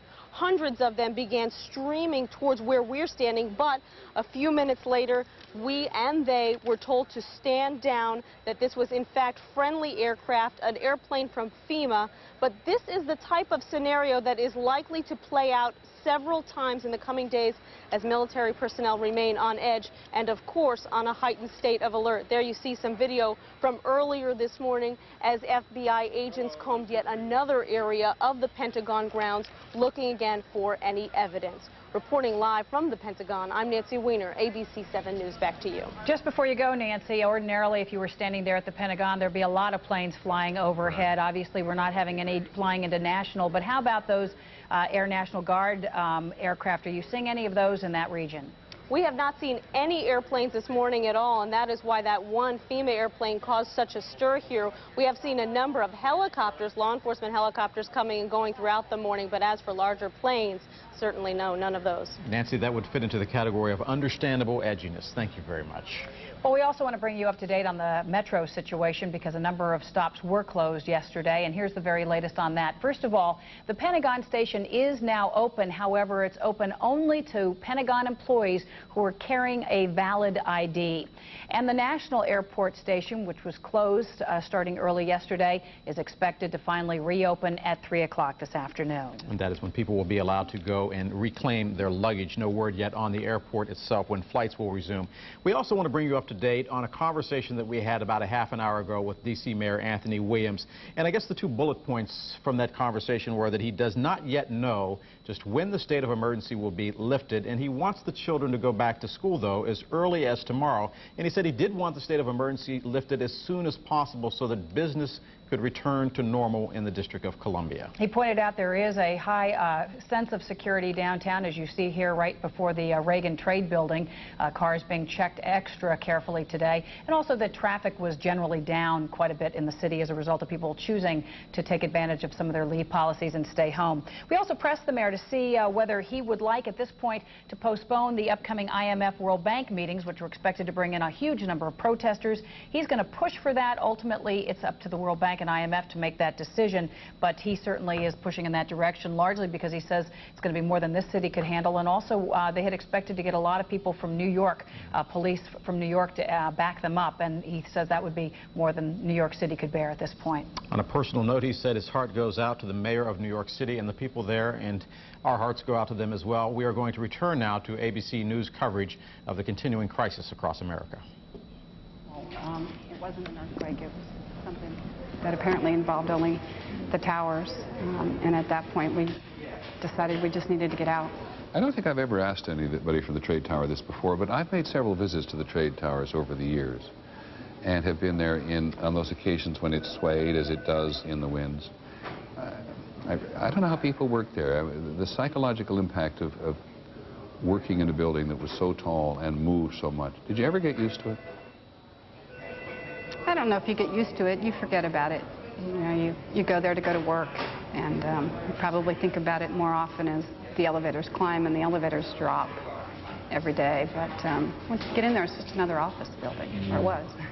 And you had no difficulty getting out of the building? Well, I would say, I guess, relatively speaking, it was fairly easy. It was very slow. It was very crowded. It was kind of like leaving a sporting event, wall-to-wall people. It was very smoky, and there were fumes. At the time, we didn't understand. I kept thinking kerosene, but in retrospect, it was probably jet fuel. And everyone covered their mouths with a piece of clothing to kind of try to filter the dust or smoke or fumes. And by the time we got to about the 5th or 6th floor, apparently the sprinkler systems had come on, and about the last 5 floors we were wading through 6 or 8 inches of water going down. So it was a bit treacherous. But and did you have, and you really had no full appreciation of what was going on above you? We had no idea. We had no idea. Were there people who appeared to be in charge? Did you all, I mean, have you prepared for this sort of thing? Well, we had the typical high-rise tower fire drills, where we would be notified that at 2:30 there would be a drill and everyone was to move to the nearest staircase entrance and wait there for instructions. We had conducted those drills quite frequently over the past couple years. We saw 2 firemen, or I assume firemen. They were in plain clothes, but they had badges of some sort, coming up the staircase as we were going down. And I remember saying to them there had been a gentleman in a wheelchair on the 27th floor, and we had said someone needs to help him down. And they said, fine, we'll take care of it, and they kept moving up. And those were the only officials that we ever encountered until we got down to the bottom. And how have you spent the hours since? Just trying to be in touch with folks? Yeah, family first. It was impossible to get phone calls out for many hours. And so... And we was on a regular phone or a cell phone? Everything we could get our hands on. Yeah, I'm not even sure actually which I finally used to get through. But it is one of the things that added a measure to people's anxiety and frustration yesterday, that the cell phone networks and the regular phone lines were just totally jammed. Yeah, it was just impossible. It was probably 4 hours before I was able to get a call out. And then the rest of that, just trying to track down everyone and make sure that they were safe. And as you look at what you see on the television today, it's very hard to deal with, isn't it? Yeah, it's pretty surreal. Pretty surreal. Well, I'm very grateful to you for giving us the time. As I've said on every occasion, we've had some people come up from the trade towers that you share your story with us, and the rest you help us. I think all appreciate more. Thanks, Susan, very much. Thank you very much. Susan Doyle. Can I just ask how old you are? I know it's not a polite thing to do. 44. Well, you don't look it. Susan Doyle, 44. Thank you. Works for the Kemper Insurance Company. She was on the 35th floor and tells a story which we have now heard, just bits and pieces all the time, and getting some sense of people moving out of the building, how they interconnected with one another, how difficult it was to contact their families and friends. And of course, this jamming up of the cell phone system and the regular phone system is what's made it very difficult for the relief and rescue operation to run as smoothly as everybody would like it to smooth. And there's one other reminder there. I realize this is I happen to be a fire warden at ABC for my floor. And every so often, as my colleagues know, we have a fire drill on the floor, and it's the fire warden's job to get everybody to that central location. Susan is nodding in appreciation of this, so they can be told one more time by the visitor from the fire department that we do certain things in the case of fire alarms. And it's always a reminder of how little authority I sometimes have with the World News Tonight staff, because they're hard to get moving.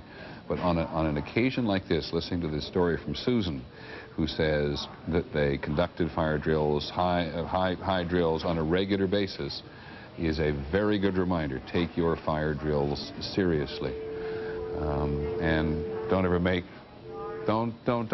light of it again. And listen, in this instance, to a fireman describing what it's like to rescue people.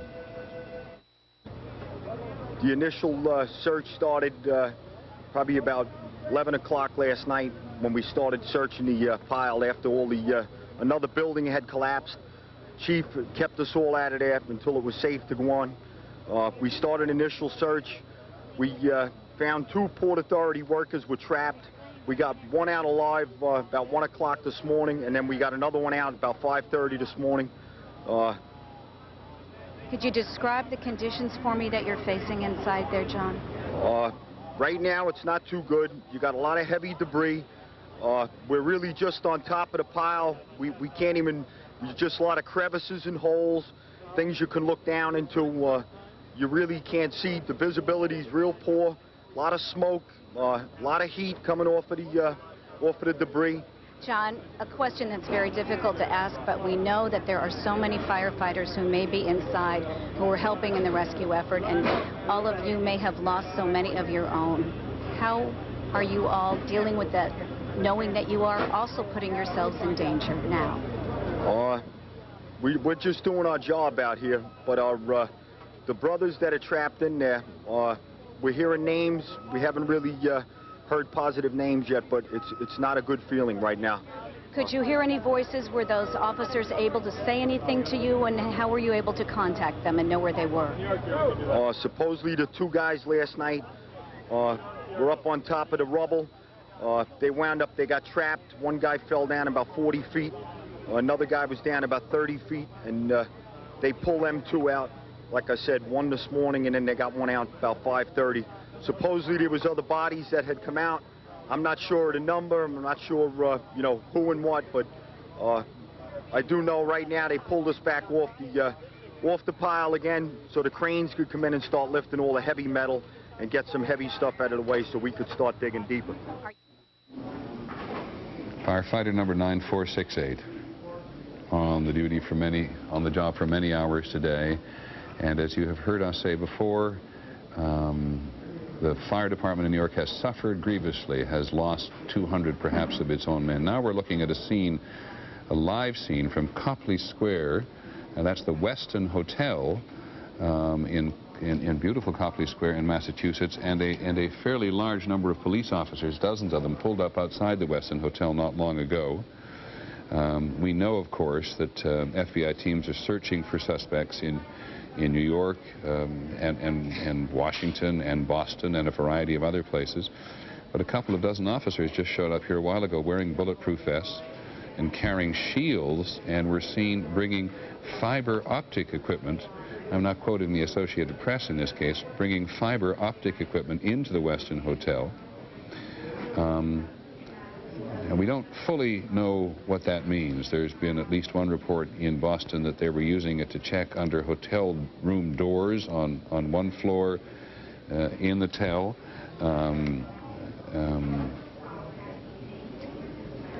Here you see a Boston PD SWAT team coming out of their vehicle and heading into the hotel. This was recorded earlier, carrying automatic weapons with the heavy vests and the shields and the ballistic helmets.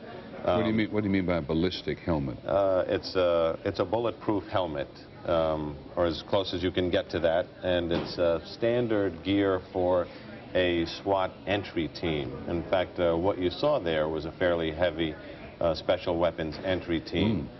You note that there's not a lot of footage of them suiting up when they arrive. It means they showed up, suited ready up, to go, vested already with the helmets on, which meant they suited up on the way. Meant they had some kind of information that they were going to be hitting a door or a location there. Now, this could be very significant in that they could be going after somebody. We're obviously speculating here.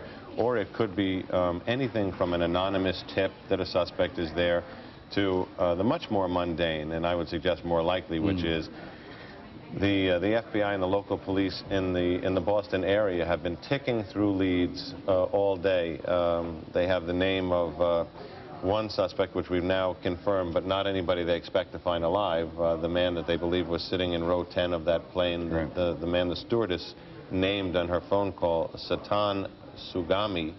But they've been going back through the records, looking to see where did these 5 men who rented the car, were they registered in local hotels, did they stay somewhere? And I think you'll see a lot of activity like this there if this is a lead that they're following from that case.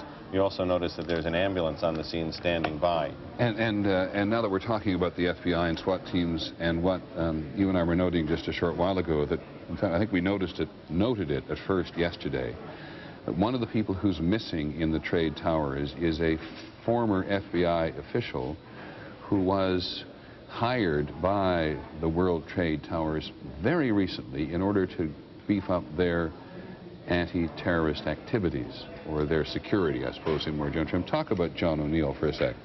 John P. O'Neill, special agent in charge of the National Security Division in the New York office. He was a former FBI liaison to the National Security Council at the White House. He ran the counterterrorism operations out of New York, including the embassy bombing cases, the bombing of the USS Cole. He was the man in charge on the ground in Yemen. He was part of the FBI team that had to leave in a hurry when they received intelligence information that the FBI team was going to be under attack at the U.S. Embassy by terrorists. In Yemen itself. In Yemen, which makes it so much more of a dark coincidence that he should get a civilian job in a much safer environment, a tall office tower where he would be a security director looking to harden the target, and now be among those who is unaccounted for. We've spoken, I've actually called his phone a number of times. We've spoken to people who are very close to him. I've spoken to the FBI director in New York, the assistant director in charge. You're basically saying he's been out of touch for how long? For 24 hours, a little more. He called people from the scene yesterday morning, and then after the collapse, no one was able to reach him. So while no one knows his fate, you know, the possibilities aren't pretty. Thank you, John. John P. O'Neill played an enormous role in the fight against terrorism, and it takes us right back to the crime scene in downtown New York, and George Stephanopoulos, who is with one of those working so hard to find folks. That's right, Peter. I'm here with Jerry Schwartz, who came here from Whitpain Township, Pennsylvania. That's in Montgomery County outside of Philadelphia. He and 4 of his colleagues drove here last night, got here about midnight, and have been working ever since. What exactly have you been doing, Jerry? Working through the rubble, assisting rescuers up at the first tower, and just removing rubble, concrete, steel, anything in the way. Trying to look for people that are alive, any bodies. Why don't you try and describe the scene there at Ground Zero where the World Trade Center was?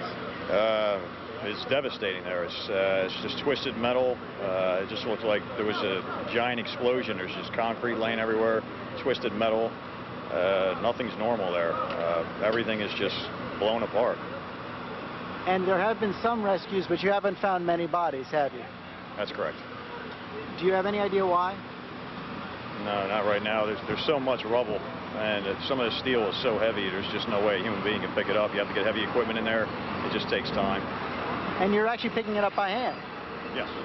Yes. Well, there's numerous people up there, firefighters, police officers, not just from New York, but from all over the area, outside of state. And they're up there, everybody's grabbing, heavy steel. You're talking like 10, 20 guys at a shot, picking it up and throwing it, and just keep on going and keep digging and digging and digging. And that's what they're doing. And about how much longer do you think you'll stay here working on the site? We'll probably stay here until we drop tonight. That's what we'll do. We've been here since 12. We haven't stopped yet. We just took a little break, and then we're going to go back up again. Well, thank you for your work. You're welcome. Peter? Thanks very much, George. I just want to take a quick look at Boston again now, because that's an unresolved situation. We just punch up the nothing at the Westin Hotel at Topley Square, but we're outside that hotel at the moment, and we'll keep on top of exactly what is happening there. We know that SWAT team has gone inside.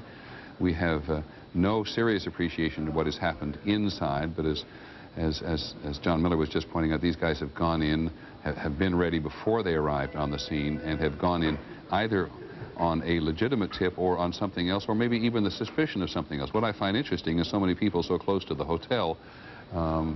I don't know what that suggests, a relaxed atmosphere or not. We have on the telephone at the moment Jacqueline Galligan. Ms. Galligan, can you hear me? Yes, I can. Where, may I ask, are you calling from? I'm calling from Bay Ridge, Brooklyn, where we live. From Brooklyn, New York? Yes, Brooklyn.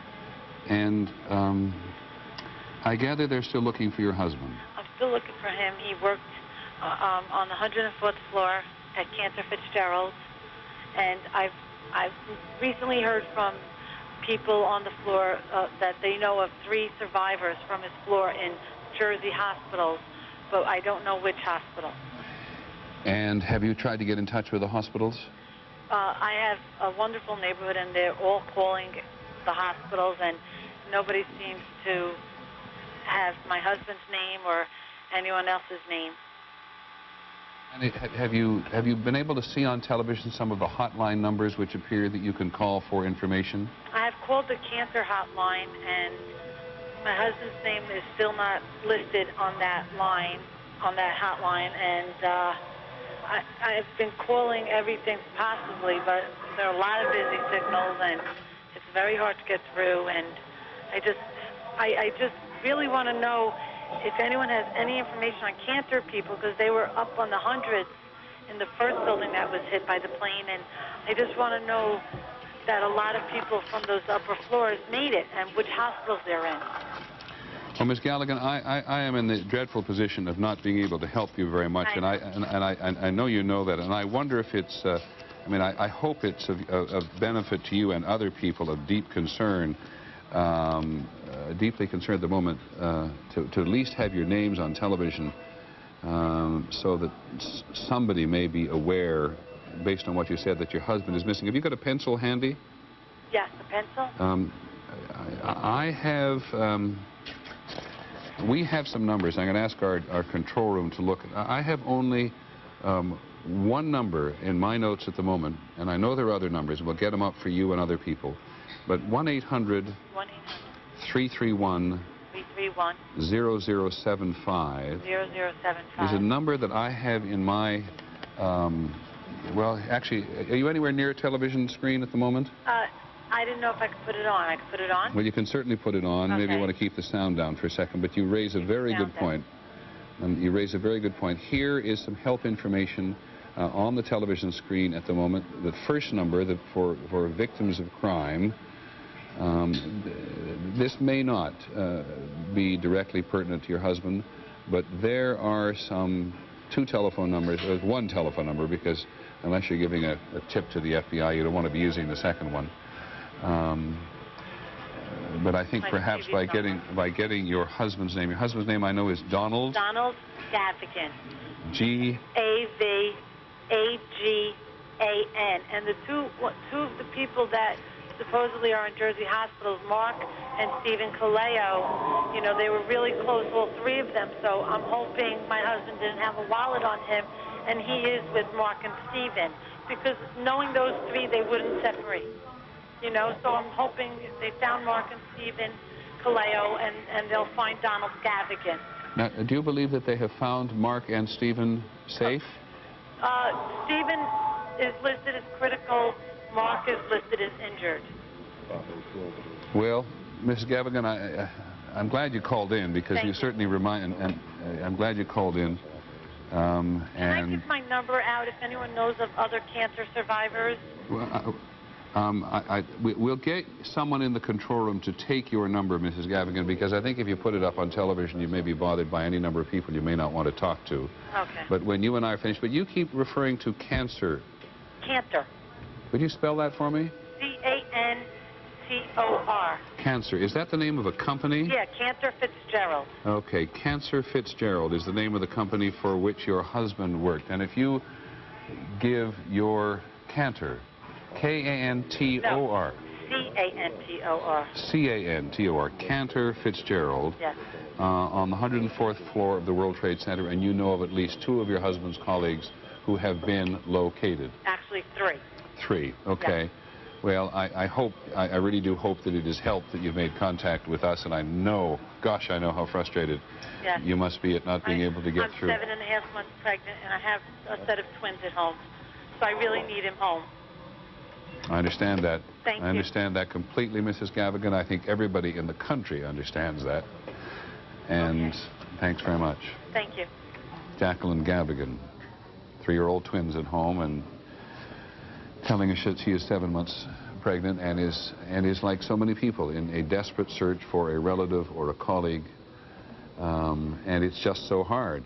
The system is just simply stressed in so many ways. Any other suggestions, John, at this point? That's the only line I know, but...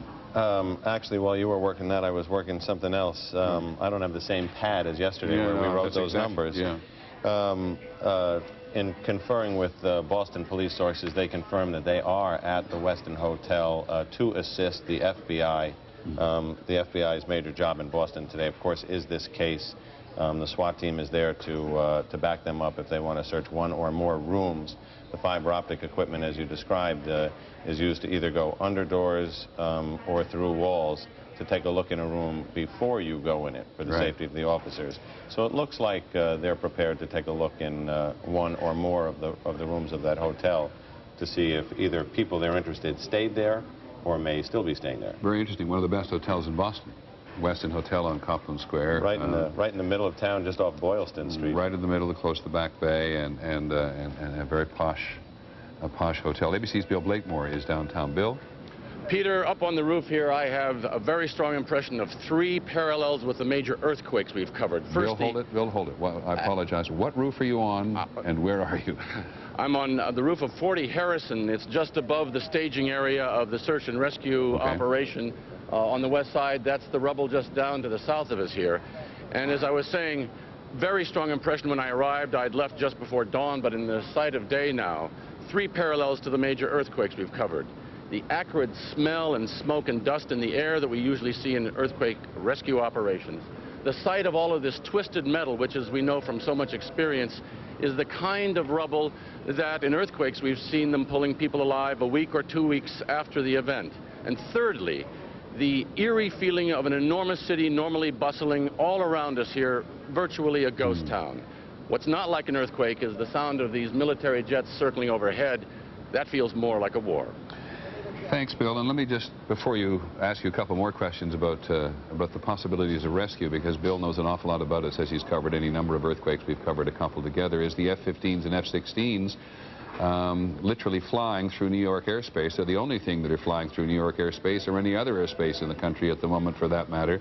This is what it looks like a couple of minutes ago. Either it may be Air Force, it may be Marines, it may be Navy at the moment, which are flying in this no-fly zone for everybody else in not dissimilar fashion from the way they fly in the no-fly zones in northern and southern Iraq at the moment.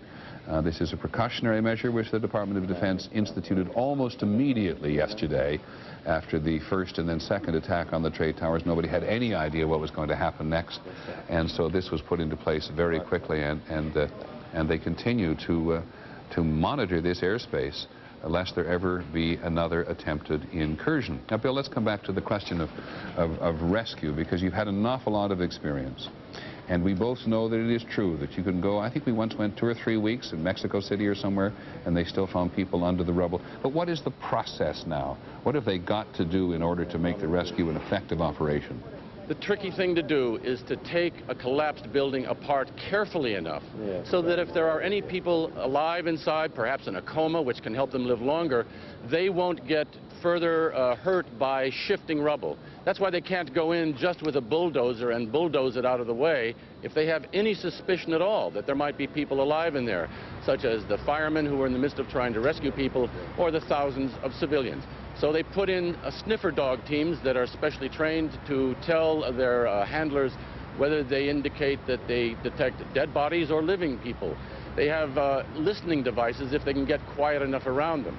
But it's very complicated. This is a very difficult art, to take apart a building that's collapsed like this in a way that wouldn't hurt people inside. Yeah, well, we hear a lot of noise, and I think I said once before that noise is a real issue for rescues, because you've got to make the noise to get the heavy pieces out. But if you're making too much noise, you cannot hear the sounds of survivors. Exactly, and that takes enormous coordination. When we've covered earthquakes in small villages, say in the mountains of southern Italy, it was relatively easy for the local police to suddenly ask absolutely everybody to be quiet. We saw the same thing in Mexico City, where suddenly a bullhorn would go out because somebody had gotten to the overall coordinator and said, in this area, everybody be quiet for the next 60 seconds, and then they'd listen to the phones trying to hear if there was cries for help from below. This is much more complicated. You'd have to get the jets overhead to go away for a bit. There's a couple of police helicopters that you'd have to move. And there are so many people from so many agencies and organizations down below moving around that it's hard to tell if they'd be able to really get too quiet to use the phone. So I suspect they're relying on sniffer dogs and engineers telling them what the substructures of buildings is. And Bill has just helped a lot, of course, by reminding us that what we're looking at in the immediate foreground for him is the staging area. And as the camera is able to get closer, you are seeing the fringes of where the trade towers collapsed onto themselves. And there is a perimeter of heavy equipment. And you now get some larger sense of the heavy debris of the twin towers. There's been something misinterpretation if you look at that picture. And we go back to that picture for a second, because in the foreground there, this is not the area. It is deep in between those buildings. This is as close as cameras are allowed to get in a fixed position. And it is around the corners behind those buildings where the worst debris is evident. From ABC 7 News, this is a special report. Continuing coverage, America Under Attack.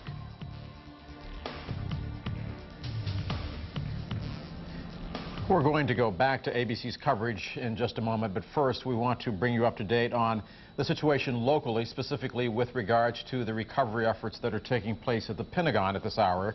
You're looking live at a picture of the Pentagon as the search for victims there continues. Good afternoon, and thank you for joining us. I'm Del Walters. And I'm Kathleen Matthews. Well, as Del just said, the search and rescue operations have resumed this afternoon at the Pentagon, as you could see from those live pictures. Now, earlier today, there was a scare for workers who had returned to the burned-out building. They had returned to try to forge ahead with their daily routine, and ultimately, just about an hour ago, workers suddenly ran from the building when a report came in about an unidentified plane that was approaching the Pentagon. Of course, there's no air traffic that's been going on at all day long. Well, those fears, however, were unfounded as people were running from the rescue operation and employees were running from the building, as you can see here, because it turned out to be a plane that was carrying workers with the Federal Emergency Management Agency, FEMA. However, fears generally have not subsided at the Pentagon, as on the perimeter there, family and friends wait and hope for word of their loved ones who are still missing. My worst fear is that he didn't make it. I'm holding out hope because there is a God, and I believe in God, and I believe in miracles. We also want to update you at this hour about the transportation situation, another story that is unfolding at the Pentagon and also around National Airport. This is what we know. We'll show you a graphic on the screen. The Pentagon Metro has reopened this afternoon, but we are being told by a Metro spokesperson that it is only available to employees who can show a valid military identification, in other words, a valid Pentagon ID that shows that they actually work in the building. Also, the National Airport stop is expected to reopen in about an hour and a half, that of course coinciding with a 3 o'clock deadline that airline officials have said that they will allow people to go back to National Airport to reclaim their luggage that they had to abandon yesterday afternoon. Now at this hour, some airlines are actually resuming flights. Of course, there's been a total halt on all air travel in the United States, but at this point, in some parts of the country, they are resuming flights, but they are not resuming flights yet at Washington, D.C. Dulles or at Reagan National Airport, which is what you're looking at a live picture of here. National remains closed at this hour, and no flights are scheduled out of National or into National today. But this afternoon at 3, the airport will be reopened on a limited basis. And we talked earlier today with the airport authority about what will happen for some passengers. The planes aren't where they're supposed to be, and the crews aren't where they're supposed to be, and the passengers aren't where they're supposed to be. You know, yesterday, all of our international arrivals that came from Europe to Dulles, it's our understanding they landed somewhere in Canada. So again, there you have a bunch of people in planes that aren't where they're supposed to be. My thought, our recommendation is patience, obviously, is so important. Now, that was the airport authority talking. They also mentioned at 3 o'clock that they're going to allow people who had checked in yesterday morning, had actually checked their baggage to return at 3 o'clock today to be able to pick up their bags, which have been in the airport overnight. And they also said don't be surprised if when you check those bags that you notice that they may have been opened, as security is a major concern at this point. Also, we can expect a lot more security precautions going right into place as airline travel is resumed. Right. Another security concern that we want to point out, you saw the evacuation of the Pentagon a short while ago from a scare there. We've been getting calls here at the station from people who say they are concerned about aircraft that have been flying overhead. This is what we can tell you about this. We are told at this hour that the Department of Defense is in control of the skies over the nation's capital. What you are seeing is military aircraft only, specifically authorized to be out there, specifically authorized to be flying by the Department of Defense. So don't worry, they're in the skies to protect you, not to frighten you. We're going to send you back to New York to ABC's coverage and Peter Jennings, and we'll be back in about a half hour with an update on the local conditions. For us, as we look at the outside of the building, this gash which you were standing in front of all day yesterday, which perhaps we can look at again, the sense certainly was that the aircraft itself, which was a 757, a big Boeing aircraft, had penetrated all the way through to the inner courtyard of the Pentagon. Does that turn out to be the case? No, it did not penetrate all the way into the inner courtyard. It penetrated through 3 of the rings of the Pentagon, and there's, in many places in the Pentagon, Peter, there is space, actual air that goes all the way up to the sky space between the rings, and in other areas there are the pathways that you can walk to get from ring to ring. The aircraft did penetrate 3 of the rings. It devastated office space on at least 4 or 5 floors, especially in the initial entry point. As you can see from the various pictures that you just had up, Peter, they're going to have to drop some of the slanted floor material in order to begin to try to recover the remains of some people. It is way too unstable to put people into that area. It would be risking lives to try to find people that are probably not survivors. And at this particular point in the building, because it's a little hard for us to tell, am I right, it's on the southern end of the building? It is on the southern face of the building. That's true, Peter. Our offices are on the northwestern face. So how close are you on that? How close is the part that's been attacked to a public highway along which people will now drive on a regular basis and be reminded of what's happened? It's within 200 or 300 feet of a public highway, which is closed today because it is where a lot of emergency equipment is parked. But there's a road called 110 which goes right by where the gash is. And in fact, as we have described many times, the aircraft came in and clipped off light poles along the way as it crossed that last chunk of highway. and slammed into the Pentagon on its death crash. John, have you seen any remnants of the airplane itself?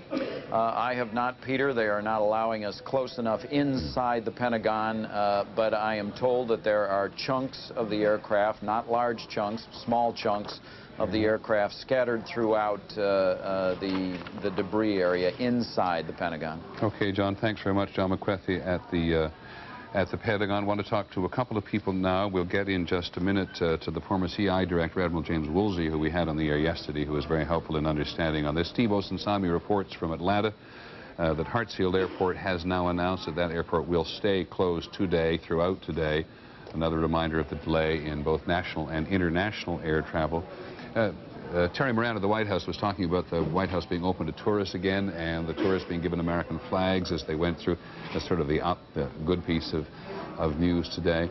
It's interesting that flag sales all across the country have actually soared in a fairly obvious show of patriotism. Kmart, biggest retailer in the country, of course, said it sold 88,000 American flags yesterday and a lot of red, white, and blue ribbons. And that's another reminder for us, no matter where we are, that throughout the country people are feeling very strongly about the country, reflected in the determination in the political establishment at every level that the country is not going to, not only going to not take this lying down, so to speak, but that the country wishes to express itself as being strong and resilient. And one of the people who I suspect will at least begin our conversation by reflecting that in full measure is Senator Richard Shelby, Republican from Alabama, who's with us from Capitol Hill. He's the ranking Republican on the Senate Select Committee on Intelligence. Senator Shelby, just first of all, give us the mood in the place today. Well, the mood is very sober here in the Capitol today, and it should be. We're very much aware of the loss of life and how vulnerable we were to attacks in New York and at the Pentagon. A lot of us have known this could go on. We were hoping that we would be fortunate enough for it not to happen on our soil. But it has happened. Did you hear John McWethy just a moment ago say that the casualty figures at the Pentagon are going to be lower than they certainly originally thought they were going to be? I heard that. Yes. But still, Peter, as we all know, it's a lot of people. And we have heard a sort of very unified expression of support from the House and the Senate today, sir, in terms of support for the people of New York and support for the president.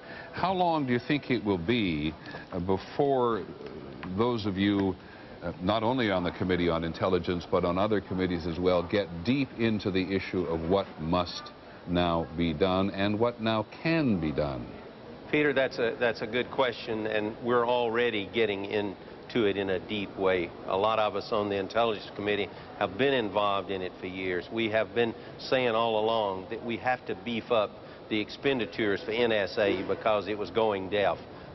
We've got to do more for human intelligence, training and recruitment for the CIA and others, because there were other people here in Washington and around the country saying we don't need our intelligence agencies. But we all know we need them, and we need them to function in the highest regard. And I think they can do better, and I believe they will do better, but we're going to have to dedicate ourselves for more money, more training, and more resolve here. Well, we can debate all those things, and will in the days and weeks ahead. But I just want to ask one thing about it. Several times in the last day, including from the former director of the CIA, James Woolsey, we've heard this question of human intelligence, or the human intelligence component of counterterrorism, having been downgraded by some politicians. Would you explain that to us? Well, what he's really talking about is the element of the human being involved in intelligence gathering. There was a lot of people that used to say all over America and the world that the human intelligence has been replaced by electronic intelligence, by intercepts and so forth. But there cannot be a replacement for it. I think they have to be complementary. But why did it get downgraded? What was the notion of saying that human intelligence wasn't important? Well, I don't know the answer to it straight up, except there was a movement said we don't need it because we've got technology. Technology will not replace human intelligence. We know that, and we certainly know it today. Now, as a member of the Select Committee on Intelligence, What do you know about the investigation today? We've obviously been reporting some developments. What have you been told about? Well, I can't tell you everything I've been told, Peter, but I can tell you that there is a rigorous investigation going on. People are going back in all our agencies. They're going back to see if they missed something, which is just common sense. Did we have some inkling that we missed? Perhaps we didn't, because there was no specific warning, but a lot of times there are other warnings, other signals that we perhaps don't gather in. We will have to see this. There's a sort of a post-mortem going on here. No kidding. As we do the investigation. Now, are you aware that that the intelligence agencies have put together a list of suspects on board the aircraft themselves, and have, in some cases, been able to identify them? Well, they're doing a good job. They're doing a thorough job. They must do that, and I figure that it won't be long that all this will crystallize, Peter. You're on the right track. Thank you very much, Senator. I realize I don't want to... Hold it, don't go away, because I have one more question for you. I'm not going. I just want to know whether or not... We've talked a lot about terrorist cells, and that Osama bin Laden, who's getting the finger from all sorts of people today, is a man, but also connected to a loose organization. Do you believe there are such cells in the United States? Absolutely. This country is so open, and that's one of our strengths, that we have so many people all over this country, without going into detail, that could form some of these cells. The FBI is very involved in all this, but there are nearly 300 million people in this country, and we have an open society. It's not like some countries that you run it as a police state. But we have to be more vigorous and rigorous in what we do here. Do you regard this as a huge failure of intelligence? I think it's a failure. We've had other failures, but the bottom line, Peter, we've had a lot of successes, and we should give credit to our intelligence agencies, all of them, for the successes. A lot of them that are never been made public will never be made public. But we've had a lot of failures. If this had been a success, this wouldn't have happened. We could have thwarted it. But we can do better, and I believe there's going to have to be a commitment by this administration and by this Congress and the future Congresses that we're going to beef up our intelligence gathering in all aspects. We can do it. We must do it. Thank you very much, Senator Shelby from Alabama, Republican, ranking member on the Senate Select Committee on Intelligence, for joining us today. And now, by way of a reality check, we welcome back to our coverage the former CIA Director James Woolsey, who is in Washington today. Mr. Woolsey, I just elevated you to Admiral, which was inadvertent, and I apologize. It's all right. Never got to give a captain in the Army. Give us a reality check on what Senator Shelby said. People in Washington always want more money. We're spending, what, more than $10 billion a year on counterintelligence in some fashion or the other. Is money really the answer? I don't think we're spending it on counterintelligence, on counterterrorism, but that adds together the fences that people build in all sorts of government agencies around their buildings and so forth. I think what really happened is that we were not spending really enough on intelligence as a whole, and particularly human intelligence, back in the, I think, early 1980s and in the, even into the mid-1990s. And then they plussed up, added some money to human intelligence, and particularly oriented toward dealing with terrorists, in the late 90s in order to get ready for the Y2K problems. And in fact, the CIA and the rest of the intelligence community and law enforcement community performed quite well then, and they stopped a number of potential terrorist actions right around Y2K. And then a lot of people who funded them, whether it was in the Office of Management and Budget or the Congress, said, well, now that that's done, we'll go back down to earlier levels. And I think they lost some of the funding that they had back a couple of years ago, and that was unfortunate. They need continued and sustained high level of funding to deal with this very, very tough problem of terrorism. It's very difficult to recruit spies inside terrorist organizations. No, I gather that either through the press, through us in part, and through your historic contacts, you've been following as best you can today's investigation. What do you think so far? Well, I think they're moving quickly to do the best they can. And these are interesting developments in Boston that you've been reporting on. I think it will be extremely important for them to pull together what they can in this country. But I think we don't want to get distracted. Back in the World Trade Center bombing days, the aftermath of that in 1993, there was a huge amount of focus on getting the people who actually conducted the bombing. And the FBI agent, Jim Fox, who was in charge of the overall investigation in New York, had a broader view. He was quite concerned about Iraqi government involvement in the whole overall operation. And he was unfortunately removed in '94, died in '97. And after he was removed, the government veered really toward a pure law enforcement focus on counterterrorism. And they focused on these loose associations of terrorist cells in the United States, at most Osama bin Laden. But they didn't look very thoroughly or carefully at what might be behind all this, whether there would be a government back there on some of these incidents, pulling the strings, doing the planning, such as Iraq. I think it's time for the Bush administration to correct some of those mistakes of the last 6 or 7 years of the Clinton administration and start focusing on the possibility of state involvement in some of these operations. I think you're suggesting that maybe the inevitable preoccupation today with can you finger at least the perpetrators themselves and connect them up a notch or two may be inevitable. It's one of the first things we want to know. But it's going to be hugely difficult, I would assume, to begin to put this all together on a global basis.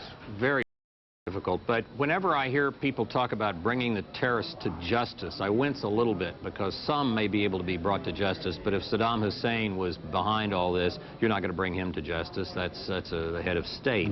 I wince a little bit when I hear about countries that harbor terrorists, because Afghanistan is harboring bin Laden, and he may, and his organization may very well have been involved in this. But if Iraq was behind the whole thing, bin Laden isn't located in Iraq. He may be a junior partner to Saddam, but he's not being harbored there. So I think we need to make sure we have a broad enough focus as we look at all the possibilities of what might have gone into this very sophisticated plan and operation was conducted. Let me take a couple of things you've said and go a little further. I was, I think, one of those who said that Senator Santorum today, the Republican senator in the Senate today, had said this was the time to wage war, not a time to bring people to justice. And I made the observation, and I think others did too, that this was maybe contrary to the American idea of itself to ignore the notion of bringing people to justice. Oh, well, we should bring to justice those whom we can bring to justice. But it may well be that only the small fry can be brought to justice. It may be that the people who were really behind this, whether it was just bin Laden or another terrorist group, or whether it was a head of state, will have to be dealt with the way one deals with a country that has attacked you. The only way we were able to bring the leaders of Imperial Japan and Nazi Germany to justice was by occupying both countries, and that meant war. Today, war has been waged against the United States, but unlike 1941, we're not entirely sure just exactly who was behind the launching of that strike. But you have mentioned in this conversation alone 3 times, and I think you mentioned it yesterday, Iraq. Why do you keep bringing up Iraq? Because I think there has started to be some rethinking of the World Trade Center operation of 1993, mainly under the influence of a fascinating new book by Laurie Milroy called Saddam's Study of Revenge. It suggests that the Iraqi government may have been involved in the World Trade Center bombing of '93. If that's true, Ramzi Youssef, now in prison in Colorado, was involved with the Iraqi government, perhaps as an agent, and that means they were also involved with the plan he had to destroy 12 American airliners in the Pacific, the plan that went awry when he was caught and arrested. I think a re-look at those older cases, a fresh look, a look that was not taken in the last 6 or 7 years of the Clinton administration, is very much in line now. And if it bears out the way Laurie and Jim Fox, the FBI agent I mentioned before, suggested, it may turn out that Saddam made a second and this time successful try at what he failed to bring off in 1993. Okie dokie. I want you to explain it, because every time you say something on television these days, people are either sometimes inclined to believe it immediately. Tell me generically speaking, or tell us generically speaking, what's the CIA doing at the moment? Right? What's it doing today? It's like, you know, 10 to 11 in the west, 10 to 2 in the east here. What are they doing? Well, I imagine they're doing two things. First of all, they're going back agonizingly over every shred of information, report from an asset, intercept if they have any, etc., that they've had in the recent past that might have triggered more attention to this to see if they'd made any mistakes, if it had been a failure to obtain intelligence or a failure of interpretation. I'm sure they are looking forward. They are trying their best to figure out how to penetrate bin Laden's group more, other terrorist groups, hopefully the Iraqi and the Iranian government. Haven't they been doing that already? I mean, hasn't the CIA been expending enormous amounts of energy and money on doing this for the last several years? It's but Peter, it's a war that doesn't stop. It's like being the goalie on a deadly a hockey team in a deadly game in which you can't let a single goal shot through. You have to stop absolutely every shot in order to win or even tie. And so you're continually trying to make sure that every single thing that might happen and develop into something like this is something you can stop. It's never ending. Mr. Woolsey, thanks for joining us now. We'd like to talk to you again clearly before the day is over. I like it when you check in. Thank you very much. Good to be with you. James Woolsey, former director of the CIA. I want to check in now with Claire Shipman, who is outside the White House on the president and national security. Yes. Peter, we've been talking to some of the security detail that works with the president, and we've learned a number of things. One, the president's going to participate in a meeting at 2 o'clock today, so in just a few minutes, that's going to try to address a number of important issues they think are on the agenda here, whether the IMF and World Bank meetings should go ahead, which, as you know, was scheduled for the end of this month, whether the UN General Assembly meeting should go ahead in New York, which would be quite a taxing meeting, to say the least, after what has happened up there, and the general beefing up of security around the country, especially at airports. Most specifically, we're told the president is concerned about getting the skies open again. He was pushing hard to have that noon deadline met. We're told that slipped to 3, that Boston is one of the problems. They say they are just not ready, and apparently they just don't want to open one airport or 2 airports unless they're going to open them all. Peter? Thanks very much, Claire Shipman in Washington. We now have on the phone from Venice, Florida. I'm just going to tell you what it says on the card I got handed. Rudy Deckers, who was a flight trainer and allegedly trained 2 of the suspected hijackers to fly. Mr. Deckers, can you hear me? Yes, sir, I can hear you loud and clear. Is that an accurate description of who you are? No, it's not. I'm the president owner of Hoffman Aviation, and I do have people on my payroll who train. Okie dokie. You're the owner of Hoffman Aviation. And what is the alleged or possible connection between Hoffman Aviation and any of these terrorists? Well, of course, we didn't know they were terrorists. They came up here to do flight training, and my people, the student coordinator, did the right things to get passport copies and all kinds of copies before we start training. And that has been all conducted, and they started the training from July till November, and they flew only small planes, a small single-engine plane and a very small multi-engine plane. They obtained their licenses through my company, Hoffman Aviation, and they left apparently to another outfit to get turbo training in the bigger airplanes. All right, now let me just go back and review coming. You say they. Do you know who they is, to whom you're referring? They, I'm referring to 2 people that maybe were involved. I didn't have any confirmation from the government if they were in there. The only thing is that I know that they're investigating if they were involved. But these 2 people we were talking about, the students, they left after the training they did with Hoffman Aviation to another facility to do the jet training. Okay, I'll come back to the jet training in a second, but I just want to first know who's been in touch with you today to ask questions about these suspects? I did not have any questions from the government. My people were here 2:30 a.m. in Venice, and the only thing that the FBI wanted to have were the documents about the individuals who are maybe involved in this hijacking of the plane. We gave them all the information, and we gave them all kinds of other information we have for students, because we fly hundreds and hundreds of foreign students from all over the world. So the FBI, though, did ask you for information on 2 individuals in the middle of the night, and you gave it to them? That is correct. Now, you say they only would have got small aircraft and multi-engine training, two-engine training. at your place and then went on elsewhere to train on jets. Where do they go to train on jets? And does that mean training on a 757 or a 767? I have no confirmation yet where they went. It looks like they went into the Pompano Beach area, southeast Florida, for training. They left here in November after they passed their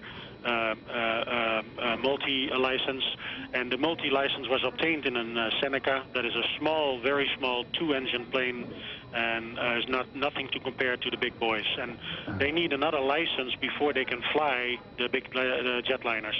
And who are these people about whom you gave information to the FBI?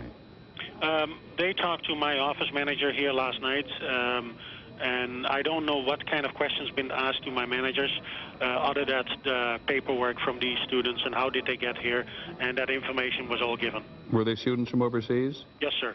And do you know where? Or do you know what their papers said? Well, we don't have the papers anymore, and I came in 7 o'clock this morning.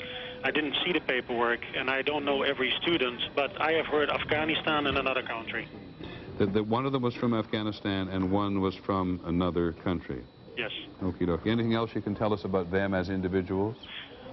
They didn't socialize because immediately when we hired yesterday, of course, we were all in shock what was happening with all the accidents up there. Now it's at our doorstep, and now it's closer. So we checked with all of us. Did somebody socialize with one or two with them? Did we know anything? And the only thing that I hear from my employees was that they were by themselves, not socializing with any of my other students. And they said here they were strange birds. Strange birds. Normally when you're from a foreign country, they hook together, they go to the bar together, and they socialize. And these people didn't socialize with other students. I can only recall one of the two I talked to, big, chubby guy. He came over as a nice guy. The other guy I never saw, not that I can recall. And so I have no opinion there. I only talked for a few moments with the bigger guy. Okay. Can I just be correct? Huffman Aviation is Huffman? That is correct. Huffman Aviation. And just one other question about larger aircraft training. If you have... From ABC 7 News, this is a special report. Continuing coverage, America Under Attack. Well, as we're starting to put pieces of the puzzle together that may actually point in the direction of the perpetrators of this heinous act, we also want to bring you up to date on just the day-to-day situation here in Washington, D.C. I'm Kathleen Matthews. And I'm Del Walters. We want to go right now to ABC 7's News' Nancy Weiner, who's standing by live at the Pentagon with the latest on the recovery efforts that are underway there. Nancy? Good morning, Del. Well, first we would like to show you what's going on the roof of the Pentagon right now. Take a look over my shoulder. Just a few moments ago, there were several crew members actually up on that roof, walking around, taking a look at the damage. In the past few moments, they appear to have come down off the roof, but we are sure that in the next few minutes they will be coming up again, as they have been doing periodically throughout the day. There have been a lot of tense moments here at the Pentagon today, and with that, it can be easy to forget for a moment that that gaping hole behind us represents hundreds of people potentially dead and roughly 80 injured. And I want to take a moment to review what we know about those 80 people or so who were injured. What we do know is that only roughly 40 of them or so have remained in the hospital. And as we show you a few more shots of the scene, I'll tell you what we know about them. 18 of them are at the Virginia Hospital Center in Arlington. 9 of those 18 people are in intensive care. 5 of them are on ventilators. 6 more people are EMS workers with minor injuries. At the Washington Hospital Center, there are 8 patients. 7 of them are in critical condition. Some have burns over 30 to 50% of their bodies. This is just an example of how devastating this crash was. And we spoke with members of the Fairfax Urban Search and Rescue Team who have been up close to the wreckage. They told us very early this morning it was clear to them that no one who was located in this immediate vicinity that you're looking at right now could have possibly survived the blast. Now, one final note, you may have noticed those very distinctive Red Cross logos on the trucks right at the base of the Pentagon. They have been providing food and water as well as psychologists to serve as grief counselors for family members as well as rescue workers on the scene. We understand that it is quite a horrific scene out there, and there's certainly a number of people who do need to take a break from time to time and find someone to talk to about what they've seen, what's being described by many as the worst terrorist act this country has ever seen. Reporting live from the Pentagon, I'm Nancy Weiner, ABC 7 News. Nancy, as we now finish up what is the 28th hour since yesterday's attack on the Pentagon, do we have any indication yet that the fire itself is under control? Yes, we believe that the fire is under control, and the greatest sign of that is that smoke that you saw billowing from the top of the Pentagon for hours and hours and hours has now disappeared. There are still flare-ups from time to time. As I've heard you mention before, there is a lot of wood involved in this structure, and a lot of it is on the roof, but from what we can tell right now, most of the fires have been put out. Nice to see blue sky over the Pentagon again. Nancy Weiner, thank you very much. Well, a relief fund has been set up to help the families of the victims who died in this incident at the Pentagon, and also who were aboard that airplane that crashed into the Pentagon. It's been set up by Riggs Bank. It's the Washington Family Relief Fund, and you can contribute care of Riggs Bank. The Lincoln office, which is at 800 17th Street Northwest in Washington. The zip code there is 20006. And within the hour, we are expecting some other developments. Namely, we are expecting the airport to reopen to people who wish to come and claim baggage where they had to abandon it yesterday afternoon. You're looking live right now at a picture of Reagan National Airport, where the flights remain on the ground, as they will be. We have not received any word yet as to when Reagan National Airport and Washington Dulles will reopen. But at 3 o'clock, the metro station there at National Airport will be reopened, and passengers who had to abandon their luggage yesterday as they evacuated will be allowed back inside the airport to reclaim any of their belongings. As we say goodbye to you, we want to show you the flag on top of the Pentagon building. Of course, flags are flying at half staff throughout the country today. And we'll rejoin you in about at the half hour. And we go back now to New York and to Peter Jennings with ABC News. Has now postponed all of its Thursday games, which would account for the third straight day that the schedule is going to be wiped out. Ron Claiborne is on the phone from Boston. So what's happening in the Westin Hotel, Ron?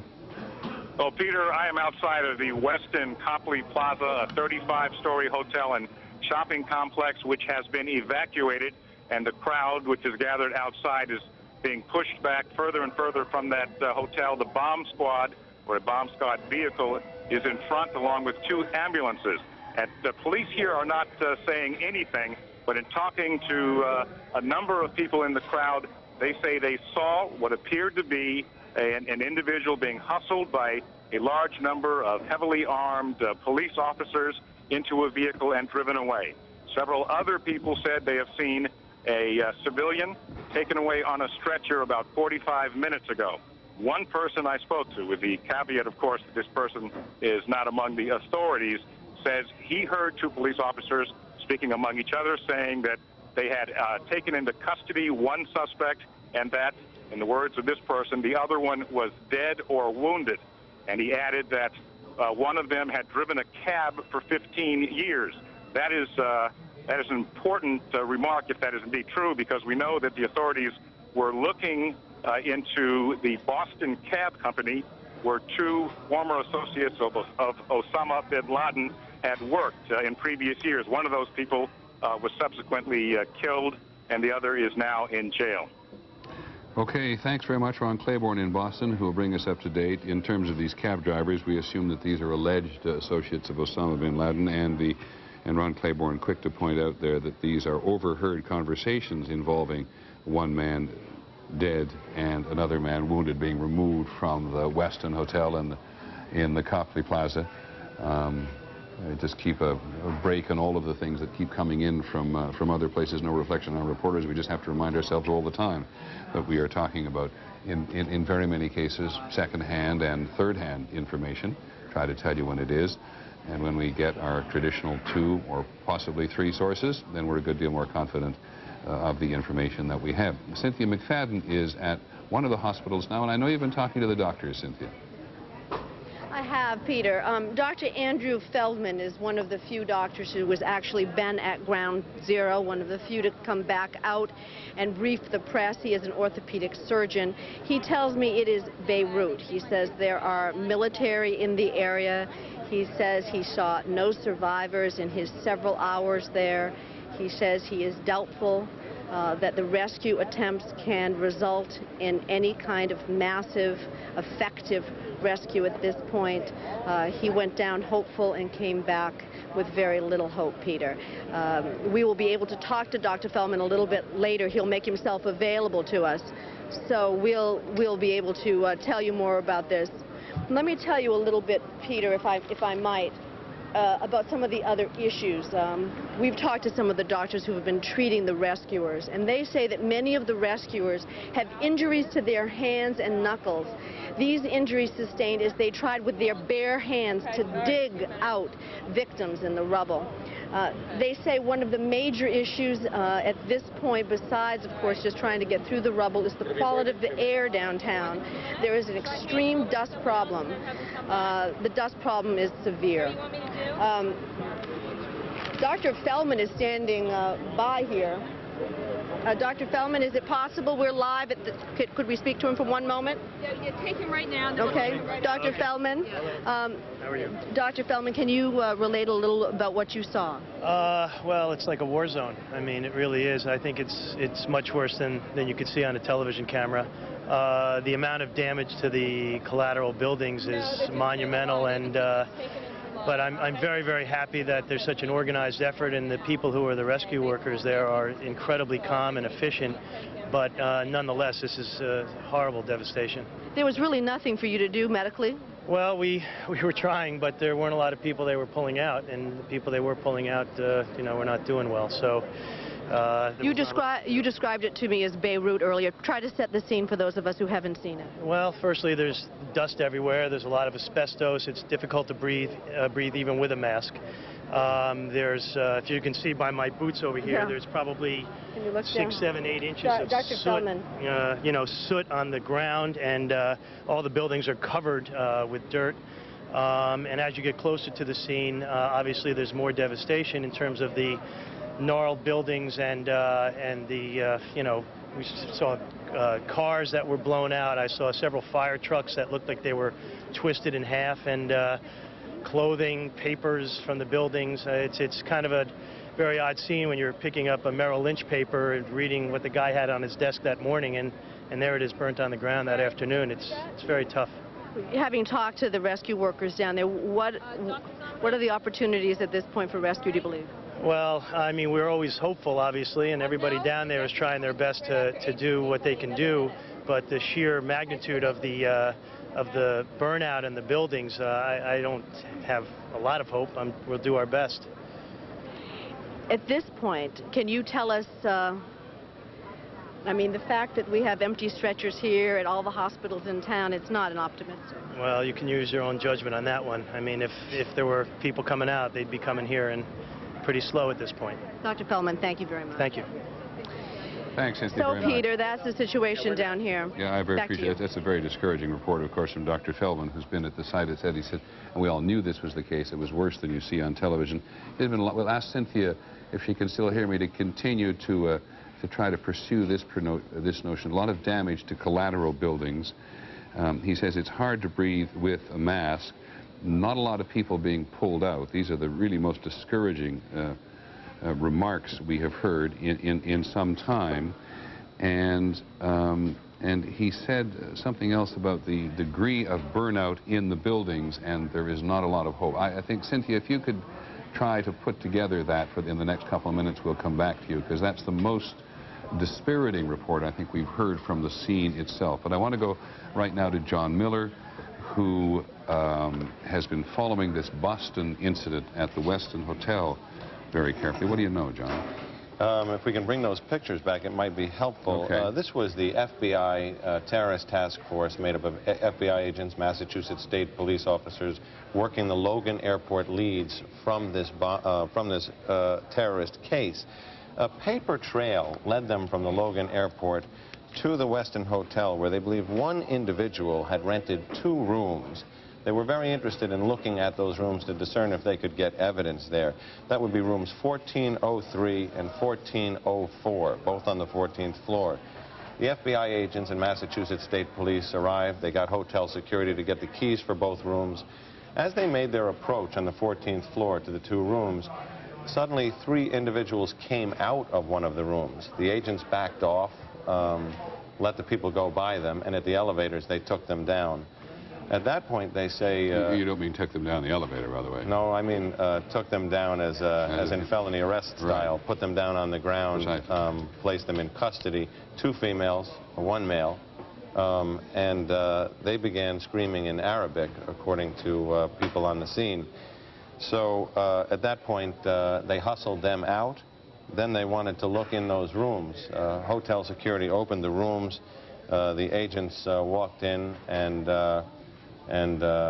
asked for the Boston police. Well, the Boston police SWAT team arrived. Right. Because now that the agents had these people screaming in Arabic and they weren't able to understand what they were saying, they were worried that people might still be in those rooms. So they called for Boston SWAT. Boston SWAT arrives and uses fiber optic tools to look under the door, and the rooms appear to be open. So they do a simultaneous tactical entry, booming both doors and going in to find that the rooms are empty. Then the Boston Bomb Squad dog goes in and alerts on 2 items in one of the 14th floor rooms. A waste paper basket and a large suitcase. The bomb squad then tries to x-ray the suitcase, take a picture. We had just talked about this moments before. Exactly. To see if there were discernible shapes inside, and they couldn't really get an image that was satisfying. That's why you see the shift in the scene here, from a large crowd in front of the hotel to no one in front of the hotel, and everybody moved back a block. The bomb squad said, evacuate the hotel, evacuate the block, and we're going to decide what to do with this suitcase. They have their options from training. They can use an interrupter device, like a water cannon, essentially to blast the suitcase with such force that it will short-circuit a detonator and render it safe. Or they can do either a robotic, using a robot, or a hand entry. The other 2 are much more preferable, and I think they probably have the room to do that. So what you're seeing here is going to drag on for a while. Now, that update is very helpful. We had Ron Claiborne on the phone from Boston just a moment ago, referring to 1 man dead and another man possibly wounded removed from the building, or 1 person dead or wounded. Do you confirm that in any way, shape, or form? I could probably tell you that's not true, although that was the rumor going around in the crowd, because the 1 male was hustled out, and there were witnesses who saw that, and then there was a rumor, I guess, because people had been put down on the ground, that someone was hurt. We can say fairly authoritatively now that's not so. Okay, thank you very much. We are anxious when we overhear conversations in crowds, because as Brian Ross, who is with us at the moment and has been working this investigation in a very broad way, understand that is about the easiest way to get yourself in trouble. Overhear a conversation Right. in a crowd. But on the other hand, it sometimes provides very good information. What have you got, Brian? Well, here is some information that is quite hard. The discovery of the car last night in the Boston airport led FBI agents to a man they have told us was one of the terrorist hijackers, an Egyptian national by the name of Mohammed Atta, who apparently was on the INS watch list.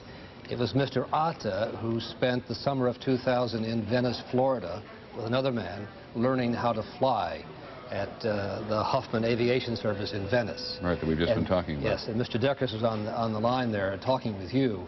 It was Mr. Atta and another man. Atta and this other man briefly stayed with Mr. Deckers' accountant, Charles Voss. And Mr. Voss says he threw him out of the house because he didn't like the way he treated his wife. Right. As well, Boston continues to be a focus of the activity yesterday. The police chief in Portland, Maine, has told us that 5 men came across the border in Jackman, Maine. They all tried to board a commuter flight out of Bangor, but there was only room for 3 of them. The 2 others went on to Portland. They reportedly boarded a U.S. air commuter at 5:53 yesterday morning to make the connection in Boston. We're not clear whether it was the connection to the American flight or the United flight, but it's clear that they came in from Canada just before this flight.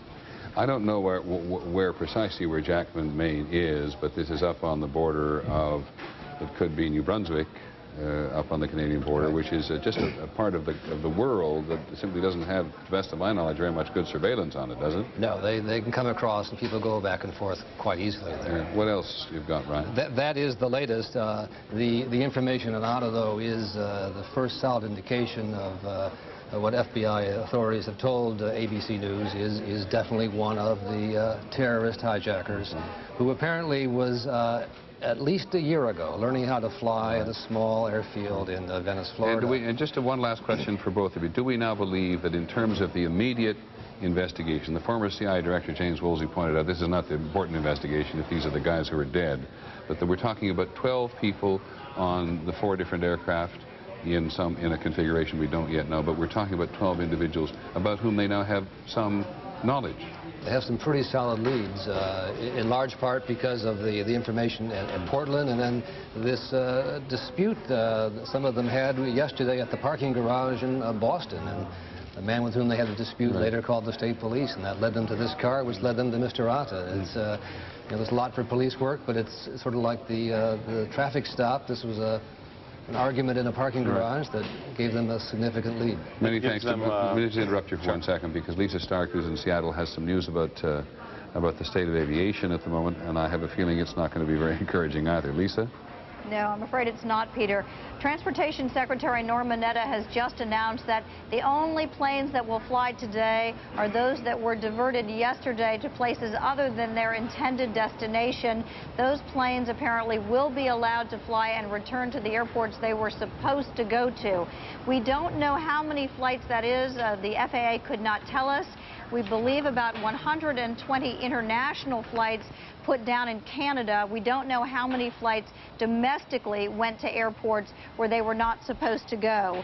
We understand also that the ground stop then will be extended for all other flights, except, as we say, these that were diverted. Secretary Mineta also announced some of the security checks that will be required at the airport, including security checks of all the planes and airports before passengers are allowed to get on. As we've said, no curbside check-in, passengers only allowed beyond the boarding area, and vehicles near the terminals will be monitored very closely. Peter? Thanks very much, Lisa. And there are a lot of aircraft which were diverted on their way to their destinations elsewhere in the United States yesterday, and a lot of them are indeed at airports in Canada. Some of them are international flights which are coming to the United States. And we will try, for those of you expecting someone from somewhere, to get as quickly as we can the number of planes, a considerable number of aircraft on a lot of airports all the way from eastern Canada to western Canada, and some which were ordered by the FAA to land at the nearest airport to them in the United States. Excuse me, we'll try to get that sorted out. But we're talking about a lot of aircraft, but the Secretary of Transportation says those are the only ones that are going to be flying today. Everything else, as we've suggested with Atlanta and Boston, to continue to be closed down. To Bill Blakemore in Lower Manhattan. Bill.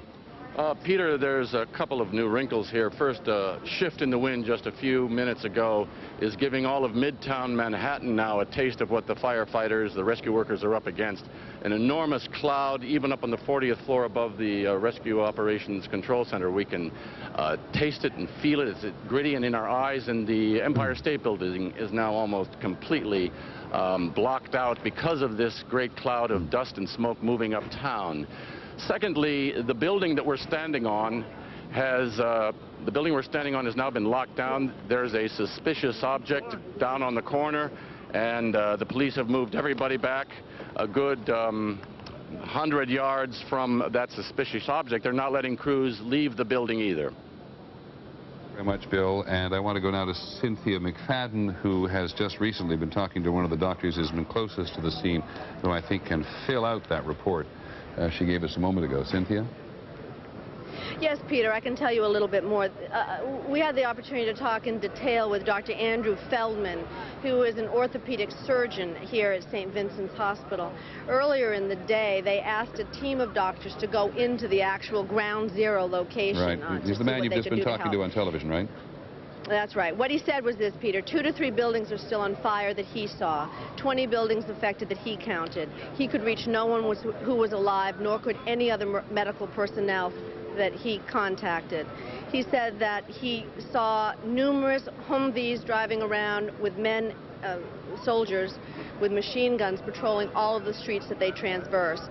He said that they drove for blocks and blocks, the financial district essentially ruined. The report very, very dire from Dr. Feldman.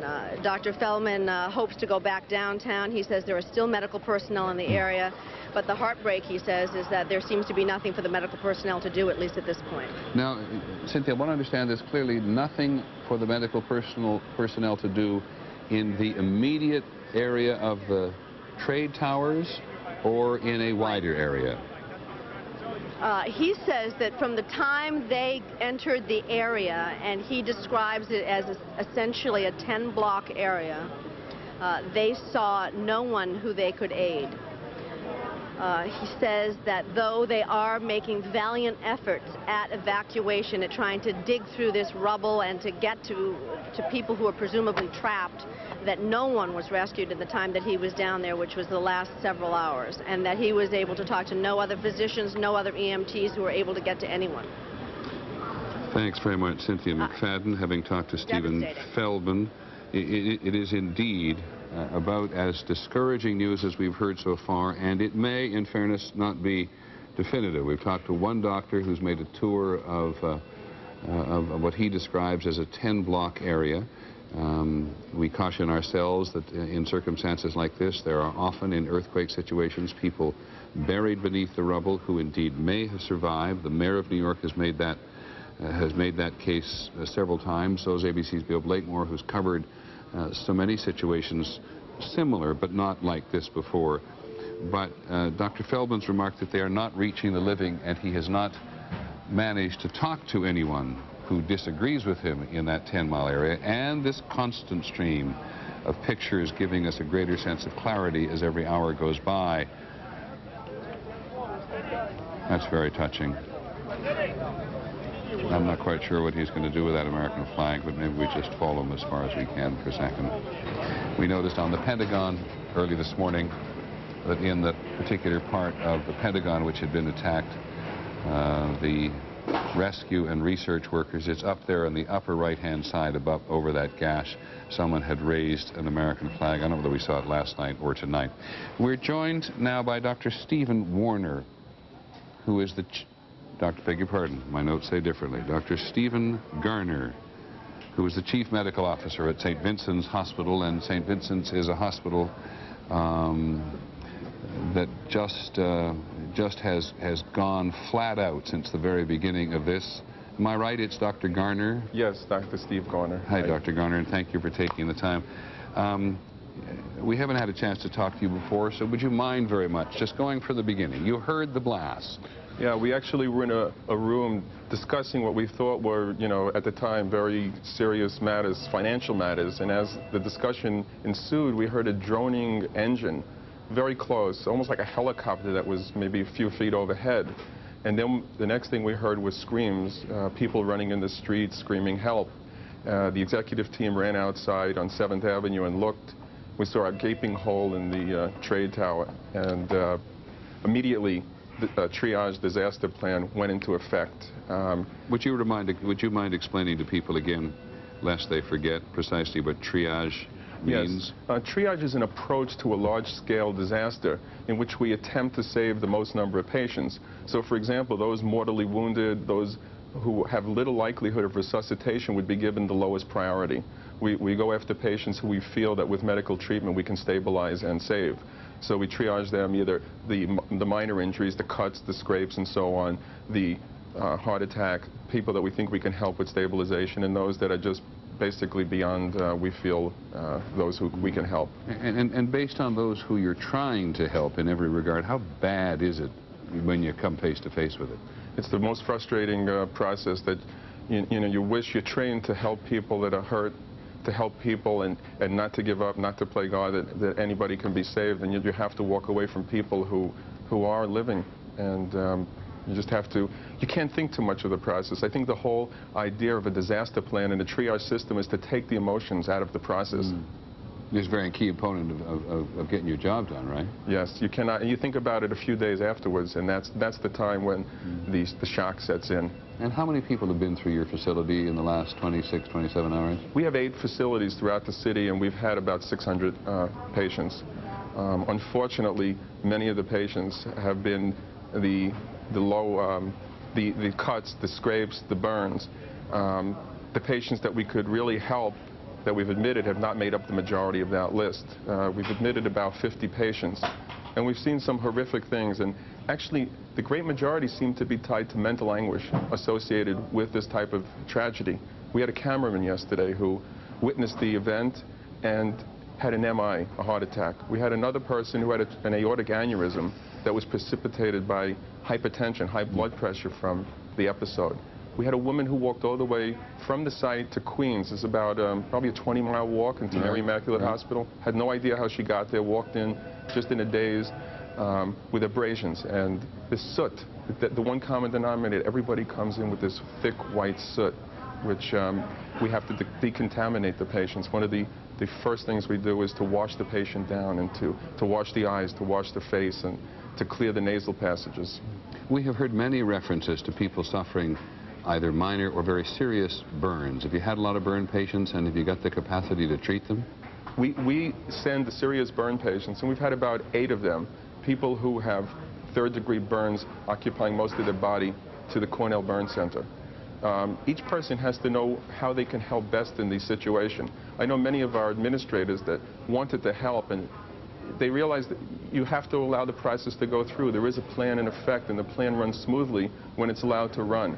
And we at St. Vincent's know that when a person is seriously burned, that there are facilities within the city that can handle these patients in a more effective fashion. That's why we send those seriously ill patients. And you may have been too, as you said yourself, sort of locked down into doing the immediate job at hand, but you have a sense that that the city and the hospital system in the city has been able to handle everything that's been thrown at it?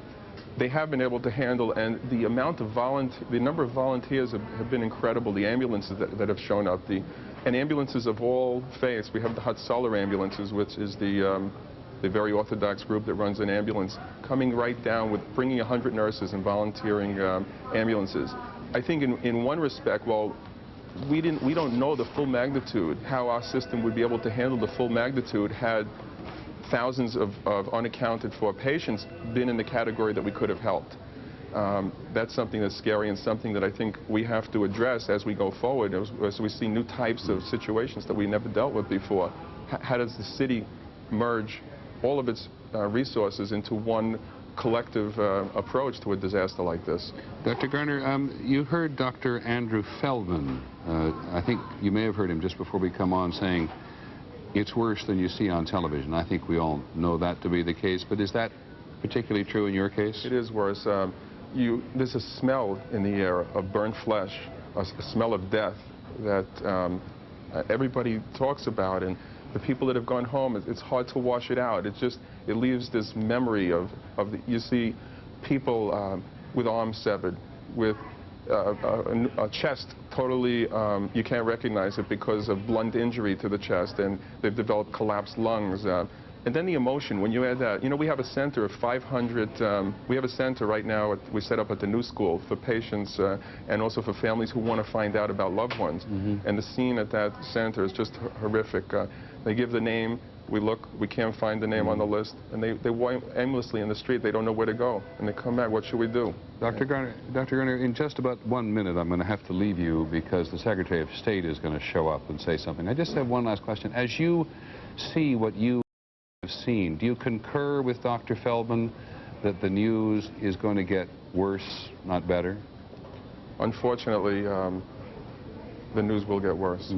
We're very grateful for you for taking the time to talk to us about this. Dr. Stephen Garner, the Chief Medical Officer at St. Vincent's Hospital in New York, giving us another slice of what life is like much closer to the scene.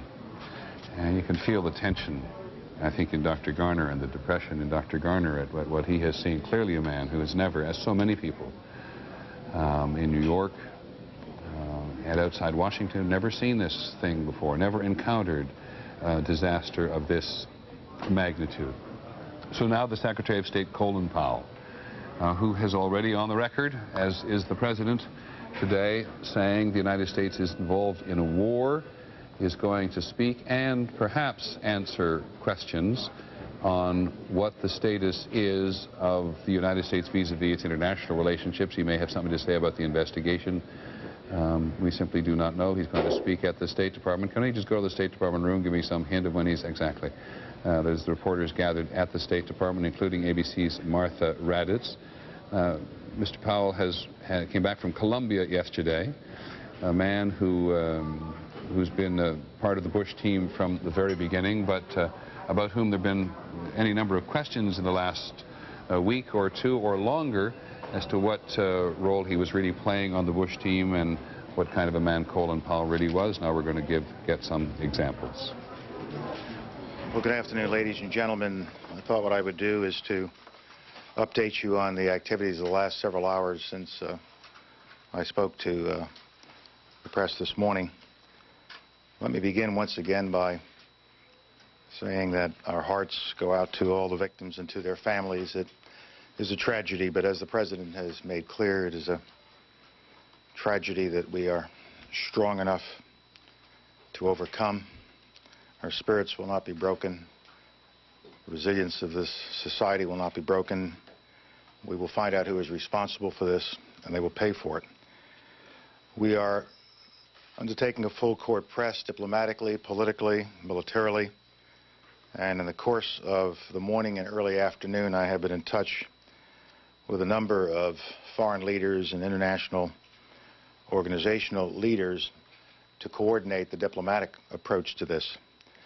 I have talked to Kofi Annan, Secretary General of the United Nations, and I thank the United Nations for the Security Council resolution they passed, and also for the statement from the General Assembly, and I expect the General Assembly to also work on a resolution later today. Lord Robertson in NATO is hard at work with a resolution that is under consideration now that would tee up, if I can put it that way, prime Article 5 responsibilities. Article 5 of the Charter says that an attack from abroad by any one against any member of the alliance is an attack against the alliance. If that resolution goes forward, that doesn't invoke Article 5 yet, but it puts in a position to be invoked when the United States makes a judgment about the nature of the attack and where that attack came from. And I appreciate what Lord Robertson and his colleagues are doing for us. I've also been in touch with Foreign Minister of Belgium, Louis Michel, who is also head of the presidency of the EU at this time, and High Representative Javier Solana, to thank them for the strong support we have received from the European Union and the statements they have made and their cooperation promised to us to deal with this tragedy and to move forward.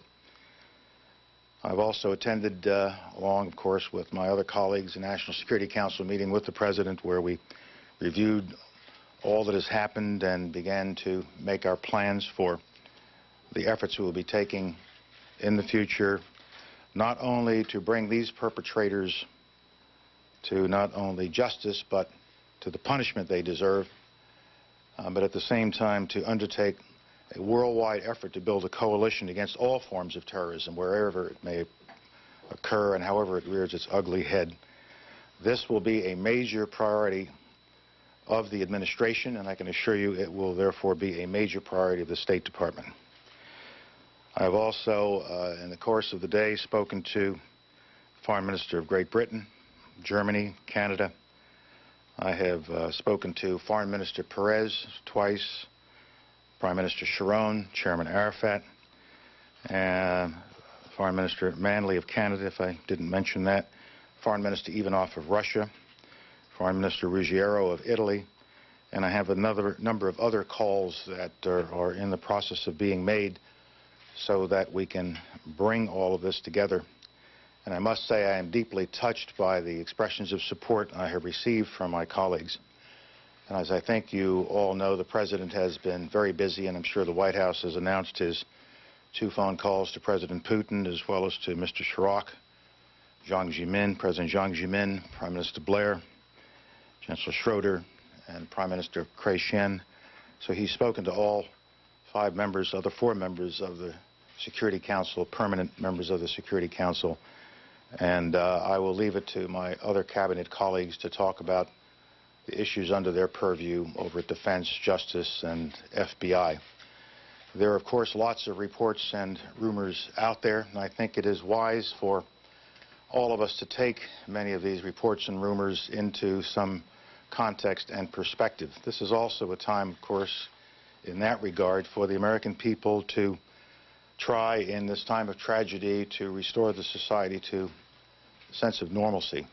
We've got to get back to our jobs. We've got to get back to work. And I know that Secretary Mineta, as soon as it is possible and as soon as it makes sense and is safe, will restore the air traffic system, and commercial air traffic will be brought back online, and I will wait for him to make those announcements with respect to that, and I know that's very much on your mind.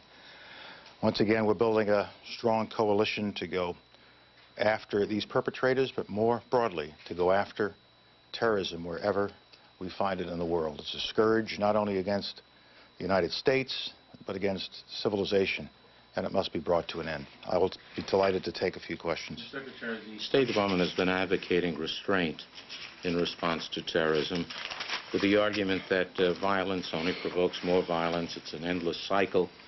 I wondered if the U.S. will be guided by its own admonition now that the U.S. has been horribly attacked by terrorists. I think when you are attacked by a terrorist and you know who the terrorist is and you can fingerprint back to the cause of the terror, you should respond.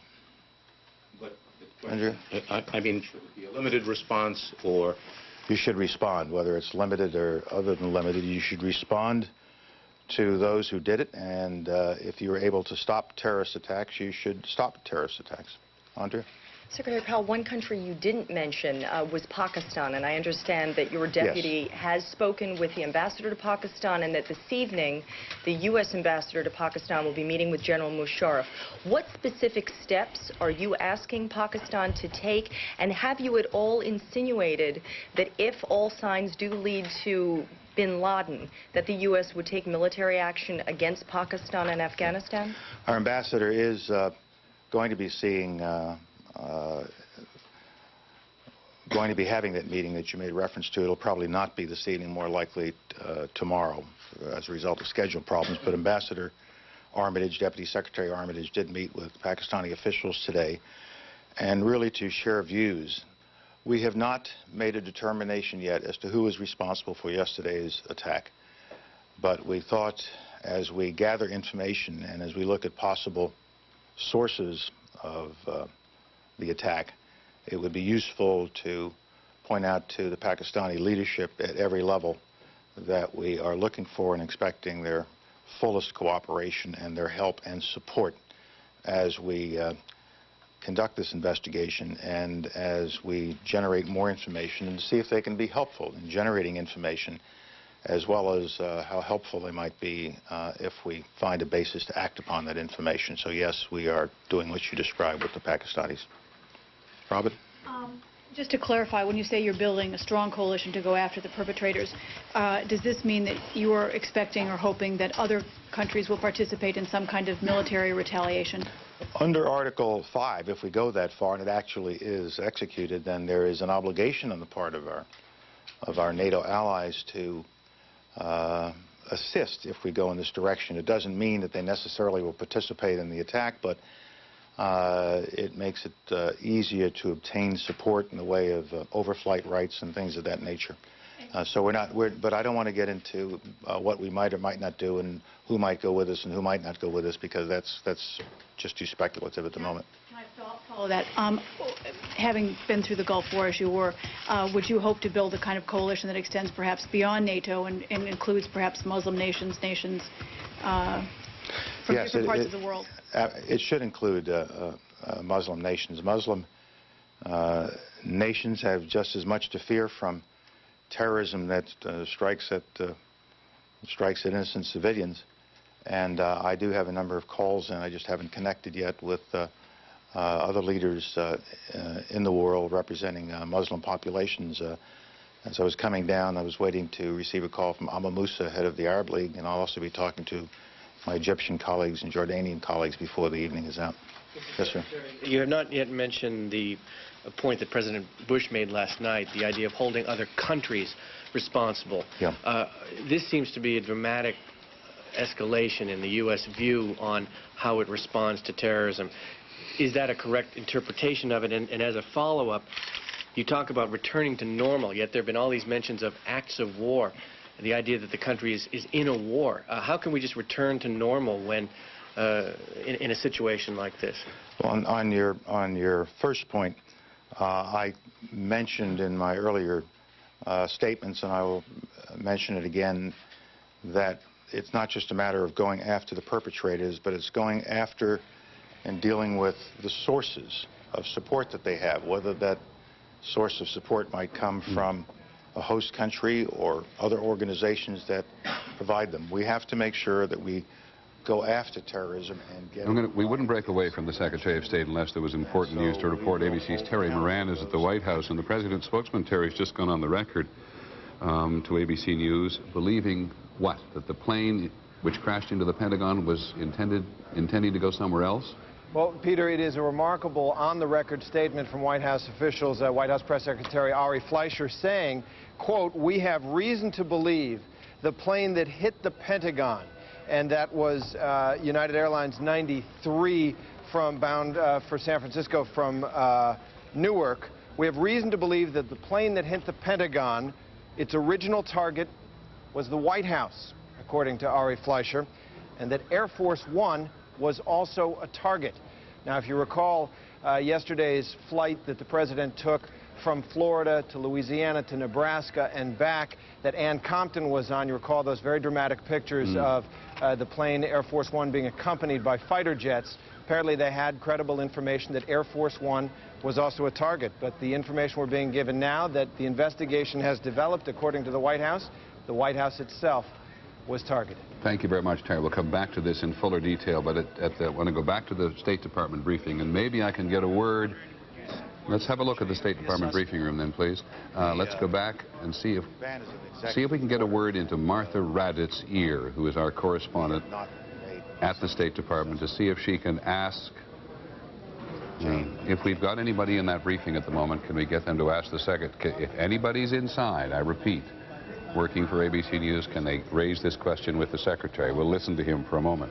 Saying that Osman bin Laden have his training camps in Pakistan, and because he's sending all his, running his empire or terrorism empire from Pakistan. So now, is it time now to go after those countries who are harboring terrorism, really? Because how long can we wait, or how many innocent people can we kill? Well, I don't want to confirm what the Indian government may or may not have said.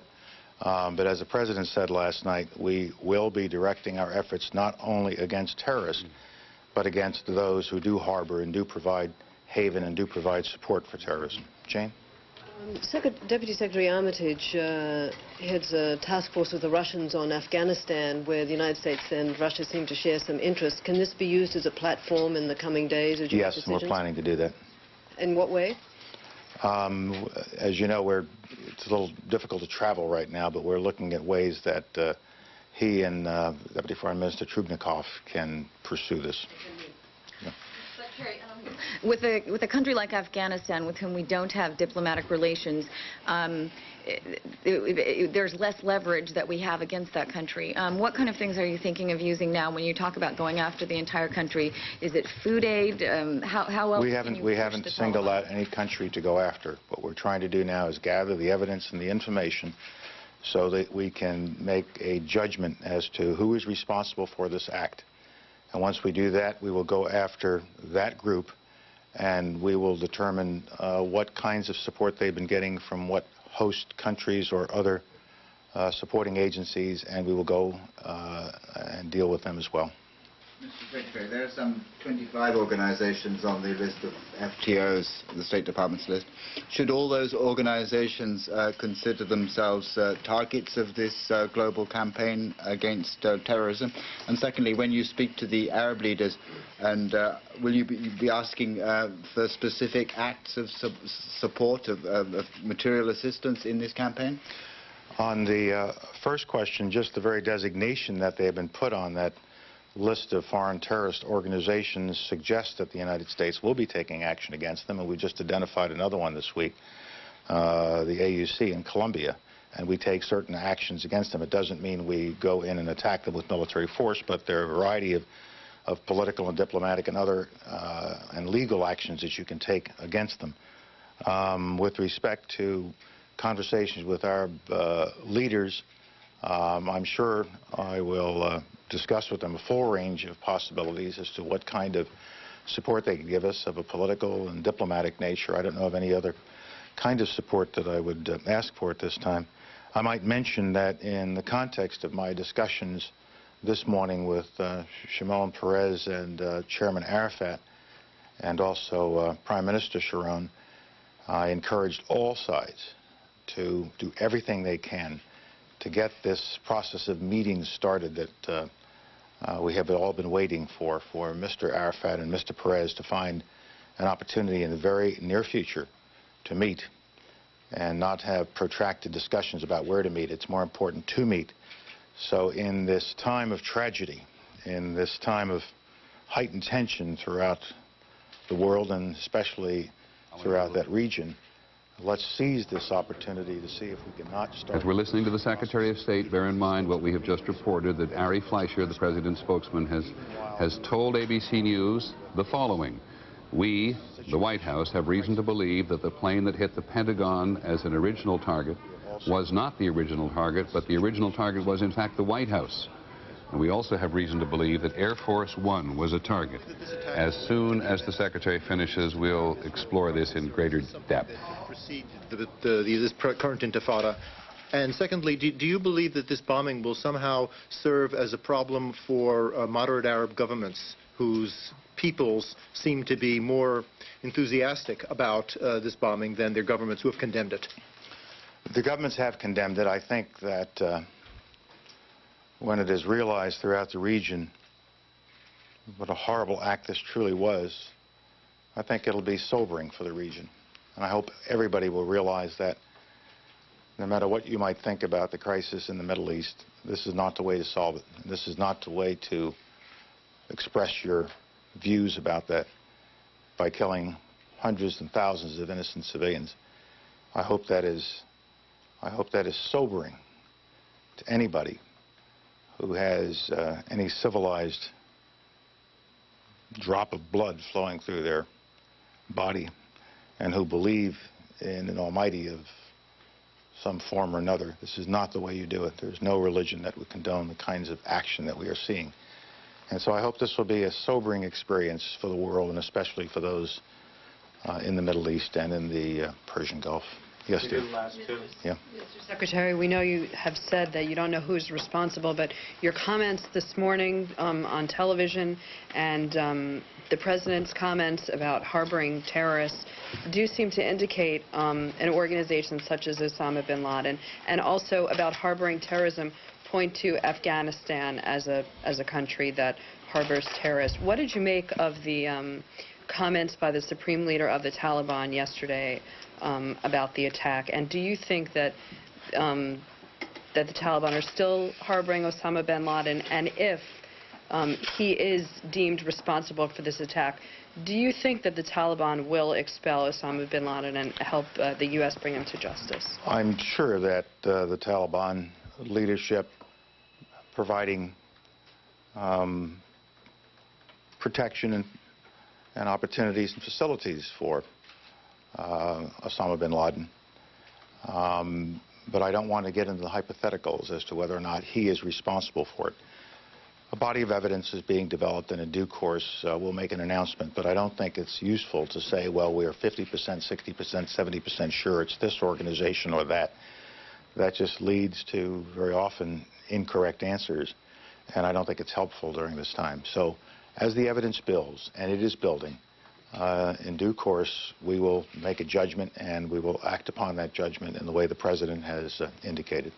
The last one for Alan. Mr. Secretary, what conversations do you anticipate having with the leaders of Persian Gulf countries? What support will you be seeking from them if, in fact, it's found that the threat originated in their part of the world? And what kind of military latitude would you like to be able to exercise in that part of the world with their blessing? If we think they can be helpful in finding those who may be responsible, we will expect that help. And we will express the point of view very, very clearly, and I've already started to do so in some of my preliminary conversations, and frankly, I expect support. They are outraged, they are shocked, they are stunned, whatever their views might be, or whatever the views of their people might be with respect to the crisis in the Middle East. They are stunned and find this to be a deplorable act. I think they are speaking not just as leaders, but as leaders of people who, although some might rejoice and shout, most find this to be deplorable and something to be condemned. And going back to an earlier question, obviously the conflict between the Palestinians and the Israelis has been going on for a long time and is always in the background, but some of the terrorist organizations that we have seen at work over the years conduct terrorist activities against the United States, regardless of how the peace process may or may not be going with respect to the Israelis and the Palestinians. Thank you very much. Thank you. Leaders? Beg your pardon? Specific conversations you anticipate having? Will you be talking with to who? the Saudis, the Kuwaitis, oh, yeah, the Emiratis? I've already had some conversations with Saudis, and I'll be doing more this afternoon. We're still changing time zones as I catch up on my phone calls. Thank you. Was not the Pentagon. Ari Fleischer told our reporter at the White House that the target was not the Pentagon, but in fact the White House, and that Air Force One was also a target. Ari said that? Yes. Have you heard that? Yes. Could you give us more detail about that, what you've heard, but the intended target? No, I don't have anything to go beyond what Ari said, and I really need to yield that part of it to intelligence and law enforcement agencies. Thank you. Well done, Martha Raddatz. ABC's Martha Raddatz got into the briefing at the last moment there and managed to ask the Secretary whether he had indeed heard what Ari Fleischer told ABC News a short while ago, that they believe that the aircraft that attacked the Pentagon had as its original target the White House, and also believe that Air Force One was going to be a target. Now, we do not know, first of all, how they know that, and we'll try to pursue that along with my colleague John Miller here in just a moment, and also at the White House. But and we don't know when they know it, which is important in terms of the President's movements yesterday, because the President, you recall, who'd gone off to Florida on a trip about education yesterday, was then moved in a very erratic and secret fashion around the country. And Ann Compton, who was with the President all day and may be able to talk to us again this afternoon, told us in very dramatic fashion, you may recall yesterday afternoon, I think we actually still have the video of it, as they were on their final leg of their journey, coming back from the Strategic Air Command base in Nebraska to Washington. They were able to look out their windows and see F-15s and F-16s, and as I said, I think we can actually see that on a piece of video right now. They had F-15s and F-16s as a jet fighter escort for Air Force One, and that was the first time she could remember that in many, many, many years. We'll come back to the Colin Powell briefing, because there's quite a lot revealed in here, not least of which is the difficulty. Mr. Powell's talked to an awful lot of people today, but he's not been able to talk yet to General Musharraf, who is the military leader / dictator in Pakistan, and Pakistan's right next door to Afghanistan, raises a lot of questions. But in the meantime, with this important news in retrospect, let's go to Terry Moran at the White House. Terry, do we know how they know this? Not at the moment, Peter, although we're expecting a briefing from Ari Fleischer shortly. What I can add is this. Yesterday, as I was coming into the White House, and we have pictures of this, people were essentially fleeing the grounds. And I talked to some of the White House staffers who said they were absolutely stunned. The White House has been evacuated before. In President Bush's term, when there was a car here parked on the driveway that was considered suspicious by one of the bomb-sniffing dogs, and the evacuation proceeded in a very orderly fashion. They like to do it that way. It communicates that they are not afraid of these kinds of things. One of the things the White House staffers told me was that they were originally told, please exit the building in an orderly manner, and then an agent came in very suddenly and said, no, just get out, just run. and that's what they did. And remind me, I don't remember precisely what time that was yesterday, but the walk and then suddenly run may make a little more sense now. Do you remember what time precisely that was? That would have been a little bit before 9:30. I would say between 9:15 and 9:30 when the building was evacuated. So that was after the planes had hit in New York, and just about the time, I guess, that they were hitting, that the plane hit the Pentagon. Okay, Terry, anything else you want to add at the moment? Well, all I can say is that Colin Powell is obviously singing from the same page as the president and everyone else in this administration. The real question here is, can they conceive a response that both satisfies their parameters of specifying the people who are responsible, and yet is commensurate, is big enough, nasty enough to meet the emotional demands of the American people in the Congress. Precisely. Thanks very much, Terry Moran. And now let's go back to the State Department, where ABC's Martha Raddatz managed to get in and ask that key question. Well, not the key question, but a very important question for the moment. And we heard what you got out of him. Did other people mutter other things as you left? No one muttered anything, Peter. They didn't want to say much beyond what Ari Fleischer said. But one of the things I would say is that this all makes sense. Hitting the Pentagon where the terrorists hit the Pentagon, they caused the least amount of damage in terms of a statement. You had these very precise, sophisticated strikes in New York hitting right at the heart of the Twin Towers. And yet at the Pentagon, you hit a side that was being renovated. Probably the least loss of life on that side. Didn't hit the side where the Joint Chiefs are, didn't hit the side where the Secretary of Defense is. And that actually struck me yesterday, that in the terrorists' planning, that might have been a flaw. Well, I take your point, and just to be argumentative for academic sakes at the moment, in fact, by hitting the Pentagon, the terrorists announced to the world that they were able to penetrate the very heart of the military establishment in the United States. And even we didn't know until quite late in the day that this was a part of the Pentagon, which in fact had recently gone through renovations, and in fact the injury list is less than we anticipated it might be. I wouldn't argue with you there, Peter. It certainly made a statement by striking the building. That's obvious.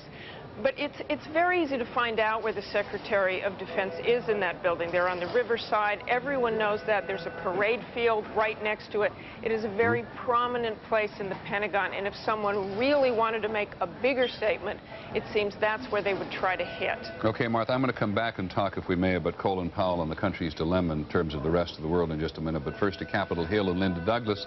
Linda, congressmen and senators have had briefings on the current situation. What did they learn, and you subsequently, from that? Well, it's actually the House members who've just come out of their briefing with various intelligence officials and cabinet officials, and the headline of what they've been told is that they shouldn't have a false sense of confidence. These attacks may not be over. They were told we don't know what, when, or where, but this may not be over. That was very worrisome to the congressmen I talked to. They were also told that the intelligence officials feel that they're 90% certain that Osama bin Laden was involved in this, but not the only one, that there were other financiers of this operation in addition to Osama bin Laden. They also told them that they believe that the Taliban government is supporting Osama bin Laden, and they said they have very good leads to some of the people that we've been hearing about all day long who are connected with Osama bin Laden. A final point, Peter, they were also told that some of the people who may be arrested, who they believe have ties to Osama bin Laden, might be arrested on charges other than those connections, such as immigration violations. But they're going out around the country looking for those people. Let me just ask a couple of fairly simple questions. Who briefed the congressman? Well, the briefers were, I was told by some of the congressmen that there were CIA people in this briefing, as well as the chairman of the Transportation Committee, the Transportation Department, Norma Netta, Tommy Thompson of Health and Human Services, the director of the FBI, Mr. Mueller, and the Attorney General, John Ashcroft. Okay. And let's just put some things in context for the audience.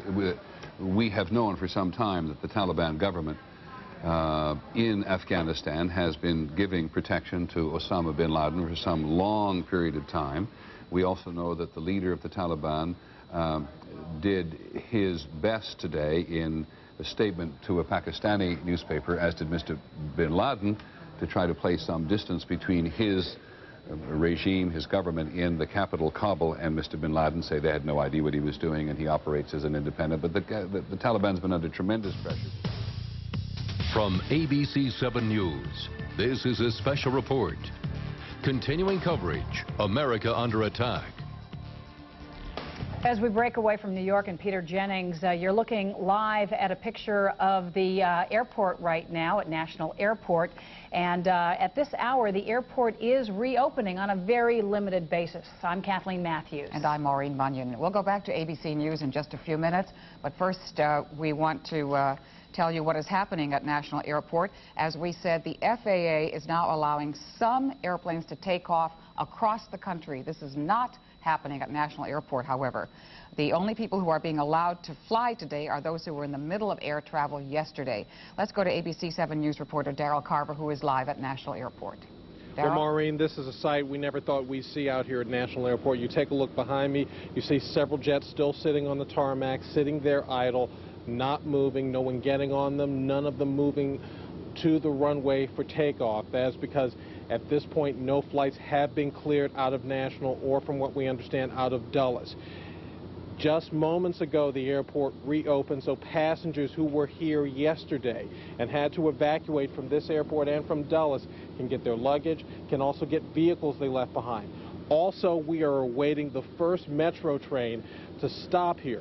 We've seen several metro trains come by. The metro station is about to open also at 3 o'clock this afternoon. Reporting live from National Airport, Daryl Carver, ABC 7 News. Back to you. Okay, Daryl, so we just want to clarify, are you getting any word on when flights might resume there at National, and also what are you hearing about Dulles in that regard? At this point, we have received no word on either airport. We are still awaiting any confirmation of when both airports will reopen for a lot of flights. One thing the FAA is saying is they are telling people to call individual airlines at this point so they can find out the status of their flights out of this airport, Dulles, or any others around the country. And Daryl, we assume that when people go back to pick up their luggage, they're going to find that their luggage has been pretty well investigated and gone through by security people. That is what we understand from airport officials, yes. All right. Thank you so much, Daryl. Well, we're going to send you back to ABC in New York and Peter Jennings right now. We'll be back in 30 minutes with a local update. Heard from what we were just hearing, but I think, Peter, that you're right to say that the emphasis is on the fact that we are always going to be vulnerable to a new kind of terror and a new kind of surprise, rather than that there's any solid intelligence that something's about to happen. So as far as you're concerned, sir, everything you've heard today was not a sense of immediate alarm about which Americans should suddenly be more anxious than they already are? That's correct. Most of our discussion today has been focused upon the aftermath. Just learning the details, some of the grisly details of the makeshift mortuaries that are being set up, the FEMA operations, and as was just reported, the FEMA director was one of our briefers, the body counts, the efforts underway to rescue those still living and remove them from the rubble. Mr. Cox, Secretary Powell just said a moment ago that he doesn't want to finger Osama bin Laden at this moment. And I think we agree there is something of a tendency and some evidence perhaps early on to support the finger release going in his direction. He said we don't want to give it a 40 or 50 or 60% chance that we're sure of this. Is that about where you think we are based on the intelligence briefings you have had? Well, we have had so much immersion in these horrible facts over the last day and some that we tend to think that perhaps more chronological time has elapsed. In fact, it's been a very, very short period of time. We are overwhelmed with chores, responsibilities on the one hand, and sources of information on the other hand. We've got to sort it all out. I am, however, pleased at the rather rapid progress that our intelligence community has seemingly made in moving forward in their investigation. So what do you think you're getting in terms of information? What do you think personally, based on everything you've been told, as much as you're prepared to tell us, what do you think you've learned about who did this? Well, there has been a great deal of public speculation, and I must, of course, confine myself to that, and some of it more than speculation because it's based upon reported fact, focused upon Osama bin Laden. And you also know, based on hearing the public information, and based on what you've heard privately, you know how to sift it accurately for us, too. So sift it in your answer. You remember in August 1998, the United States attempted to retaliate because Osama bin Laden was suspected then of attacks upon our embassies abroad. Dealing with terrorism inefficiently or incompletely, I think we are now finding out, is going to keep America at even greater heightened risk. And so what has happened in the last 24 hours is that the United States, and indeed the entire free world that is watching with us on television, is now becoming annealed in this crisis, and I think directed towards the necessity of finding precisely the people involved in these terrorist networks and rooting them out. Did you know before you heard it publicly from us that the White House believed the White House itself might have been the primary target and not the Pentagon? I did, in fact, hear this before I arrived today, yes. And you heard it from officials in government? I'm not, I heard it on ABC, certainly, just as I was driving over here, and I'm not certain the degree to which we know more than that. Yeah, and does this cause you any additional alarm?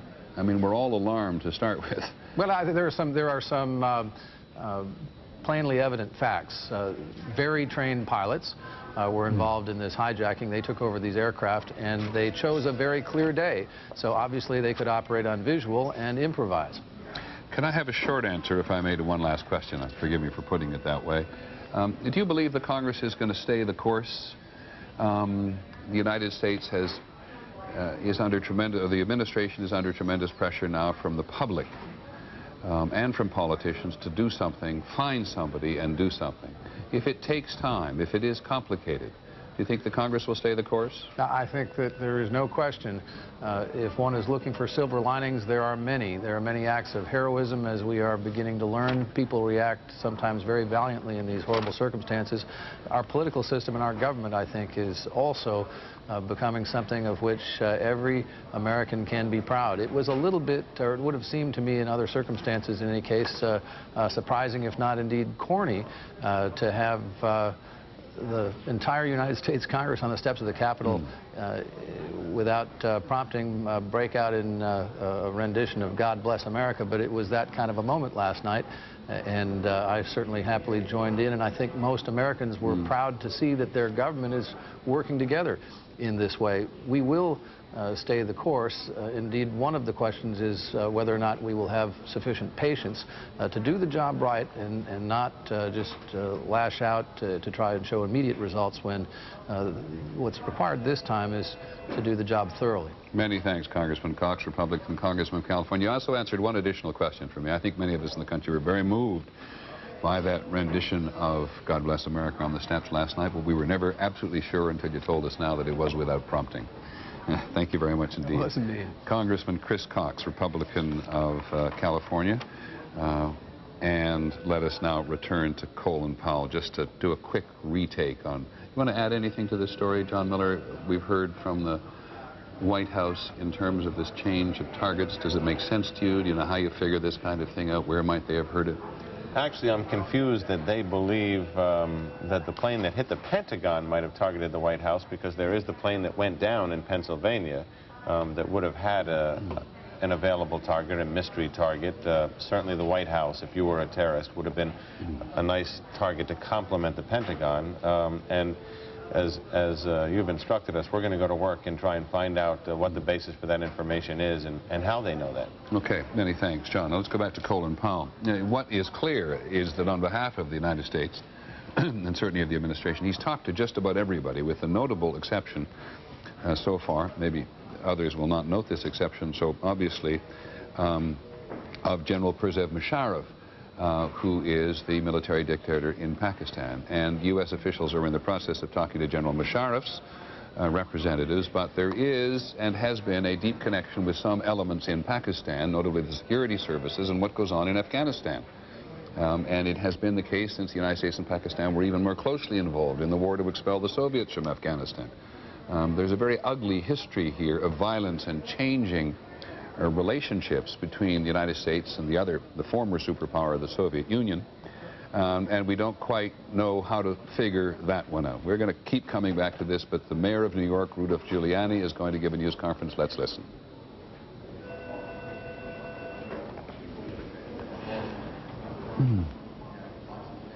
Information about who was in the World Trade Center Did they get out? Didn't they get out? Are we able to recover them? Aren't we able to recover them? And we don't know the answers to all those questions yet. We so far have a body count of 55 people as of about a half hour ago. We were able to take out another person about 3 hours ago, 3 hours ago, a woman who was found still alive, taken to the hospital. So now there are at least 4 people that we've been able to take out. We're searching for others, and we'll try to get more information, and we'll try to do the best that we can to identify as many people as possible.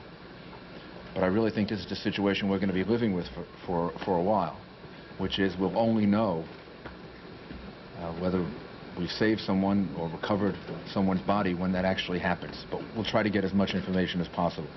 We have the airline manifests now. They're being kept by the police department. But if people check with us, the police department and the FBI can check the manifest, and we can get information for you about whether someone's on the airplane. We would urge people to go back to normal as much as possible, to go to restaurants, go shopping, do things, show that you're not afraid, and show confidence in yourself and in the city. We'd also urge people not to in any way take any action on their own.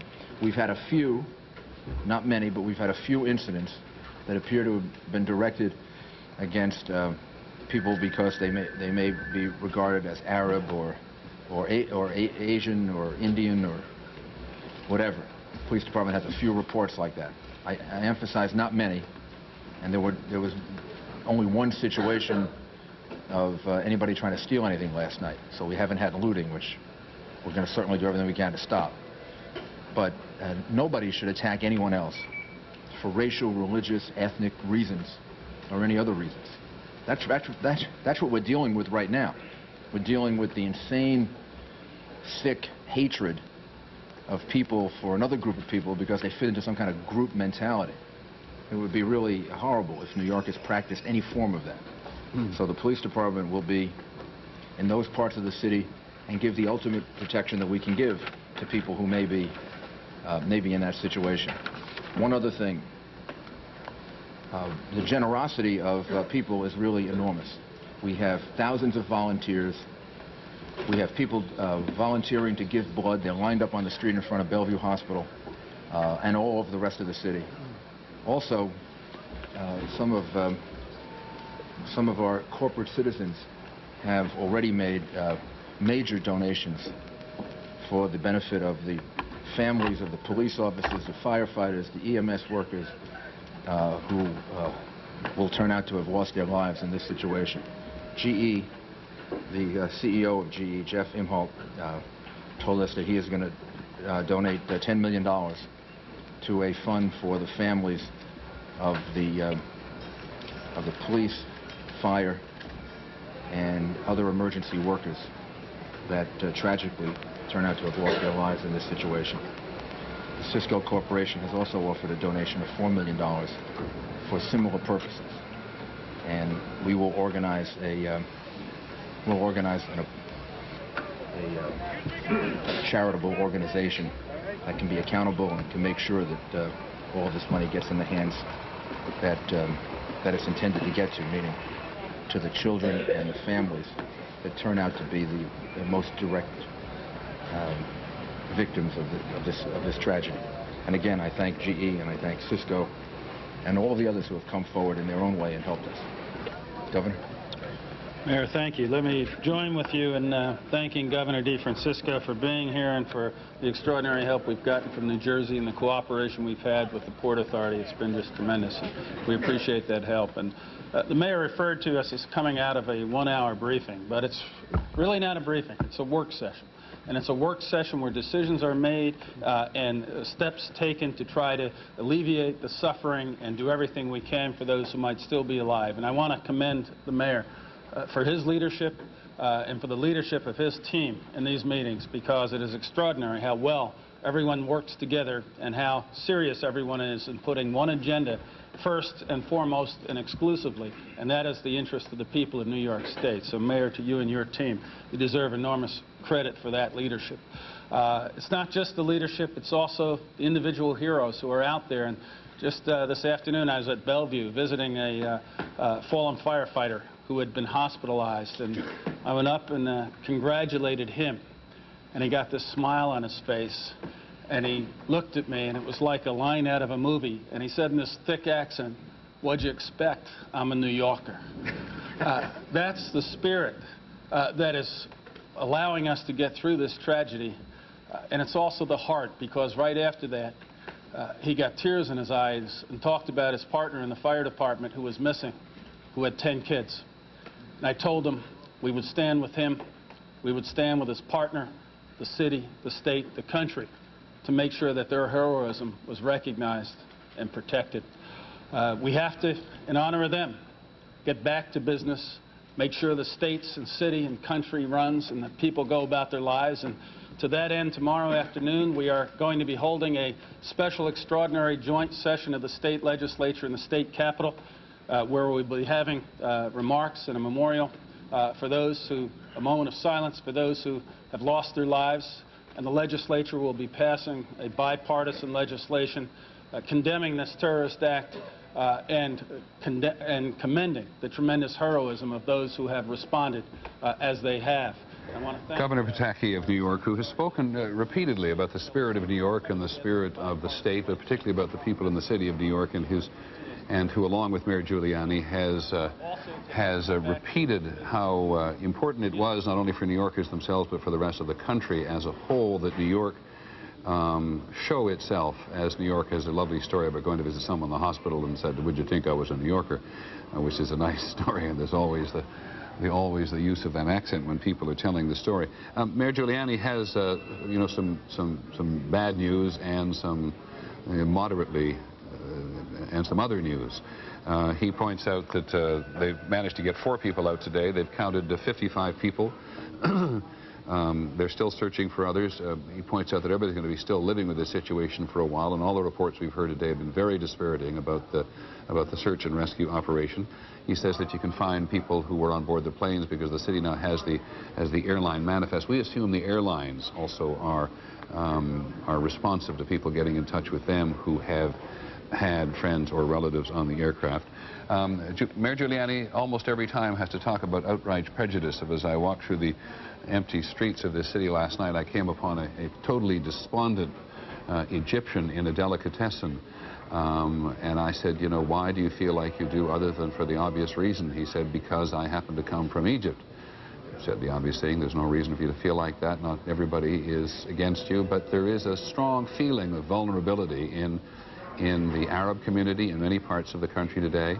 Also true in the subcontinent community, Asians and Pakistanis, who are feeling vulnerable in various parts of the country today outside. And by the way, this is also true in New York City about the Jewish community in some respects. Outside every synagogue in New York City last night, there was a cop assigned sitting there, often a man on, you know, who's taking care of traffic tickets and traffic during the day, but outside every synagogue, at least on the west side of Manhattan, there was a single cop talking. So there are vulnerable people out there, and it's fallen to Mayor Giuliani more than anybody else, I think, to remind us that prejudice is just plain stupid, ugly, and ignorant.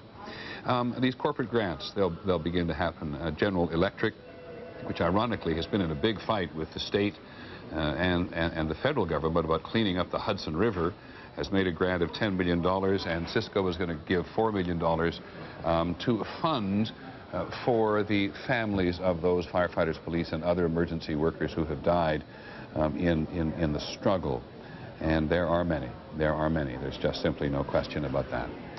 We'll come back to the sort of international dilemma of the United States in a while, but want to move it around. ABC's Charlie Gibson has been here watching this all day, checking his sources, talking to people all every day. Charlie, give us an update. Well, Peter, just a couple of things that perhaps you haven't seen. And I was struck that the mayor said he was urging people in New York to get back to normal. And I want to show you some pictures that were shot just in the last couple of hours on the streets of New York, because they are in the upper part of the city like you just don't see in New York. The streets are eerily quiet. The subways are back, the buses are back, except in lower New York, which has been sealed off. But as you can tell, there's not much traffic moving. There's a few cars here and there, but no horns, no traffic jams, no packs of pedestrians. It is very light. Now, the bridges have been reopened in and out of New York. Amtrak is running into town. There's no Staten Island Ferry because that comes in to the foot of New York. But as you can see, this is a sight that would just amaze most New Yorkers for a Wednesday afternoon, and yet that's the way it is. There are people walking around, but most folks simply staying home. A lot of New York businesses did not open today, told their workers to stay home. They did. I was struck yesterday by a quote from somebody who operates a chain of malls across the country that had closed yesterday. He said it was a day for people to stay home with their families, to be with their families, to hug their kids, and a lot of New Yorkers doing that today. Now, that's the view from the streets of New York. What did New York look like yesterday from way up high? We've got some satellite pictures to show you. These pictures were taken from the Midas camera and the Terra satellite from NASA, and you can see Manhattan Island snaking down there in the middle between Long Island and New Jersey, and you can see the cloud of smoke from the fire from the World Trade Center going out over New York Harbor. Right down, looks almost like an extension of the Hudson River there. That was what it looked like yesterday, just after the two World Trade Towers had collapsed.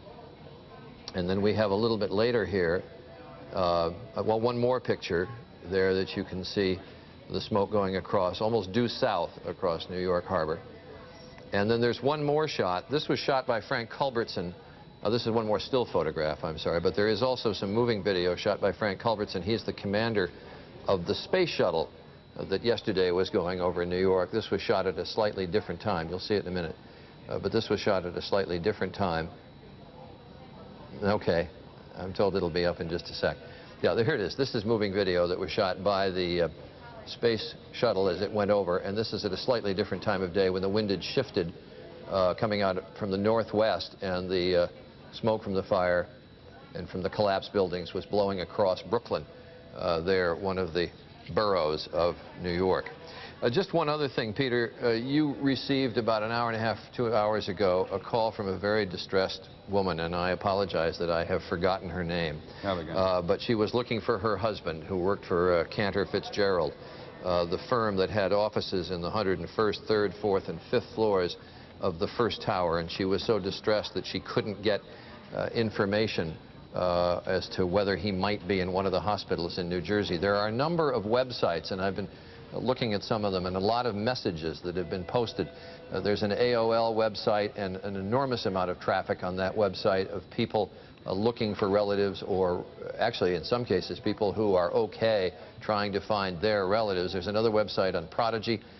There's one that's been established by the University of California at Berkeley, I am told. So there are a number of message boards where people are trying to find one another and still have been unable to do so. And talking still about that same firm, Cantor Fitzgerald, which is a firm that had offices in the top part of the first tower. There's a piece in the Wall Street Journal, and I was thinking about it when you were talking to that woman.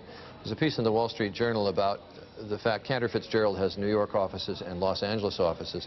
The Los Angeles office got a call through to the New York office after that plane had hit the first tower, and that phone call was then put on a speakerphone and broadcast throughout the offices of Cantor Fitzgerald out in Los Angeles. And as they were in communication with the New York office, people in the New York office were saying, "I think a plane just hit us."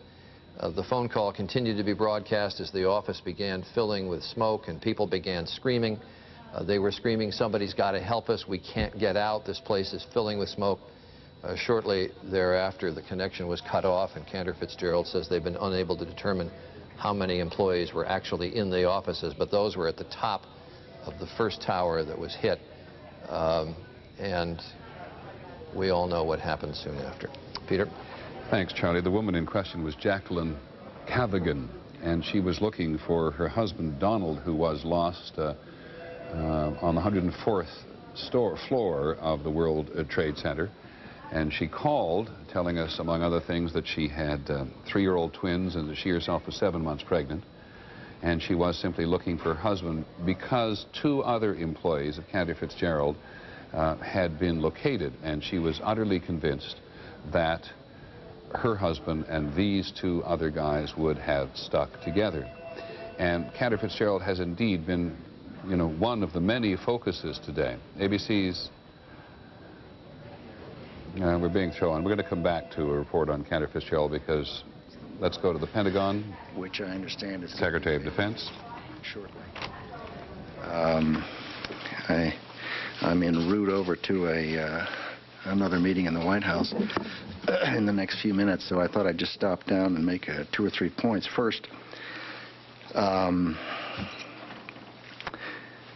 we currently believe and are certainly hopeful that the number of casualties being reported in the press is high.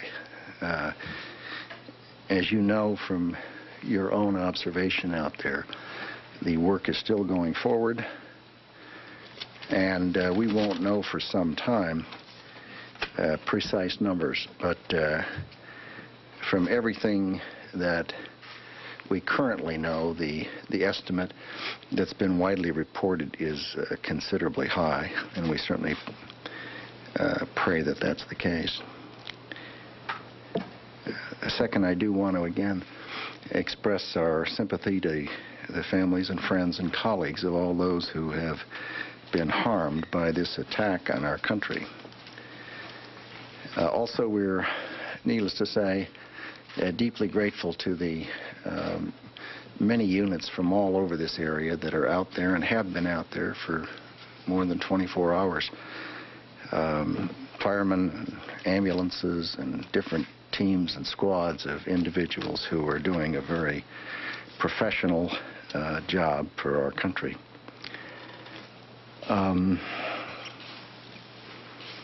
We are, in a sense, seeing the definition of a new battlefield in the world, a 21st century battlefield.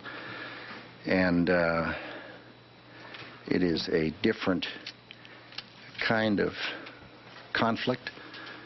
It is something that is not unique to this century, to be sure, but it is, given our geography and given our circumstance, it is in a major sense new for this country. Finally, I'd like to say a word or two to the men and women in the defense establishment, most of whom deal with classified information. Since the end of the Cold War, there's been a relaxation of tension, and it's had a lot of effects. It's led to proliferation. It's led to the gravitating movement towards asymmetrical threats as opposed to more conventional threats. One of the other effects has been it has had an effect on how people handle classified information. And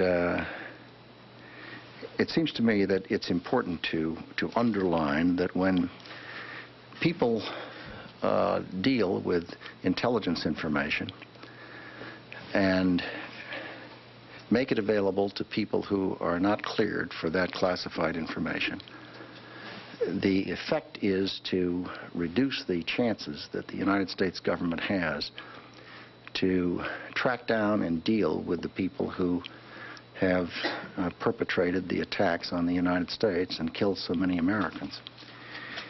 Second, when classified information dealing with operations is provided to people who are not cleared for that classified information, the inevitable effect is that the lives of men and women in uniform are put at risk because they are the ones who will be carrying out those prospective operations. And this is a message really for all the men and women in the United States government who have access to classified information. It seems to me that when they see or learn of someone who is handling classified information in a way that is going to put the lives of the men and women in uniform at risk, they ought to register exactly what kind of a person that is. It's a person who's willing to violate federal criminal statutes and willing to frustrate our efforts to track down and deal with terrorists, and willing to reveal information that could cause the lives of men and women in uniform. I think it's time for all who deal with that information to treat it with the care and respect that it merits. I'd be happy to respond to a few Mr. questions. Secretary? Yes, Ron. The casualty figure you referred to, I assume, is the 800 number that was provided by the Arlington County Fire Department. It is. And you say it's considerably high. We've heard from the military service. I hope and pray that it is. The military services, information from the military services indicates that it may be more in the neighborhood of 100 to 150. Is that closer to reality, or can you give us some We just better won't guidance? know until we finish the work. The problem with trying to do roster checks with units, it may not include people that were connected with the heliport. It may not include people, contractor people. It may not include watchmen. It may not include work people who were working in the area. So it is folly to try to pretend that there's a number before there's a number. There is not a number, nor have we pinned down precisely how many people were in the aircraft who would also be in that general area. There are some in the Middle East who are saying that the United States does not have the belly to do the kind of response to this attack on the United States that this administration, the previous administration, don't have it to go after them in the kind of way that they have to be gone after. Without any specifics whatsoever, help us with the attitude that you go into this process with. Well, I guess time will tell. I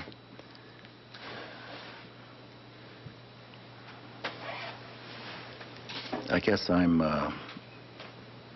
kind of old-fashioned. I'm inclined to think that if you're going to cock it, you throw it, and you don't talk about it a lot. So my instinct is that what you do is you go about your business and do what you think you have to do. I think anyone who thinks it's easy is wrong. I think that it will require a sustained and broadly based effort, and I don't think that people ought to judge outcomes until a sufficient time has passed to address what is clearly a very serious problem for the world. And it's not restricted to a single entity, state or non-state entity. It is an attack on a way of life. The purpose of terrorism is to terrorize. It is to alter behavior. It is to force people who believe in freedom to be less free by altering their behavior and redressing a balance between freedom and security. Anyone who's ever been in a war zone, as I know most of you have, you know that when you walk out of a building, you don't walk out with your head high whistling. You look around the corner and see what's out there. And that's not the way Americans live, and that's not the way we want to live. Secretary, Mr. Secretary, may we ask what I was just cut off for a second, which I kindly left to my colleagues. So we're getting word from reporters at the White House, quoting Ari Fleischer, that the target of the 757 was actually the White House, and also Air Force One was targeted. Can you shed any clarification on that?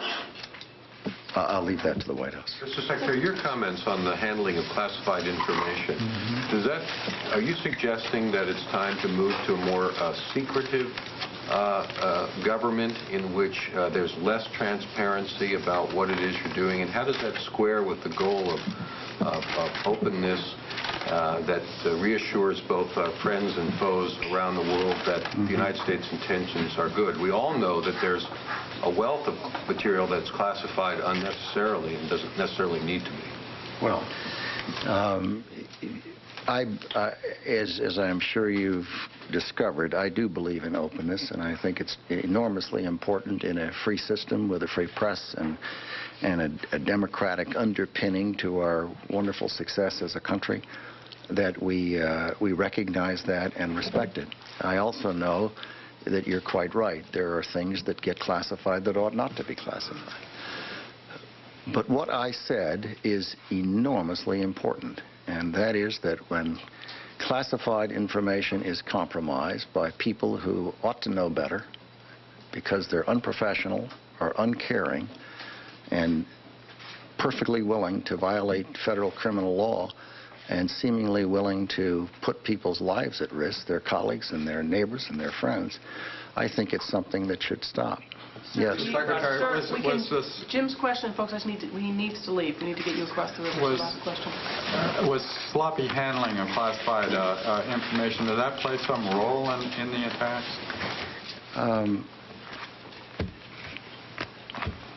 Not to my knowledge. Okay, sir. It is an issue that I think, however, needs to be elevated and looked at, and that people in all aspects of government. What's the catalyst? Why are you raising that today? Yeah, has it happened in the aftermath?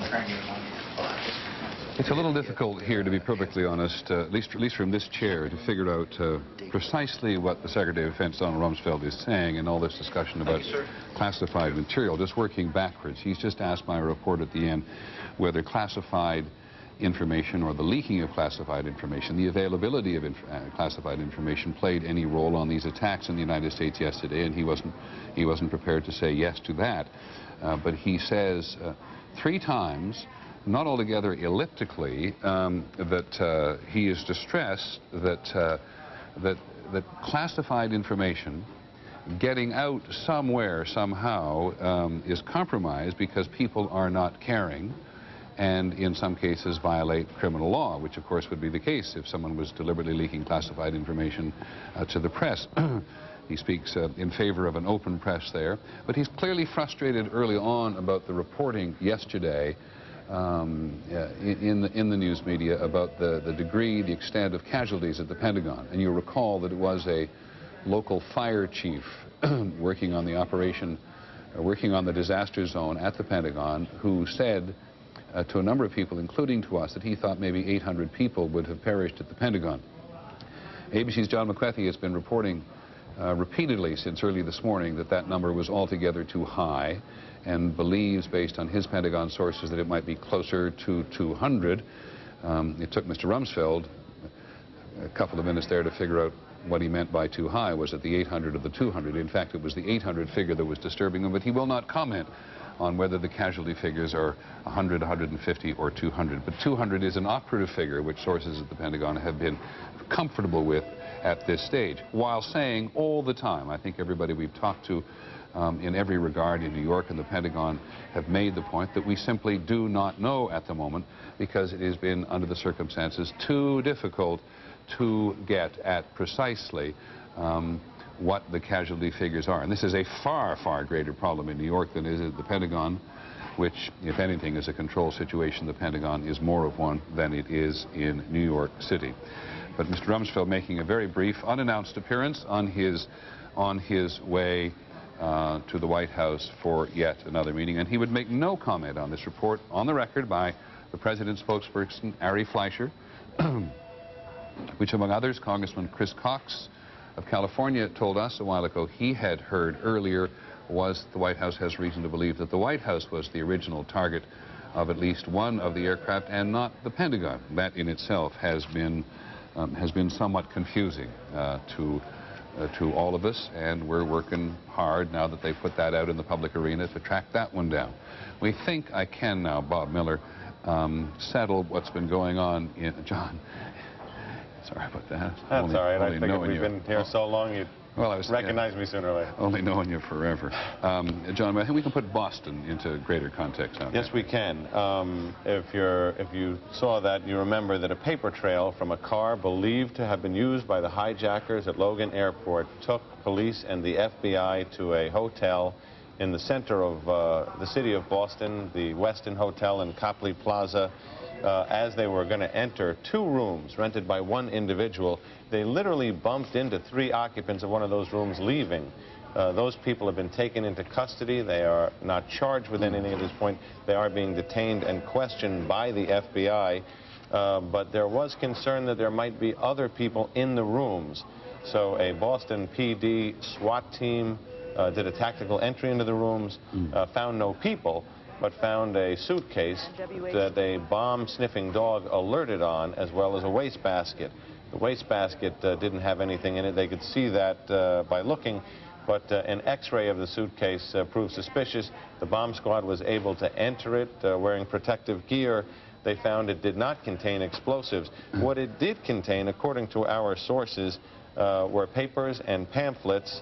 There was other luggage in the room that seemed to indicate that the rooms had been used by a number of people, more than the 3 people who were present. And they found something that's been very intriguing to FBI investigators, according to our sources.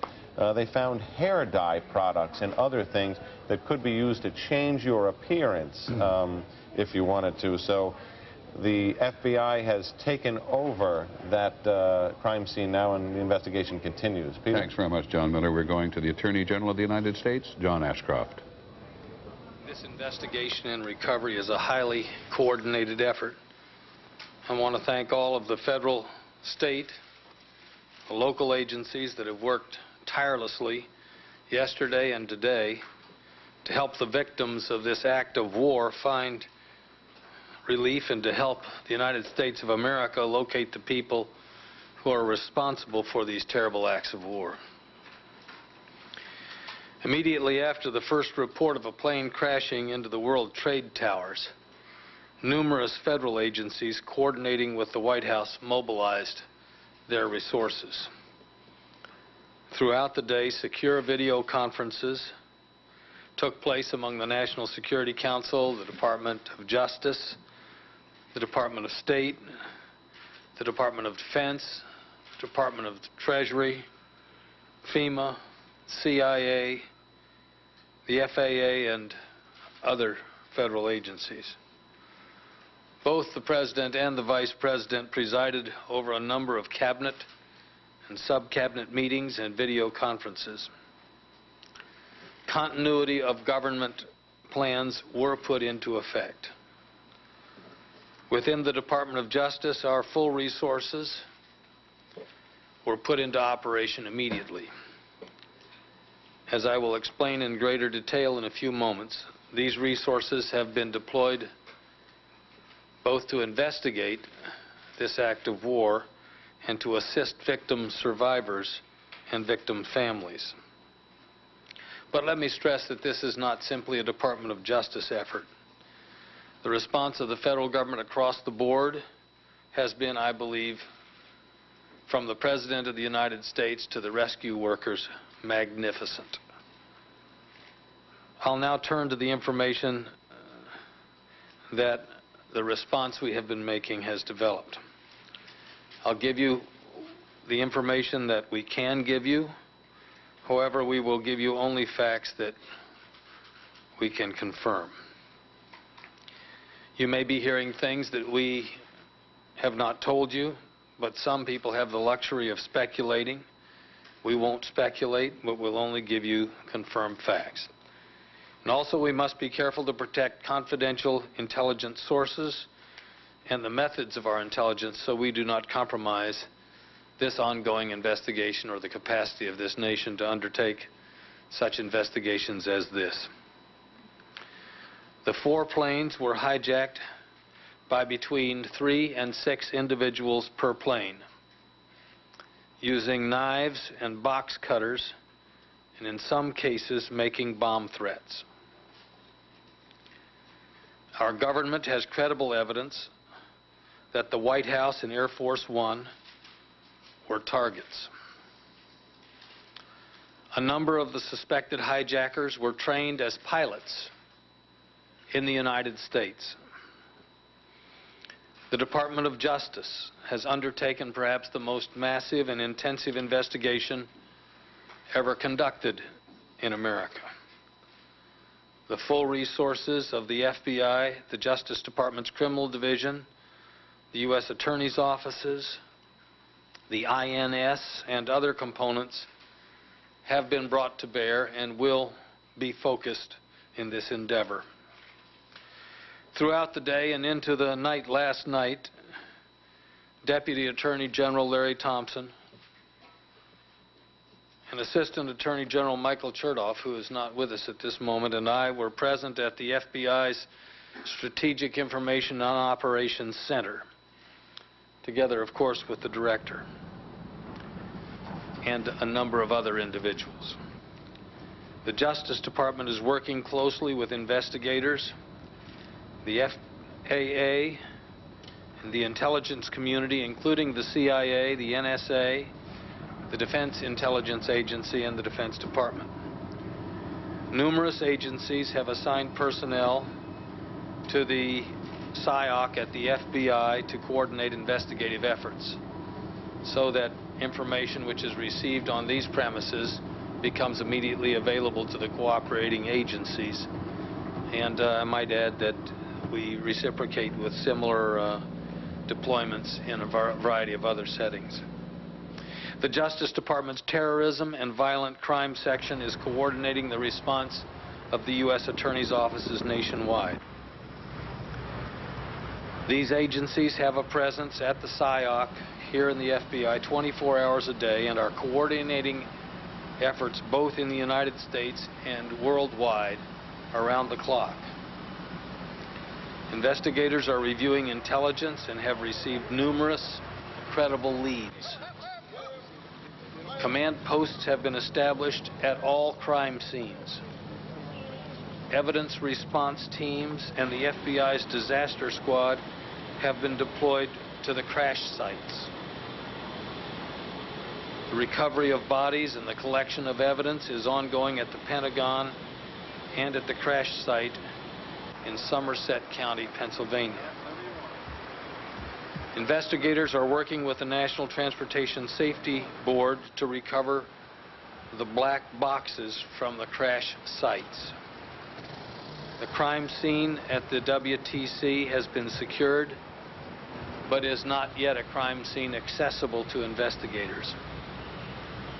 The United States Attorney's Office's terrorism units and the FBI's Joint Terrorism Task Forces are obtaining the passenger manifests, rental car receipts, telephone logs, videotape from parking garages, and pay telephone videotape records at all scenes for review and appropriate follow-up interviews. All investigative resources of the FBI's laboratory and crisis response capabilities have been mobilized.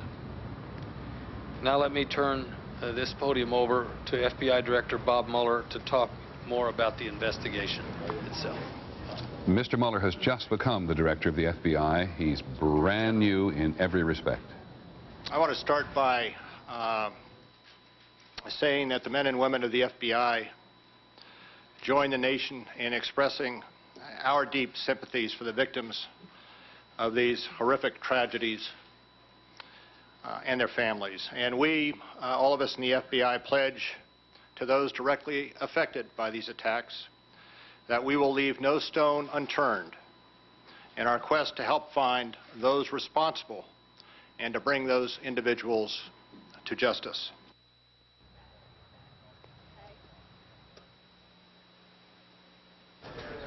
Forgive me. Well, we'll reconnect with the FBI in just a minute, and we'll get back as quickly as we can, but let's just review what Mr. Ashcroft said. He said he does not want to compromise any sources, but he pretty much confirms what we have been reporting throughout the day, that 3 to 6 individuals were involved in every one of the aircraft. Let's go back to Mr. Mueller. A flight went in. We established command posts. We have at those command posts and at a number of offices around the country where there are leads, more than 4,000 special agents who are assigned to assist this investigation. 4,000 special agents and 3,000 support personnel.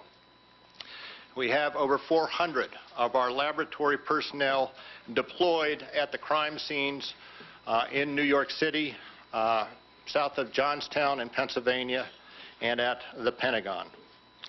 And we anticipate this level of resource commitment will continue for the immediate future. In the last 24 hours, we have been addressing two objectives.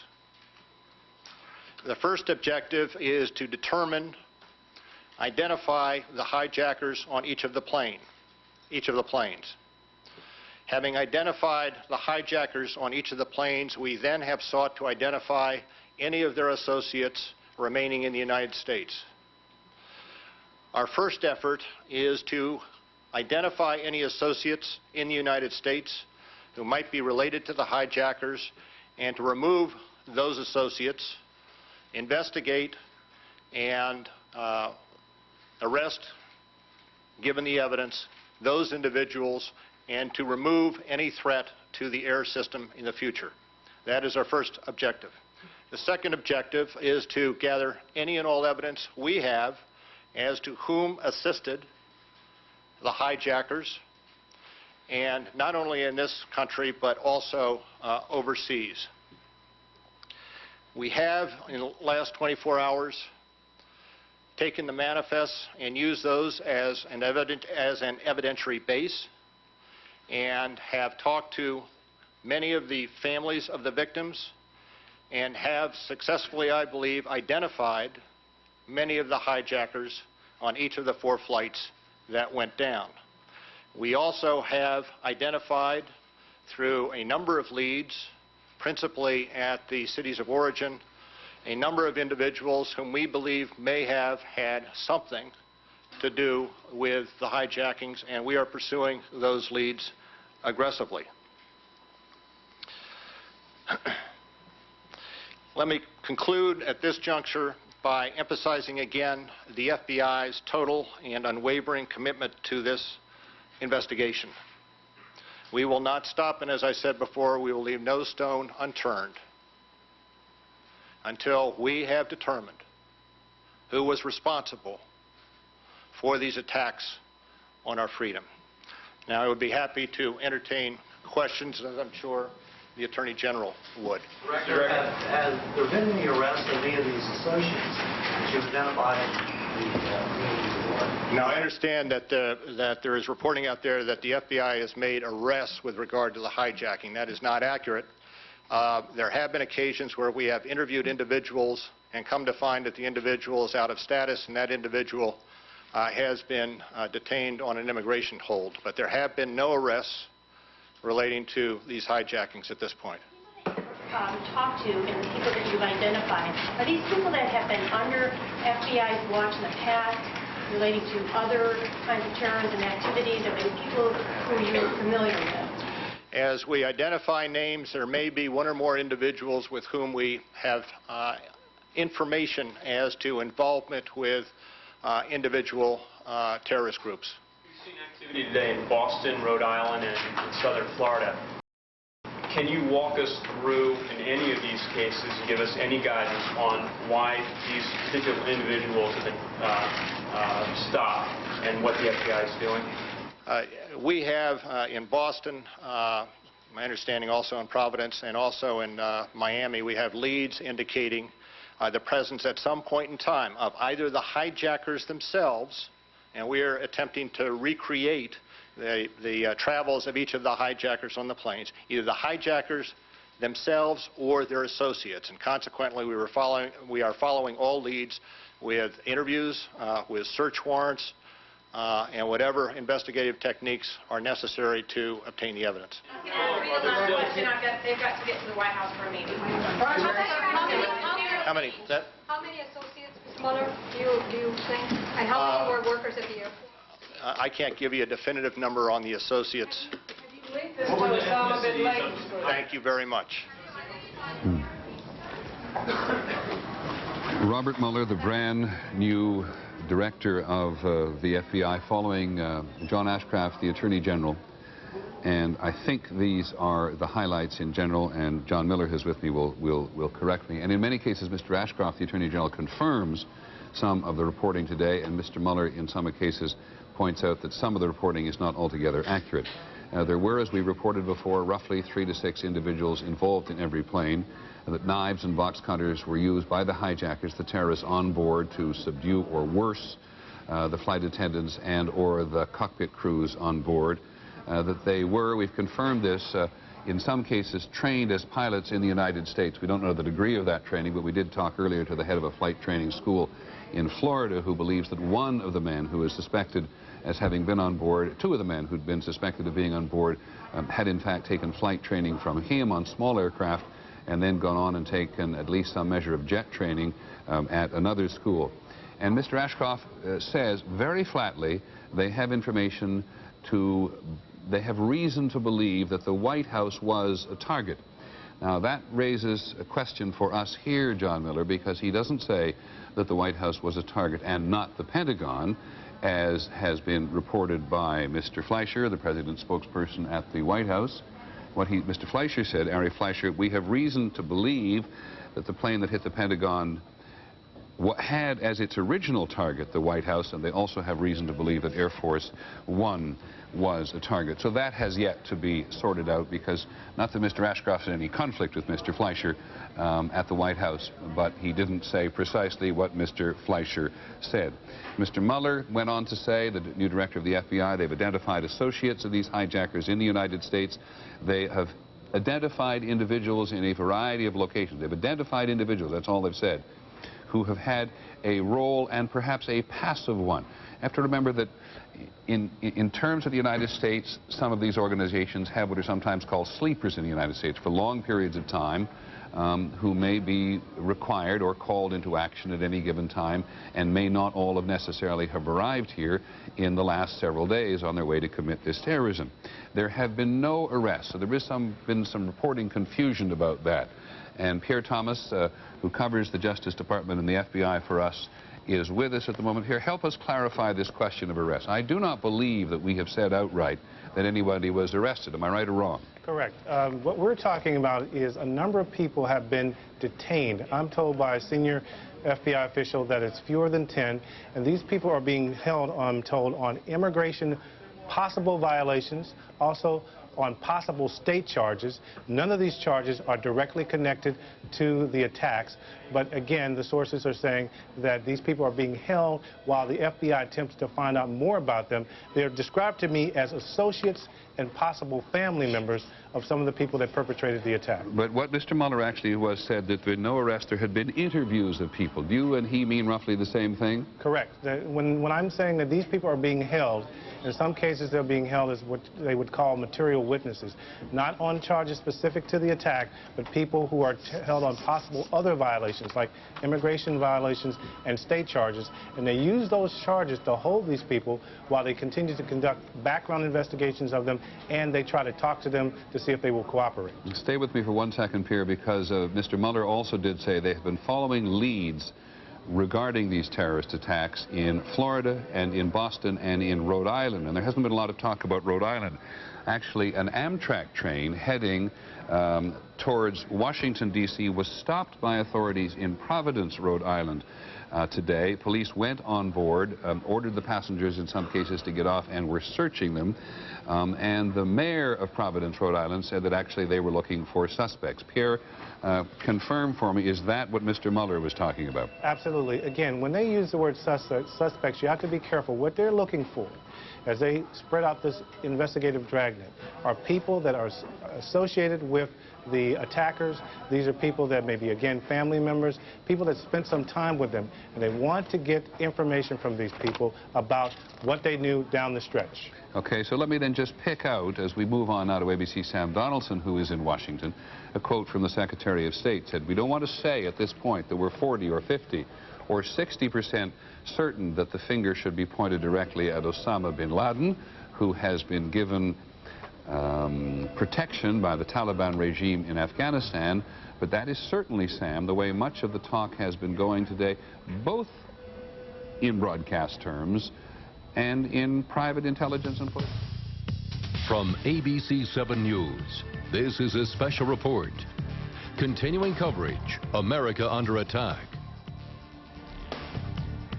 You're looking live at the Pentagon right now as we interrupt ABC News special coverage of the attack on America to give you the latest local information. I'm Maureen Bunyan. And I'm Kathleen Matthews. Now, we have dramatic new details of what terrorists may have had in mind during yesterday's attacks. Attorney General John Ashcroft says there is credible evidence now that the White House and Air Force One were both targets of the hijackers. He just spoke a short time ago about that kind of investigation that the FBI has underway. Investigators are reviewing intelligence and have received numerous credible leads. Command posts have been established at all crime scenes. Evidence response teams and the FBI's disaster squad have been deployed to the crash sites. The recovery of bodies and the collection of evidence is ongoing at the Pentagon and at the crash site in Somerset County, Pennsylvania. We're also getting some more information at this hour on the number of casualties in the Pentagon attack. Within the past hour, Defense Secretary Donald Rumsfeld has said the number of dead in yesterday's attack may not be as high as had been feared. Rumsfeld also had a warning for military personnel who may have known about breaches in classified information. It seems to me that when they see or learn of someone who is handling classified information in a way that is going to put the lives of the men and women in uniform at risk, they ought to register exactly what kind of a person that is. Reagan National Airport opened for the first time since this tragedy began just about 30 minutes ago. But unlike other airports around the nation, Reagan is not flying any commercial flights today. ABC 7 News reporter Daryl Carver is live at Reagan. Daryl, what is Reagan? What is happening at Reagan if there are no flights going out? Maureen, what we've seen is our first signs of activity only at about 3:08 this afternoon. That was when we first saw a train actually stop at the airport metro station, which is not that far away from our live location right now. Trains hadn't stopped there ever since the attacks yesterday. Also, we saw a plane right around the same time being moved on the tarmac, we presume probably for maintenance. It wasn't taxiing down the tarmac or about to fly or anything like that. We talked a short time ago to an airport spokesman about what's going on today, especially in terms of what passengers who were here yesterday and evacuated are allowed to do. What opened essentially is we opened the terminal so people could retrieve their stuff from yesterday, and what I'm talking about strictly is luggage and vehicles. Yesterday we evacuated for good reason both of our terminals very quickly, and everyone left a lot of their luggage and their personal effects behind. What we did this morning is we got up, we called in all of our essential employees, including all the airline employees, to kind of gather all this luggage off the plane, set it up so people could retrieve it. Jonathan Gaffney also told us that they have had crime dogs sniffing through a lot of that luggage to determine if there were any suspicious devices. None have been found as of yet, so people are now being allowed to come here and retrieve that as well as retrieve their vehicles. In terms of actually flying out of this airport or Dulles, at this point, nothing is scheduled to fly out of National. We've been told a handful of flights are scheduled out of Dulles, but they don't expect a live traffic there either. Reporting live from National Airport, Daryl Carver, ABC 7 News. Back to you. Daryl, thank you so much. On the telephone now, we have American Airlines flight attendant Cindy Bonich. Cindy, are you there? Yes, I'm here. Cindy, first of all, our condolences for the loss of your friends, the flight attendants and pilots. Is there anything you can tell us about them? Well, I did fly with many of them, and I don't think the names have been released yet, but it's a huge tragedy, and it's a great loss. They were all very great people and will be dearly missed. I understand you have a vigil planned for 6 o'clock tonight to remember those folks. Can you tell us what you have in mind? Well, it was kind of a hopeful that we could do something. We feel so powerless to be able to help.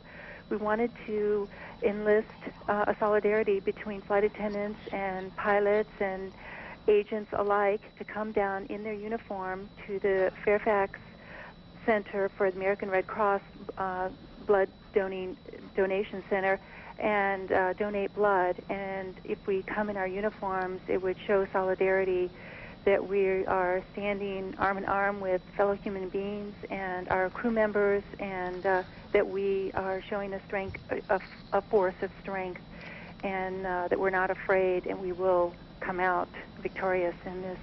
You know, there's been a big push time to get, Cindy, things back to usual, and I'm sure a lot of you are probably anxious to get back in the skies. Definitely. Okay, we actually have a graphic that shows where you can generally go to make blood donations to the Red Cross, and this is actually the location where they will be planning that vigil. Fairfax Red Cross, which is at 2810 Old Lee Highway in Suite 200. That's at 6 o'clock, and that's also a location that the general public can go to make blood donations. That's correct. Thank you very much, Cindy, for joining us. Also, if you would like to help in another way, a fund has been set up to help the hundreds of victims in the Washington area. You can mail a check or a money order to the Washington Family Relief Fund, care of the Riggs Bank Lincoln office. That's 800 17th Street Northwest, Washington, D.C. 20006. And we want to send you back now to ABC's coverage. We'll be back in just 30 minutes with an update on the local conditions. Thanks for joining us.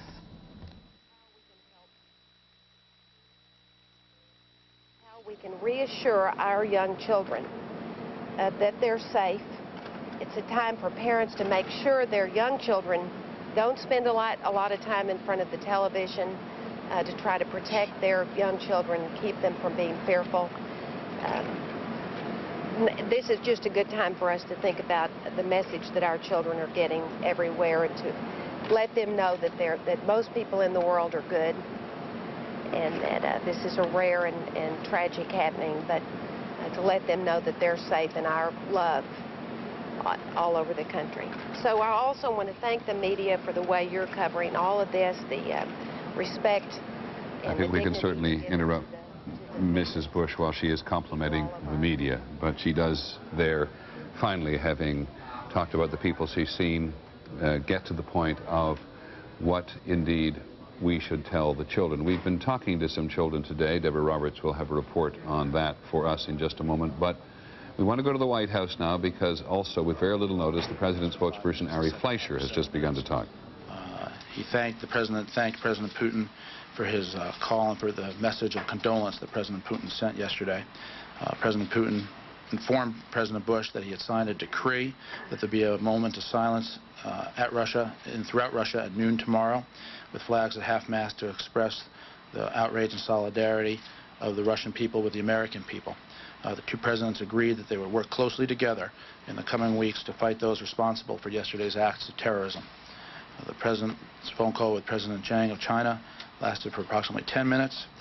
President Bush thanked President Chiang for his condolences and concern for the American people as well, and the two agreed to work together also to combat terrorism, which is another indication, as I mentioned, of the coalition the president is seeking to form as the world unites in the fight against terrorism. All right, will that coalition look at all like the Persian Gulf Coalition? Is he reaching out to Arab nations as well? The president is going to continue to have conversations throughout the world, and as you know, Secretary Powell has too, talked to many people, and we'll try to keep you informed of the conversations the president has. But is it right that the president has not yet reached out to any Arab nation leaders? I'm going to try to do my best to keep you informed, but this is a process, and the president is going to continue to make phone calls.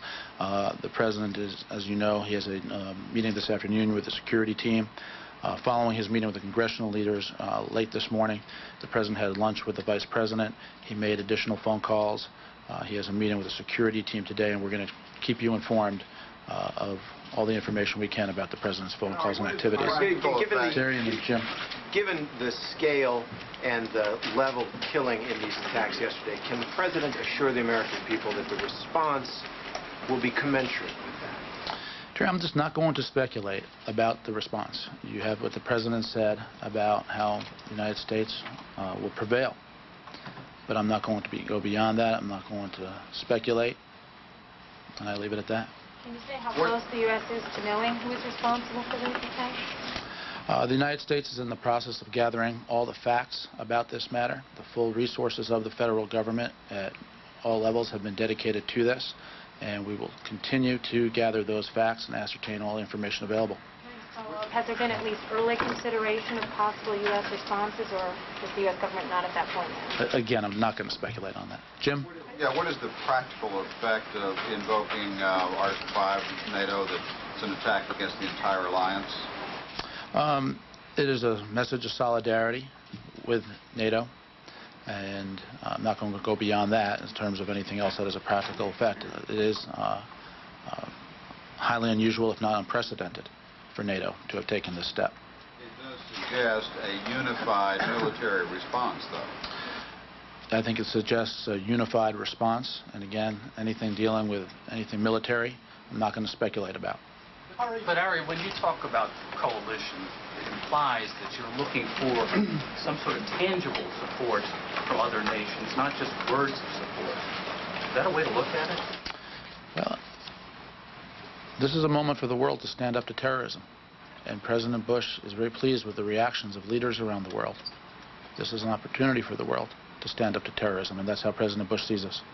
Ari, is the White House going to make an open-ended request to Congress for funding, or is there going to be a figure given to Congress? No, Keith, the President thinks it's important that this not become an open-ended request.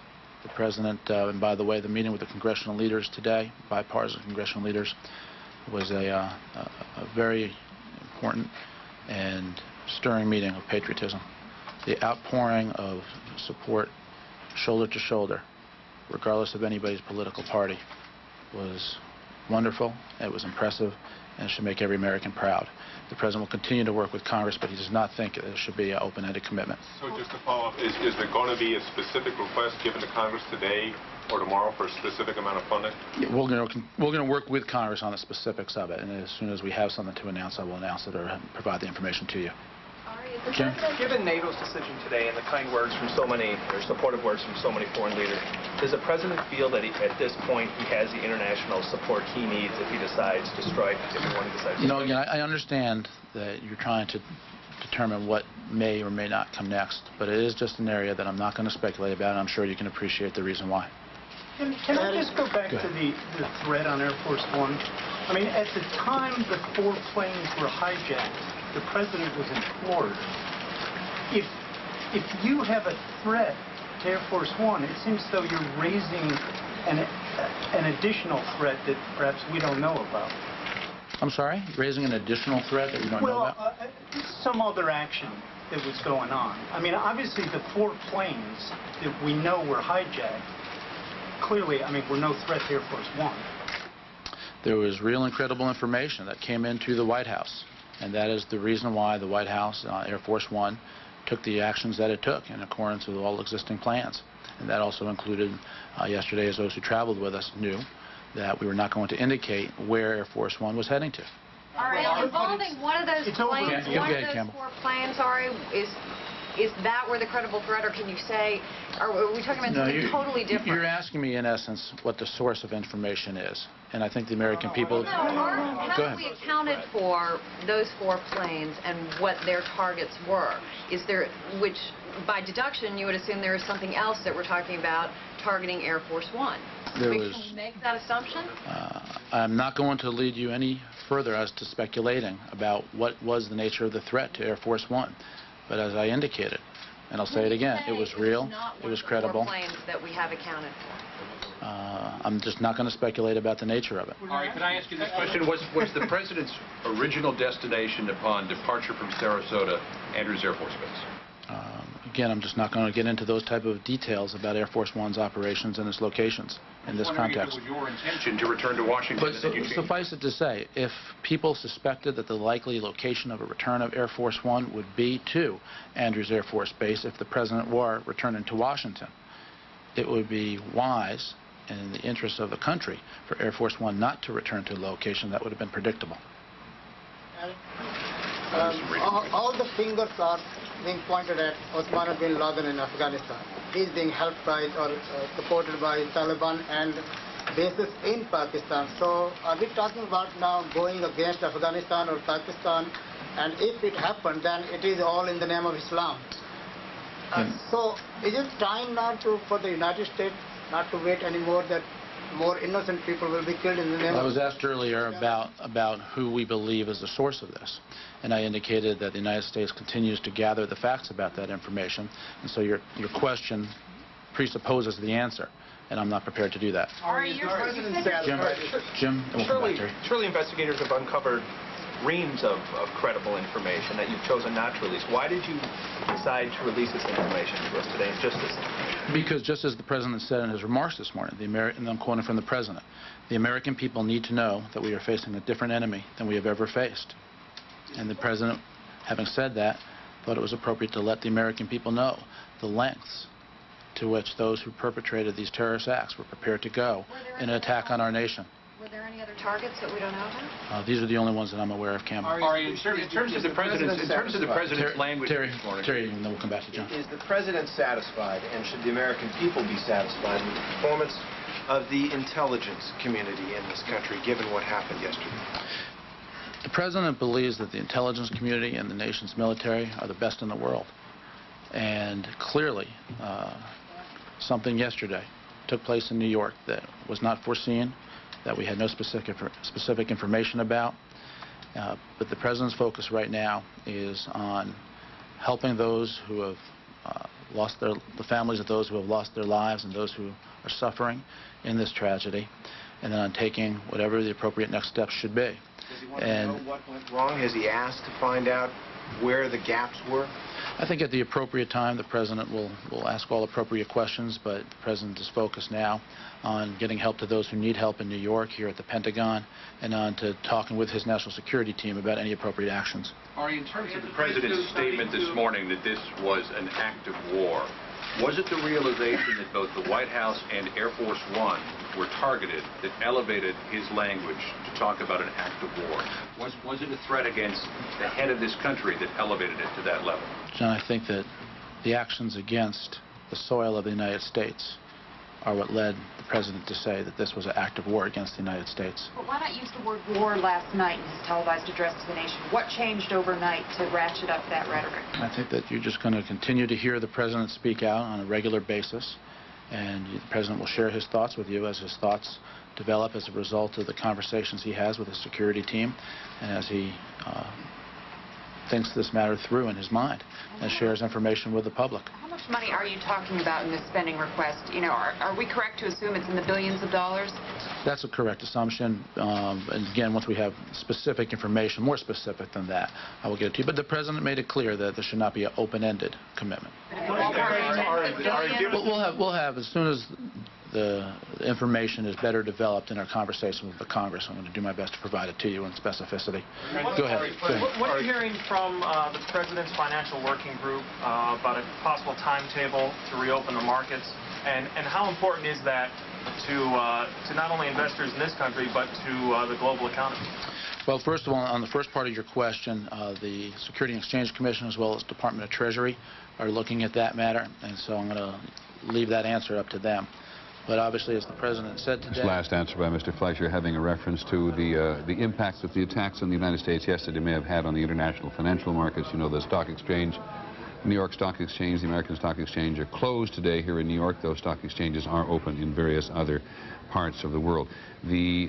Several questions there about why, given a lot of credible evidence that the White House and the administration appears to have about at least the attackers today, why the President has decided to release to the public the also credible evidence, they say, that the White House and Air Force One were targets. And a subsequent question there as to why or whether the 4 planes that were hijacked yesterday, taken into the Twin Trade Towers, into the Pentagon and elsewhere, were actual threats to Air Force One when the President was in many other parts of the country. Just lots of things to get sorted out yet.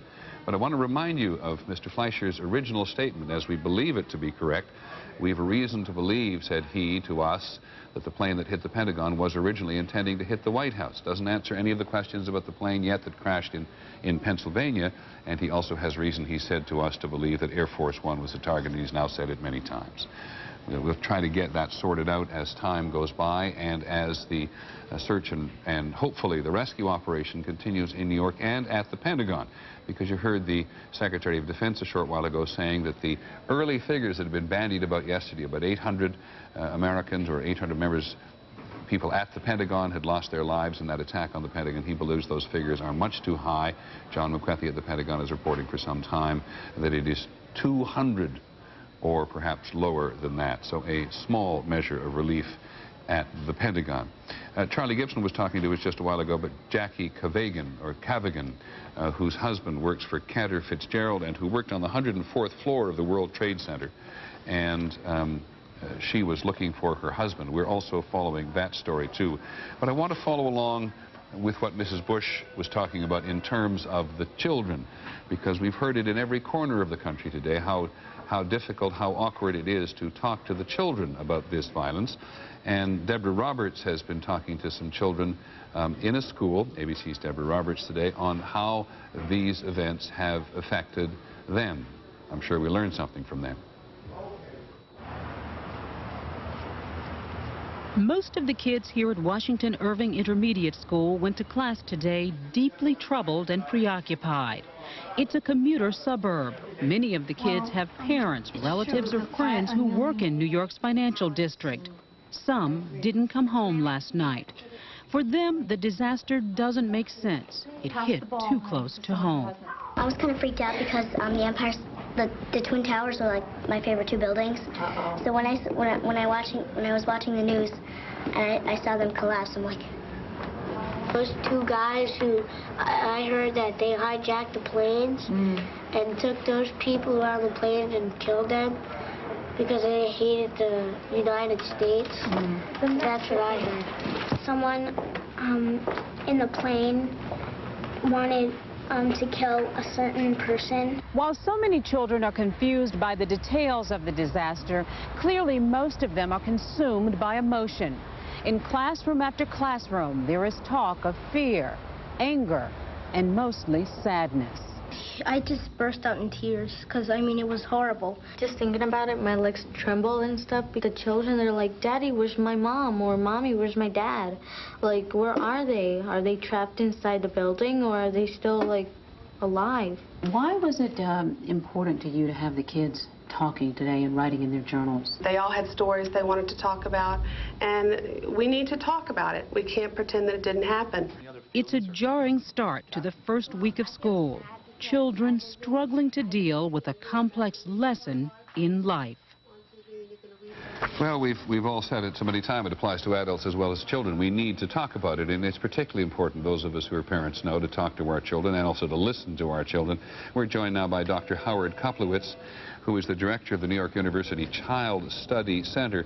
Dr. Koplowitz, do I understand in the first instance that New York City, the Board of Education, has asked you to develop, in the wake of this incident, something of a program so that families and kids can work better together? Well, I think it's important for you to know that not only the Board of Ed, but also the parochial schools and the independent schools of New York City actually work with us throughout the year. So it's almost as though having a fire drill. They teach us and we teach them. So that when this happened, in fact, even today, we met with an entire school district of District 2, which is where several schools had to be evacuated near the World Trade Center, talking to principals about how to prepare teachers tomorrow and what to look for in kids. Quite clearly, the kids who are most at risk are the children who have the most personal involvement, whether they were there and witnessed the event or whether their parent is lost or has died in this or been injured in this terrible event. Now, this is a universal problem. How do we talk to our children about acts of violence which they do not necessarily readily understand? I know we all have somewhat different ideas about this. Let me be parent for a second. I've always believed the first thing to tell your children was that you are safe and that the bad people out there are not after you. Is that good advice? Well, it really depends on how old the child is. And the best advice would be to start off by asking the kids what they understand and what they've heard. Remember, the TVs have been on in most people's homes for hours and hours every single day. This is an extraordinary, historic, and horrific event. So across the United States, all of a sudden, because it occurred in New York, it's part of our backyard. It's in our neighborhood. And so, number one, talk to your children if they're very young and find out what they know, and then explain about the good guys and the bad guys, and that we are going to find the bad guys. There's no ambiguity about this, and that we have a government that is taking action to make it safe. because kids are most interested in what's happening to me. Who's going to pick me up at school tomorrow? Can we go on the plane to Grandma's house for Christmas? And reassuring them is important. For older kids, though, and for kids under the age of 5, I don't think they should be watching TV. Yeah, but what do you do about that? You've just made the point yourself. All across America, television sets are on all the time in homes all over the country. Do you do any harm by telling your kid you can't watch that? Yeah, I don't think it's any harm. I think it's a positive parenting kind of technique to say, you know what, you're going to watch in another room and you're going to watch a video on the VCR, or I'm going to shut off the television and I'll do it, you know, twice a day. In the morning I'll watch and in the afternoon I'll watch, but it's adult images. It's very important to remember that a little child who sees a scene again and again of that plane going into the World Trade Center doesn't understand that it's not happening again and again, that it's just one event, and it becomes more frightening. Kids don't like to see parents out of control. They don't like to see the adults in the world out of control. And if they're older children, if they're more than 6 years of age, and let's say 6 to 12, parents should sit with them while they're watching. They should help them comprehend what's going on. And again, I would monitor how much time you're going to watch the news. I think you're doing a great job, but I think there's a limit to how much a family with young children should be watching this program. I think you quite agree. I agree with you on this. You certainly got to ration television under all circumstances, certainly under these circumstances. Let me just try a couple of academic questions with you. I'll try to play a child here, 5 to 12. You pick a figure. Why is it happening, Dad or Mom? Right. I think that, again, being able to talk in language that children understand, and to explain, by the way, that you're frightened also, but that there are people who are bad, who dislike us or hate us without really knowing us, and have taken an action against us that is really horrific. It's absolutely horrible. And we weren't prepared. We didn't know that something like this could happen. And now the government is going to become more, first of all, they're getting very good at trying to find these people. As we heard from the Attorney General and from others in charge, they're going after the bad guys. But also, they're going to make the airplanes safer. We're going to see that the next time we go on an airplane. And the important part is, in your life, we're going to keep it very safe. Your school is safe. I'm going to make sure that when you go to school, I'm going to be around, and you're going to reassure them. You should also be aware that even when you talk to kids like this, the conversation isn't a one-shot deal. This is a kind of conversation that, depending on your child, who might not be that talkative, you might have to bring it up again later on. Or they may not want to talk about it, and they might want to draw a picture, or they might want to write a poem about it. Not everyone behaves the way we'd like them to behave when it comes to talking about difficult topics. But parents have to bring this up. This is not one of those topics where if you don't say anything, your kid isn't thinking about it. He's just hearing from you that you're nervous about talking about this difficult topic. I would also guess that this is one of those moments when you can teach your kids some good lessons about prejudice, given the fact that we are all talking about people from a particular part of the world may have done this. I think Mayor Giuliani hit the nail on the head when he was talking about that, because that's a very important message for all children, but particularly for teenagers, that it's really time to start talking about tolerance. It may not be a time where we don't feel hateful right now and angry, and particularly when we see scenes of Palestinians dancing in the street, but those people don't really know us, and that's what we're supposed to tell our kids, and explain to them the fact that they may hate us and not know us doesn't give us the right, and it certainly isn't smart for us to hate them back. That this whole thing started because of an insane hatred, and that's important. The other important part is to help kids do something. And you know, kids want to volunteer. You know, you find that pre-adolescents and teenagers want to do this. Unfortunately, there's nothing for them to do. The Red Cross has got things under control, and you find that, you know, this is not the kind of war where you're going to make bandages. And so helping children feel about memorializing this and saying it's important is good. My 13-year-old made a friendship bracelet for me, and his friends have started to do this. It's red, white, and blue, and they're saying it's to remember the people who've gotten hurt, but to also announce that New York is a strong place. And they're going to start sending these bracelets like a yellow ribbon to the mayor and tell him he's doing a good job, or to the president. That kind of doing something. A bake sale where you raise money, whether it's for the children or the families who have lost their father, that's important also. Taking a proactive approach. You certainly sound like an advocate of it. Thank you very much, Dr. Harvey Koplowitz from the NYU Child Studies. It'll be interesting to tell you on this question of Dr. Howard, on this question of seeing people dancing in the streets. I've had several emails in the last several hours from the Middle East, saying that for every Palestinian dancing in the street, there are others who want to hold a vigil outside the American consulate in East Jerusalem to identify with the United States. And so I quite agree. It's a moment when prejudices get started or get enhanced, and it's not the time for it.